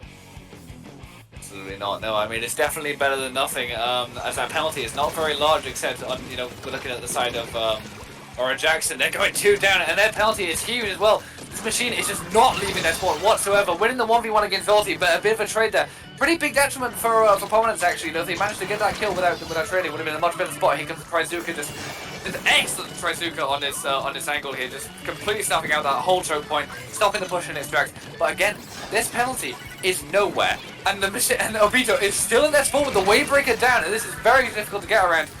Funny managing to snuff him out and get rid of that, but managing to get a trade in the favor of Obito as Medi goes down there. Yeah, Medi failing to play jump rope in time and having his ankles broken by that wave breaker here. As we see Bray holding a Booyah Bomb, Prominence looking for another push. It is a 3v3 situation. They have another Booyah Bomb on the standby, but Funny shocking right next to that Booyah Bomb. Incredibly well played. Has the Zuka online. Fires 1, 2, 3 shots. Gets another full kill onto Nori here. Trizuka does not just go in a straight line in this game. It happens to drop quite sharply onto people's heads. And if you're an expert with it, like Funny is in this set so far, then no wall is safe. No wall is safe whatsoever. And you know what else isn't safe? Mid, for Prominence. Because Oro Jackson has complete control of it, as well as a bunch of specials to push into their basket. This play from Funny's Trizuka this tournament is the best I've probably ever seen personally from a Trizuka. Really good to see in this game, and it's been getting him so much value in all of these sets and games. And is continuing to do so with only a minute 35 left on the timer. A decent clan number from Prominence as they play the mid here. Romano getting the flag as Medi jumps in to get the score. It's going to start lowering his penalty. And Prominence are getting absolutely wiped out with another pity coming through. This could very well be the end of the game. There it is. They just did it just like that. One flank, couple sets of kills, excellent pincer as Oro Jackson managed to close in on Prominence and just end the game out of nowhere. You blink and you'll miss it. Yeah, some absolutely amazing plays coming out from Oro Jackson here. Shoutouts to Funny for some that insane Trizuka shot there to secure control of mid back in his team's favor. The double Wavebreaker comp coming out from the side of Prominence here. Not really living up to their team name. The effect of each Wavebreaker wasn't particularly prominent, aside from that one very funny moment where Medi didn't press B. But really, like they needed more sort of displacement specials there. I felt like they needed like something else just to give Oro Jackson the boot, get some extra dents into that lofty sturdy pirate ship there. And if you want to put dents in the opponent's defense and you want to show that you can do that, Splat Zones is the mode to do it. But not just Splat Zones on any map. Oh no. Splat Zones on Hagglefish Market. That, like, what a stage. One of the personal best, like, what I think is probably one of the best stages in all of Splatoon 3 right now. Like, every time I see, like, high-end top-level teams play on this stage is a beautiful masterclass of how to play Splat Zones. And both of these teams have shown that they know exactly what they're doing here on these Zones maps. Both Zones maps, like, every single time we've had a Zones game, it's been very back and forth, a lot of respect given by both sides. But now, all the cards are all the cards are on the table here. On one side you have Oro Jackson. They want to find the One Piece. The One Piece is real. That is what they believe. And on the other side you have Prominence, beaten down by Oro Jackson again and again and again. And now it's back even. Prominence is really going to want to sway this in their favor in order to try and get a more favorable turn for this bracket reset. But losing that one game to Oro Jackson so far might have thrown a spanner in their works. With every single game that this set goes on for, it takes longer and longer for them to bracket reset. And when you bracket reset, you need to make sure you have all the energy in the world left for that last big push. But we're going to find out if we'll see if we're getting any closer to that. As we jump into this third game of the set here, Splat Zones on Hagglefish Market. We see Double Machine once again, the standard comp from Oro Jackson. Elita coming out from both. A double Wave Breaker again. The commentator's curse seems to have struck for me again. Only one Ninja Squid on the side of Prominence here, being the junior, have lost on that Respawn Punisher as well. If you get hit by that Elita, it's going to cause some serious harm. It's definitely very interesting to me that they use double Wave Breaker, especially considering from Oro Jackson we are seeing triple Ninja Squid, so that is probably the thought process there. They're starting to build the Ninja Squid as they manage to hold paint control with all these with the junior play and all these fiddies, and they're able to just get around and Ninja Squid around. So here comes the first Wave Breaker from the side of Prominence with Velos. Unfortunately, not able to probably get as much off it as potential. Oh, excellent shot down to Funny as he tries to sneak in, not having it at all as this machine getting really aggro on the right side, getting punished again between the Wave Breaker and the team play from the three main shooters here. On the side of Prominence, and again, Prominence control of the zone. You know, not a bad start from Oro Jackson. Again, I think tower definitely is nothing to slouch at. But as this bubble comes down, getting stuffed out pretty instantly. But again, Machine going down on the side of Prominence, while Velos is just hugging this gazebo, being a consistent presence, always watching this flank. As someone doesn't manage to sneak past, but to no avail. Funny going down immediately. The Booyah Bomb does not quite catch Velos off guard as he manages to survive that, giving Prominence a chance to get a hold on this mid side with that jump absolutely going down here. Yeah, we see both teams there trying to set up around the zone there. Various different ways for so many, using the bubbler just to try and do it for Oro Jackson. But from Prominence, the way that they did it was simply with their positionings. By standing, like spreading themselves out around the zone and using those double wave breakers, they were able to effectively just force Oro Jackson into a situation where the machine, like if the machine just walked in, they would all die. And they managed to get a couple of picks off as well. Real bombs being exchanged by both sides here. Prominence getting a pick with theirs. Oro Jackson not finding a pick with theirs, but able to get another follow-up pick. And it is another trade situation. 55 to 56. The penalties are low. The score itself is close. As Volty getting punished there by Velos. That's a huge pick. And another pick. Both machines dying to Velos' Ely to hit. Hitting some insanely crucial shots here as Prominence takes the lead. The only special online for the side of Oro Jackson right now is that bubbler. And they're close to another Booyah Bomb and a Trizuka, but they won't have that second Booyah Bomb online for a little while. Compare that to Prominence, all of their specials are reasonably close except for that CDS. As we see the Trizuka coming out from Funny, getting a pick onto Bray here. This is Oro Jackson's time to shine back into the zone. They managed to use a Booyah Bomb to cap it, but the Booyah Bomb not really adding too much to their push there, as the bomb spam from Nori just throwing like a wrench in the works. Volty getting picked up again, the first wave breaker of the push coming out here. All like three at the side of Oro Jackson being marked, and this will be Prominence probably just getting control of the zone again, getting another pick up from the Fizzy Bomb. Holy moly! Looking really good for opponents right now. Is their adaptation there. They're changing their comp and their playstyle. It's actually working out. You know, Obito's stuck with his guns. Now, he may have lost the last game with Scorpius, but he's stuck with it. It's working out amazingly on this map in particular. Velos 2 getting a lot out of his respawn punisher and his wave breakers. You know, snuffing out these flanks consistently and getting picks while holding. Really good here. But obviously, Oro Jackson doesn't really control the mid here with Machine. Except I say that. Many unfortunately died mid-zone to Velos again, getting right out that respawn punisher. The Booyah's coming out here just to secure the main side of the zone. As this is an absolute splash out on the zone here, with Oro Jackson maintaining a slight bit of control with that Tampa sitting down. With 2 trades here again, Prominence actually getting snuffed out here really badly with that timer going down as fast as. And Booyah not going to get much going here with Prominence being a couple people down, barely coming out of spot. Very staggered positions here. They need to really probably cut their losses here. They're bound to lose the lead absolutely. They need to just rebound and see what they're going to do. Yeah, in that time, I think the adrenaline is causing a lot of miscommunication between Prominence here, trying to get this retake. They use the Booyah Bomb and the Bubble to try and get control of the zone. The Bubble being really far back on that left-hand side, potentially looking for any flanks, but right now is not the time to flank. Now is the time to secure control of that spot zone. Many rushes in, tries to bubble, but gets picked off by a bomb by Nori. Nori with these excellent bomb placements so far throughout this game, denying the bubbler for the side of Oro Jackson and ensuring that they can hold the zone for a little bit longer, but the Trizuka is online. Shot 1 comes out, picks off Obito. A Booyah Bomb comes out, and the rest of the Trizuka doesn't even need to do all that much, as Oro Jackson gets control of the zone once again, starting to push back up into the core here, finding a pick onto Velocity by this gazebo. As 2 members of Prominence get up on top of the gazebo, they're using a Booyah Bomb here. This is probably their last chance to get back into the zone. The penalty is low. The timer is ticking down here. The Booyah Bomb finding no picks. A 1v1 between Bray and one of the machines ends up resulting in a trade. Both machines on the side of Oro Jackson being taken down here. It's just the shot and the Junior. The Junior goes down. It is only the shot. If they clean up, this is a delayed wipe. This is a delayed wipe for Prominence here. All they need to do is hold the zone for about 50 more ticks, and they will be in the lead in this set. That was an excellent play from Obito there, managing to get the flank off, managed to get 2 kills.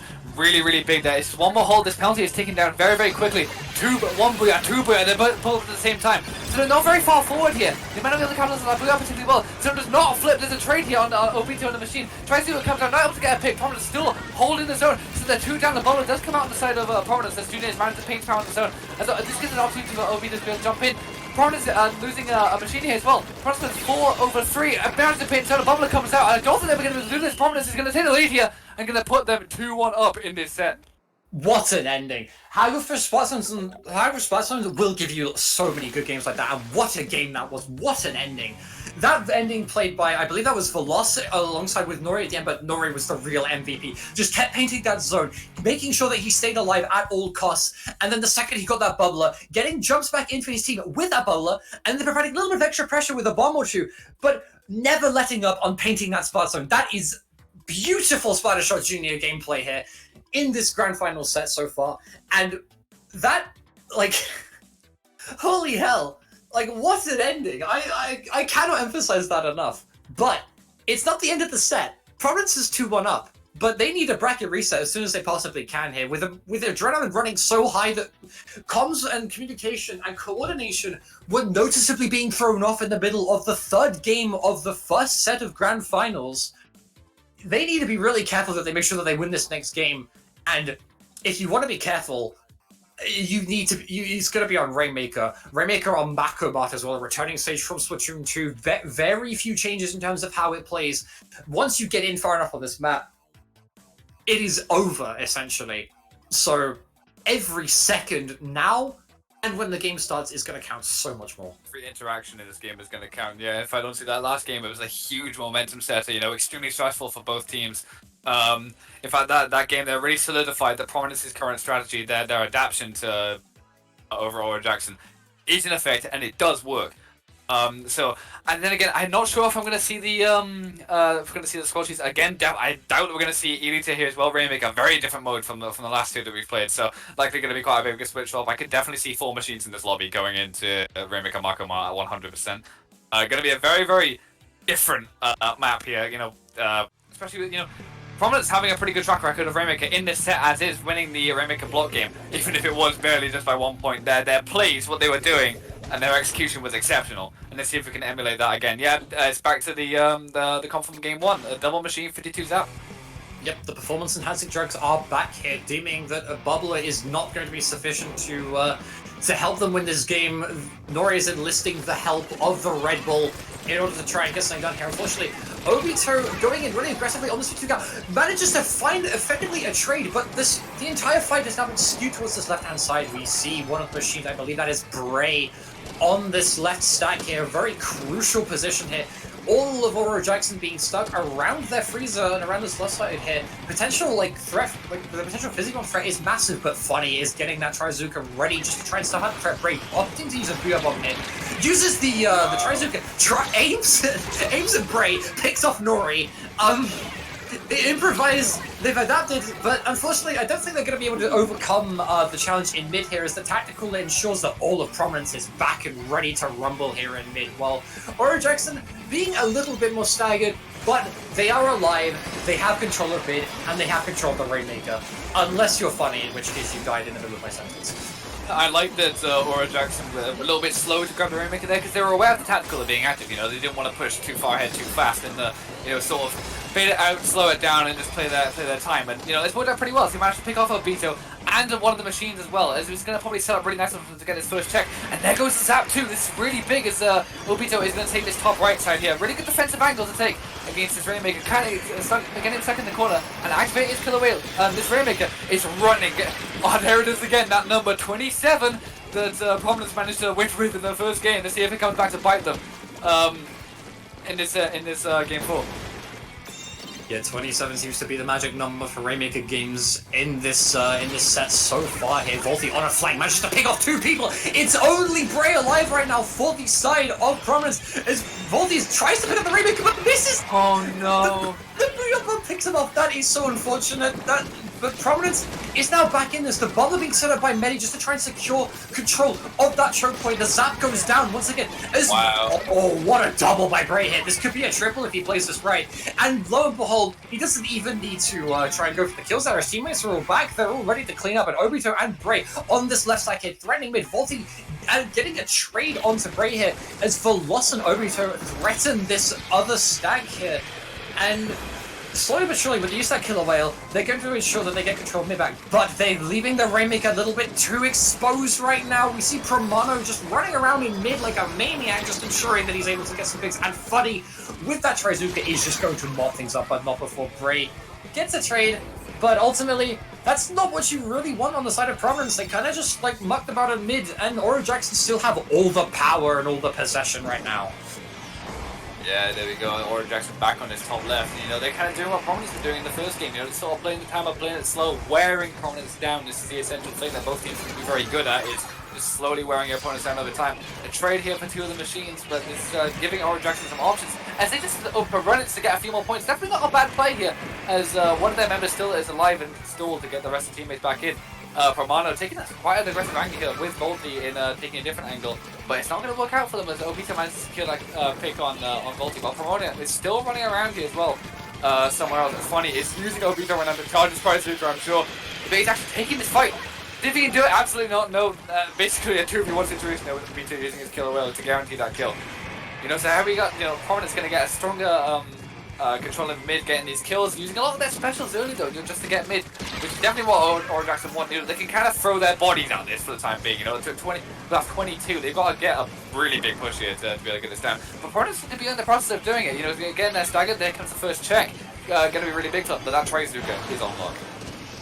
Yeah, the Trizuka being a massively important special in this defense. Veloz getting picked up by a section, the Trizuka comes out here. Unfortunately, Prominence wisely backing up and using the Booyah Bomb. Funny, getting picked up by that Booyah Bomb. It is only one player alive on the side of Aura Jackson right now. They don't know where he is actually. Never mind, they know where he is. They pick him up. It's delayed wipe to the side of Aura Jackson here as Prominence secures the lead. Nori running the Rainmaker valiantly towards the goal, but unfortunately his hopes of knocking out getting dashed. It is 22-8 right now in the last 30 seconds of the game. If you are Aura Jackson, you have to get the Rainmaker right away from your base right into the enemy base of Prominence. That is no small task, but if the last game was anything to go by, anything could happen in this set so far, as we see Funny trying to go for a pick onto Obito, but panicking with the Obito, whopping that up. The experience, Obito's experience at top level really showing here so far, as Prominence grabbing the Rainmaker, stalling it on this bottom left side with 3 seconds left. That'll be the game going to Prominence here, and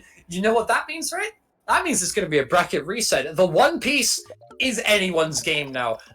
For those of you who don't know how bracket reset works, because Prominence have won this set, they need to win another best of 5 set in order to win the tournament. They have dragged Aura Jackson under the waves into the losers bracket. And there is no safety net anymore. It's every card is on the table. Absolutely, yeah, we're going to see the bracket reset here. Really well done from Prominence, getting back their momentum. Aura Jackson definitely caught off guard. They have not faced that kind of resistance in this tournament so far at all. And Prominence definitely is showing a lot of adaptability there, and they're changing its strategy. And again, another devastating loss in Rainmaker for Aura Jackson, especially after that first game. Only losing by 1 point. Now this game, losing the lead by a quite significant margin in just the last, what was it, 40, 35 seconds kind of range, where it's just such a tall, harsh mountain to climb if you were going to try and win that game, and they were simply not able to do it there, which gives Prominence the guaranteed win into this bracket reset here. Really well played for them, and this actually makes it a lot more interesting than perhaps a lot of us might have expected. You know, we saw the winners finals, we saw Prominence go down 0-3 like that, you know, in about 12-15 minutes at most. Now it's complete reverse, 3-1 win to secure this bracket reset for Prominence. Yeah, well, one of the things that has not been reversed so far is the map that the teams will be playing on in this bracket reset. Makomod on tower control. One of the, we just saw Makomod being played on Rainmaker, but on tower control it plays very differently. The tower moves the same way that it does in Splatoon 2. First it moves to the left, and then it moves to the right. And then it moves into the right-hand side of the enemy team's base. A very well-known path to the players of both of these teams. All of them Splatoon 2 competitive veterans here. And that'll make all the difference here going into this first set. As we have stated, Prominence almost in a race against time to try and get that bracket reset before they spend too much of their energy here.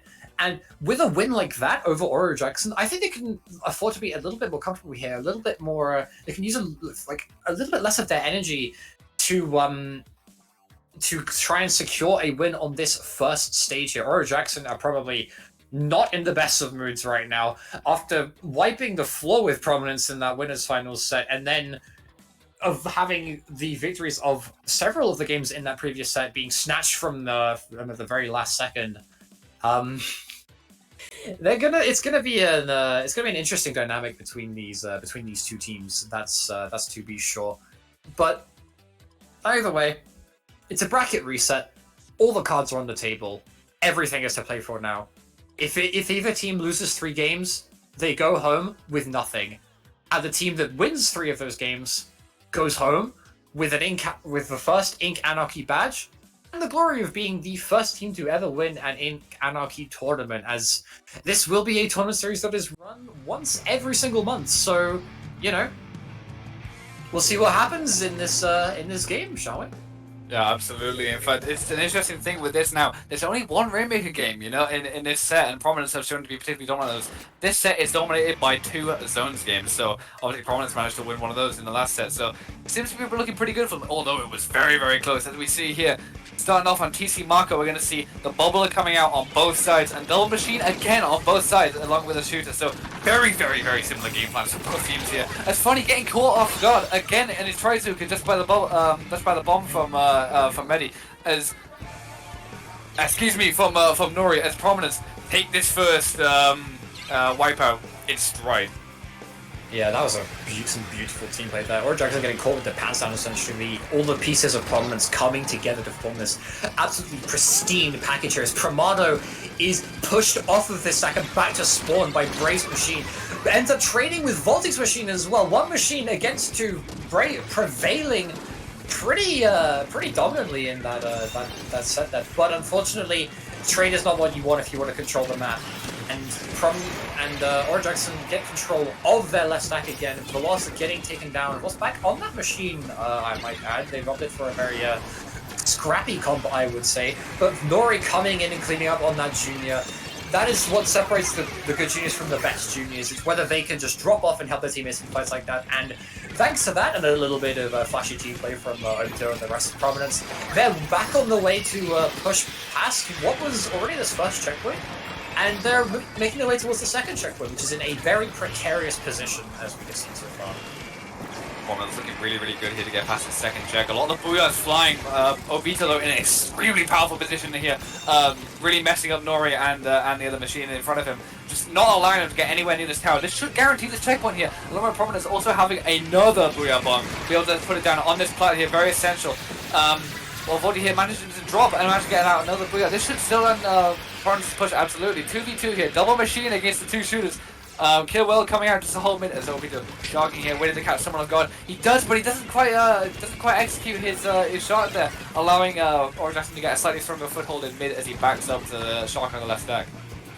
Yeah, Obito getting a slight whiff there if you got this, because that would have been massive for the side of Prominence here, but unfortunately, that slight whiff is going to give Aura Jackson control of the mid here. One of the machines going down from the side of Prominence here. As we see Funny already using that Trizuka just to try and secure control of it. He is charging another one, Splattershore. Still able to get a lot of specials in this game. It still has that suction bomb that the rather infamous Kansas Splattershore from the previous game managed to possess. Even though it is 200p, it's still getting specials very quickly here, so it's only a matter of time here before Aura Jackson has that Trizuka on standby. In fact, I believe they have it on standby right this second, as we see the Butler being used just to get Aura Jackson to that second checkpoint. A flank coming out. There's only the junior left alive as they managed to break the checkpoint, but is a wipeout. Medi getting picked off by Bray at the end. They're securing a wipeout, but all the checkpoints are gone for both teams now, except for that very final checkpoint. And once that final checkpoint is cleared, it is pretty much as good as over here. So both teams are in a very, very precarious position right now. We see Betty charging that bubbler on the right-hand side of the stage, rolling a bomb. Unfortunately, Veloz timing his Booyah bomb to float above the bomb and tank it, so to speak.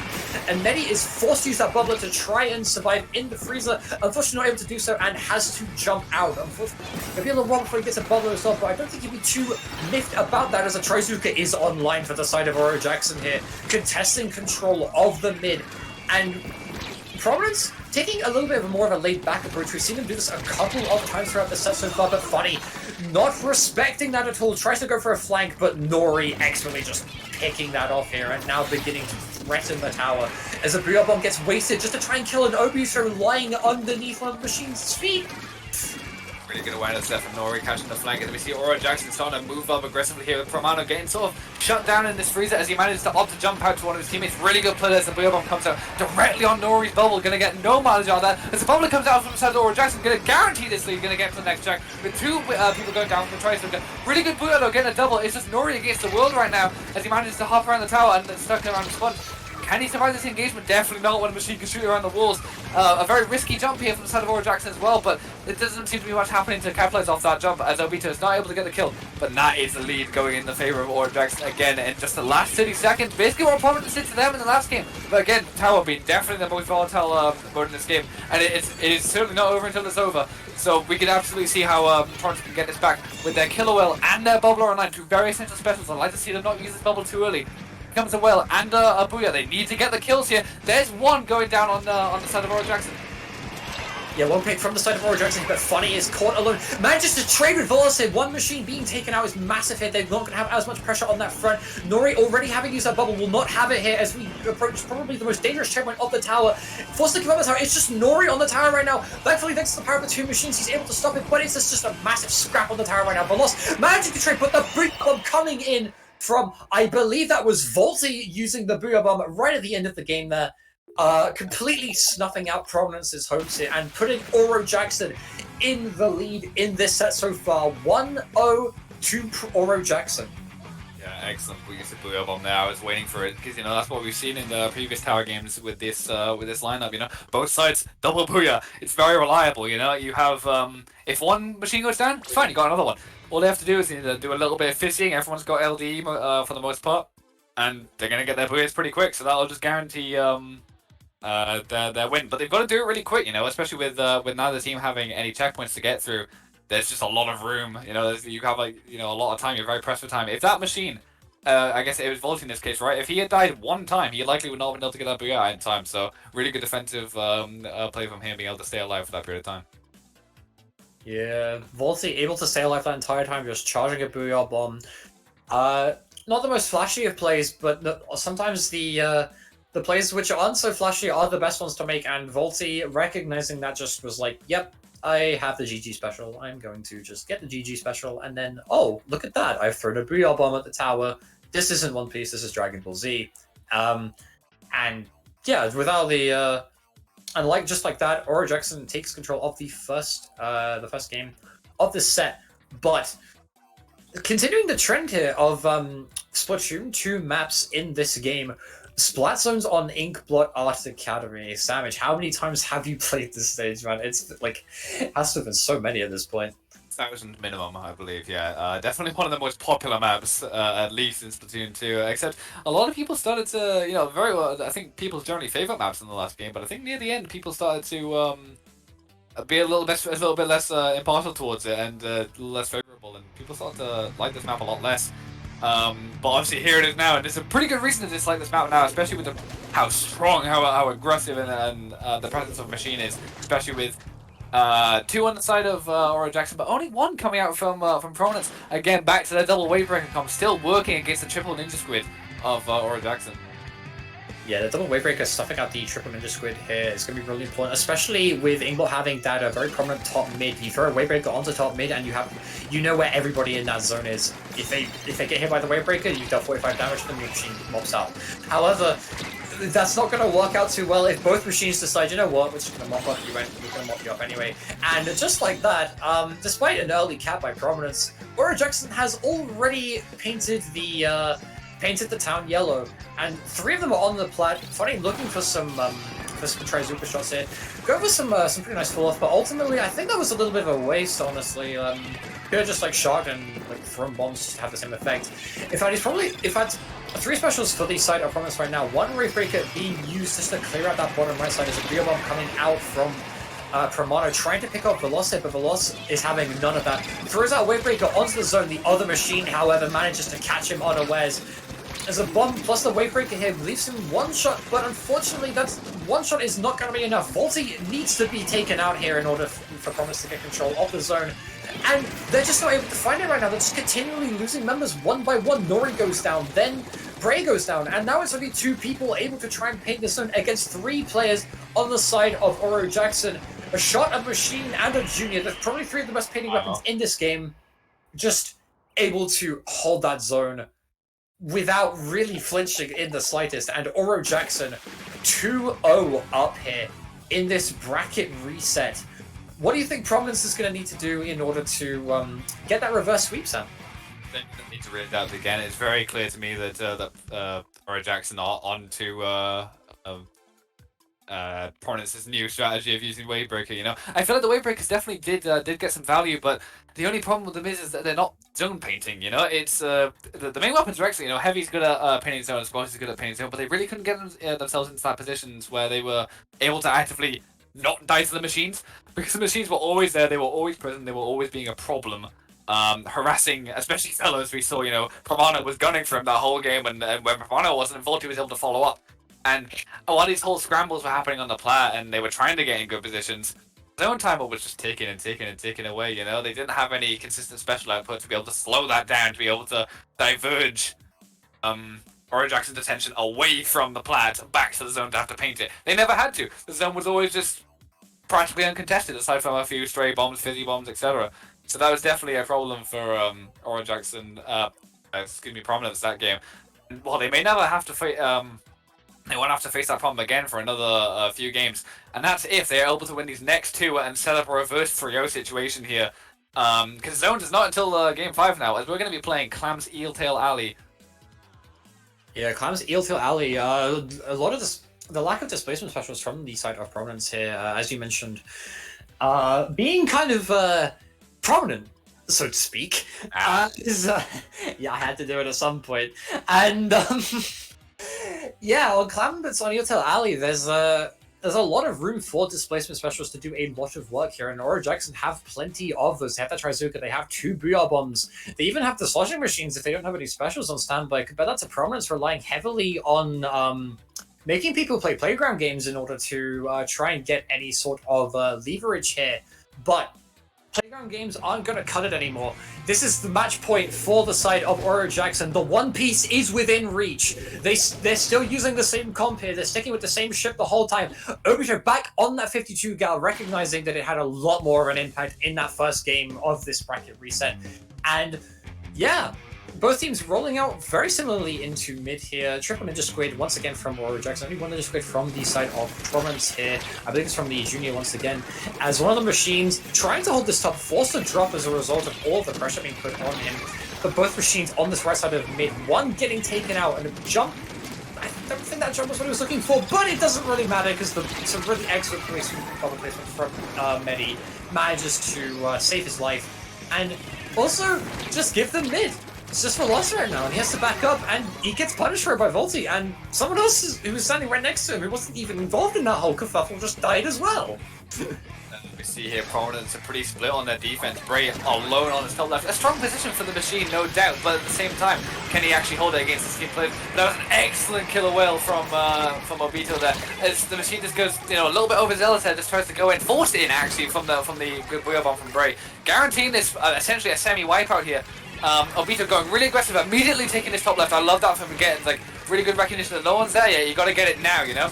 And it's a really good position for this Philly team, being able to put the wall up there. It's passing Clams down to his teammates to be able to get a ball and potentially get this score out. With Nori having his bubble already, wants to get that under the basket, maybe on this top left, be able to get jumped, be able to get more Clams in. And the machine here able to secure a kill. In fact, a really aggressive bubbly here from Medi, but you know. Get out with his life, you know, and here comes the Inkzuka. But getting snuffed out excellently by the machine as just a mess of trades going on in this game right now.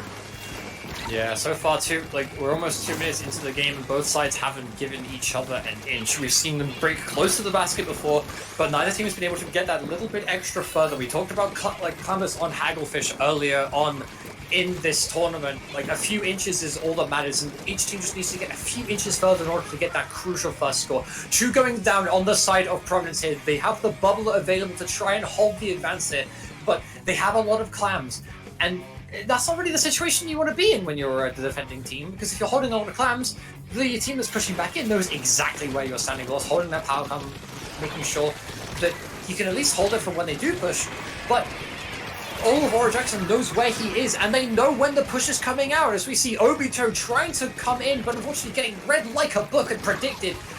It's like so hard that he just ends up being snuffed out by Volty. His Volty going on a very aggressive angle here. The loss being caught completely off guard here. The Ninja Squid doing its job beautifully here. As a combination of the machine and the Trizuka here, just letting Ora Jackson push in really really, really far here. Volty getting a lot of kills in a row, chaining those kills together, which is really important as it's going to stagger Prominence and prevent them from getting a defense mounted for longer. However, both machines on the side of Aura Jackson are going down. That's the shot going down as well. This should be the end of the push for Aura Jackson here. As we see Medi trying to desperately hold on to a little bit more of mid. It has the Bubbler at the ready here to counter whatever specials will be thrown out by Prominence here. The Wavebreaker already being used, but a Booyah Bomb and a Bubbler on standby. A Killer Whale halfway there.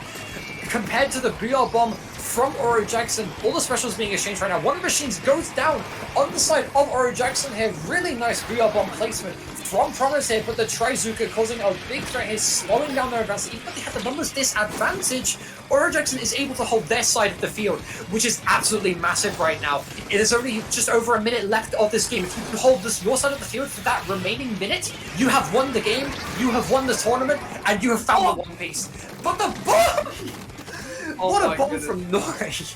That bomb was absolutely absurd, just completely snuffing out the attempts for them to push there. And that is completely changed the pace of the game with Prominence managing to take mid-control back again. Their clam economy looking really good, a whole 22 right now. A pretty rare sight in free, honestly, you know, with the decreased clam spawns. You know, they're not seeing as many clams as this as often. They need to play this correctly. The Bubbler is online, close to a Booyah here, except there's one going down already. And the Wavebreaker used and the Booyah Bomb coming out from the side of Aura Jackson. Is there aggressively pushing this top left. And Velo's going down as well. That's both their balls out of commission right now. And, using the Bubbler again to stay safe while he's spamming these shots at Obito and mid. An interesting position from here, but he's going to get 2v1 here. But he's managing to stall for his teammates to come back in, hopefully. Abusing this wall. Very good use of that as his teammates, Nori in particular, coming in to help. That guy is so weak as well. Machine caught off guard in the corner. Obito is such a scramble here as the shot goes down. This gives Prominence a chance to get back in. But do they even have a ball? Do they have a pity active? They don't have a ball active. They don't have a ball active. They're not going to get one in time. Except that they do. They still have that pity climb. They managed to make one in the nick of time here. They've got to get to that basket faster, but they don't have the special spirit. They've used the Killer Whale. They only have that Splattershore Junior on standby. A bomb roller velocity taking him out here. As many pops the Bubbler, the machine goes down on the side of Prominence, and that will probably be game for the side of Prominence here. Aura Jackson managing to secure 3-0, securing the One Piece, securing the victory in this grand final set, this bracket reset. What a game, what a set. That was emphatic from the bracket reset of Prominence being extremely dominant. Aura Jackson going, you know what, it's fine. We fell asleep, it's fine. We're going to wake up now, we're going to get this clean 3-0. It was just absolutely excellent, you know. We could see a lot, you know, definitely a lot of nerves in that game, you know, a lot of bomb kills in particular on both sides. Nori and Medi using excellent use of rolling their bombs under enemies' feet. Definitely, I think, big counterplay to Machine in that regard. You know, a lot of machines they're fizzy spamming and then you can get a roll, get the roll bomb under their feet, and they'll catch them off guard. That definitely happened a lot as well. Yeah, really well played to Aura Jackson. They were securing a 3-0. They were not messing about in this second set whatsoever. They did not want to play Rainmaker again at all. Completely avoiding that possibility of getting reverse swept. Yeah, really good stuff to them. Yeah, Aura Jackson playing that incredibly well. A performance worthy of the legendary One Piece. Managing to secure that 3-0 win in the bracket reset over Prominence here. Prominence once again unable to find that sweet victory against Aura Jackson that they've been craving for so long now. In this early stage of Splatoon 3. And yeah, they've managed to win the tournament, which means that they will have, as well as having the glory of being the first winners of the Ink Anarchy tournament series, they will also be awarded the Ink Anarchy badge on their Sanu.ink profiles. If you don't have a profile on Sanu.ink, go ahead onto the website and register with your Discord. It's free, and you get access to a ton of really useful competitive Splatoon resources, such as that badge collection, which the Ink Anarchy badge will be added to. So yeah, right now the only thought that's in my head is the Ink Anarchy badge. What is that? The One Piece? Do you think that's the One Piece, Sam? Do you think that's the One Piece? Yeah, it must be. It must be the One Piece. First Action are the first owners of this also cherished the Ink Anarchy badge. The One Piece, they say. The One Piece. The One Piece. The One Piece is real. It is real. It is real, and it is in there. It is in the palm of their hands right now. Yeah. But yeah, while they're taking some time to reflect on that tournament win and marvel at their victory over the One Piece, let's not forget some of the other teams that we have seen throughout this tournament. We obviously Prominence put on a really great show throughout this whole tournament, managing to take out Spark 3-2. Spark being a strong up and coming UK team with former members of Way, and as we saw today, they happen to have that SLB2 dude returning to his first tournament in God knows how long, and putting on an amazing show for us earlier on today. That was being casted by Layla and Ninja Train. Shouts outs to both of them for that. Some other teams that we have also seen: Diamond Dust securing a very solid placing, third place in this tournament. But also shoutouts to Unlucky for having a fantastic losers run and for also being the highest placed UK team in this entire tournament. That is no easy feat. There are a lot of UK teams in this tournament, so to place above all of them, especially teams and players that previously beat them in the last Splatoon 2 tournament, Splat Reunion, they've made amazing progress so far, and I can't wait to see what they get up to in the future. But there is, of course, they're not the only teams in this tournament. There are other teams as well that we have that are worth shouting out. UK plus I Mafia, for a start. SPYS we saw earlier on stream, as well, having a fantastic set with Unlucky. I believe that one also went to a 3-2 score. In fact, yes, it did. Yeah, game 5. Yeah, it did. And also the very first set of the day, Massive Legends against Splattershore Riders. It may have been a 3-0, but those games were close, I'll tell you what. And after doing the seeding for this tournament and just going away and vibing while waiting for our time to step up, we were watching this. We were watching that stream, and yeah, it was pretty great. So yeah, I don't have too much else to say. Do you have too much else to say, Sam? Not really. No, I think we're about wrapped up here. Congratulations to Aura Jackson again. Oh. No, of course.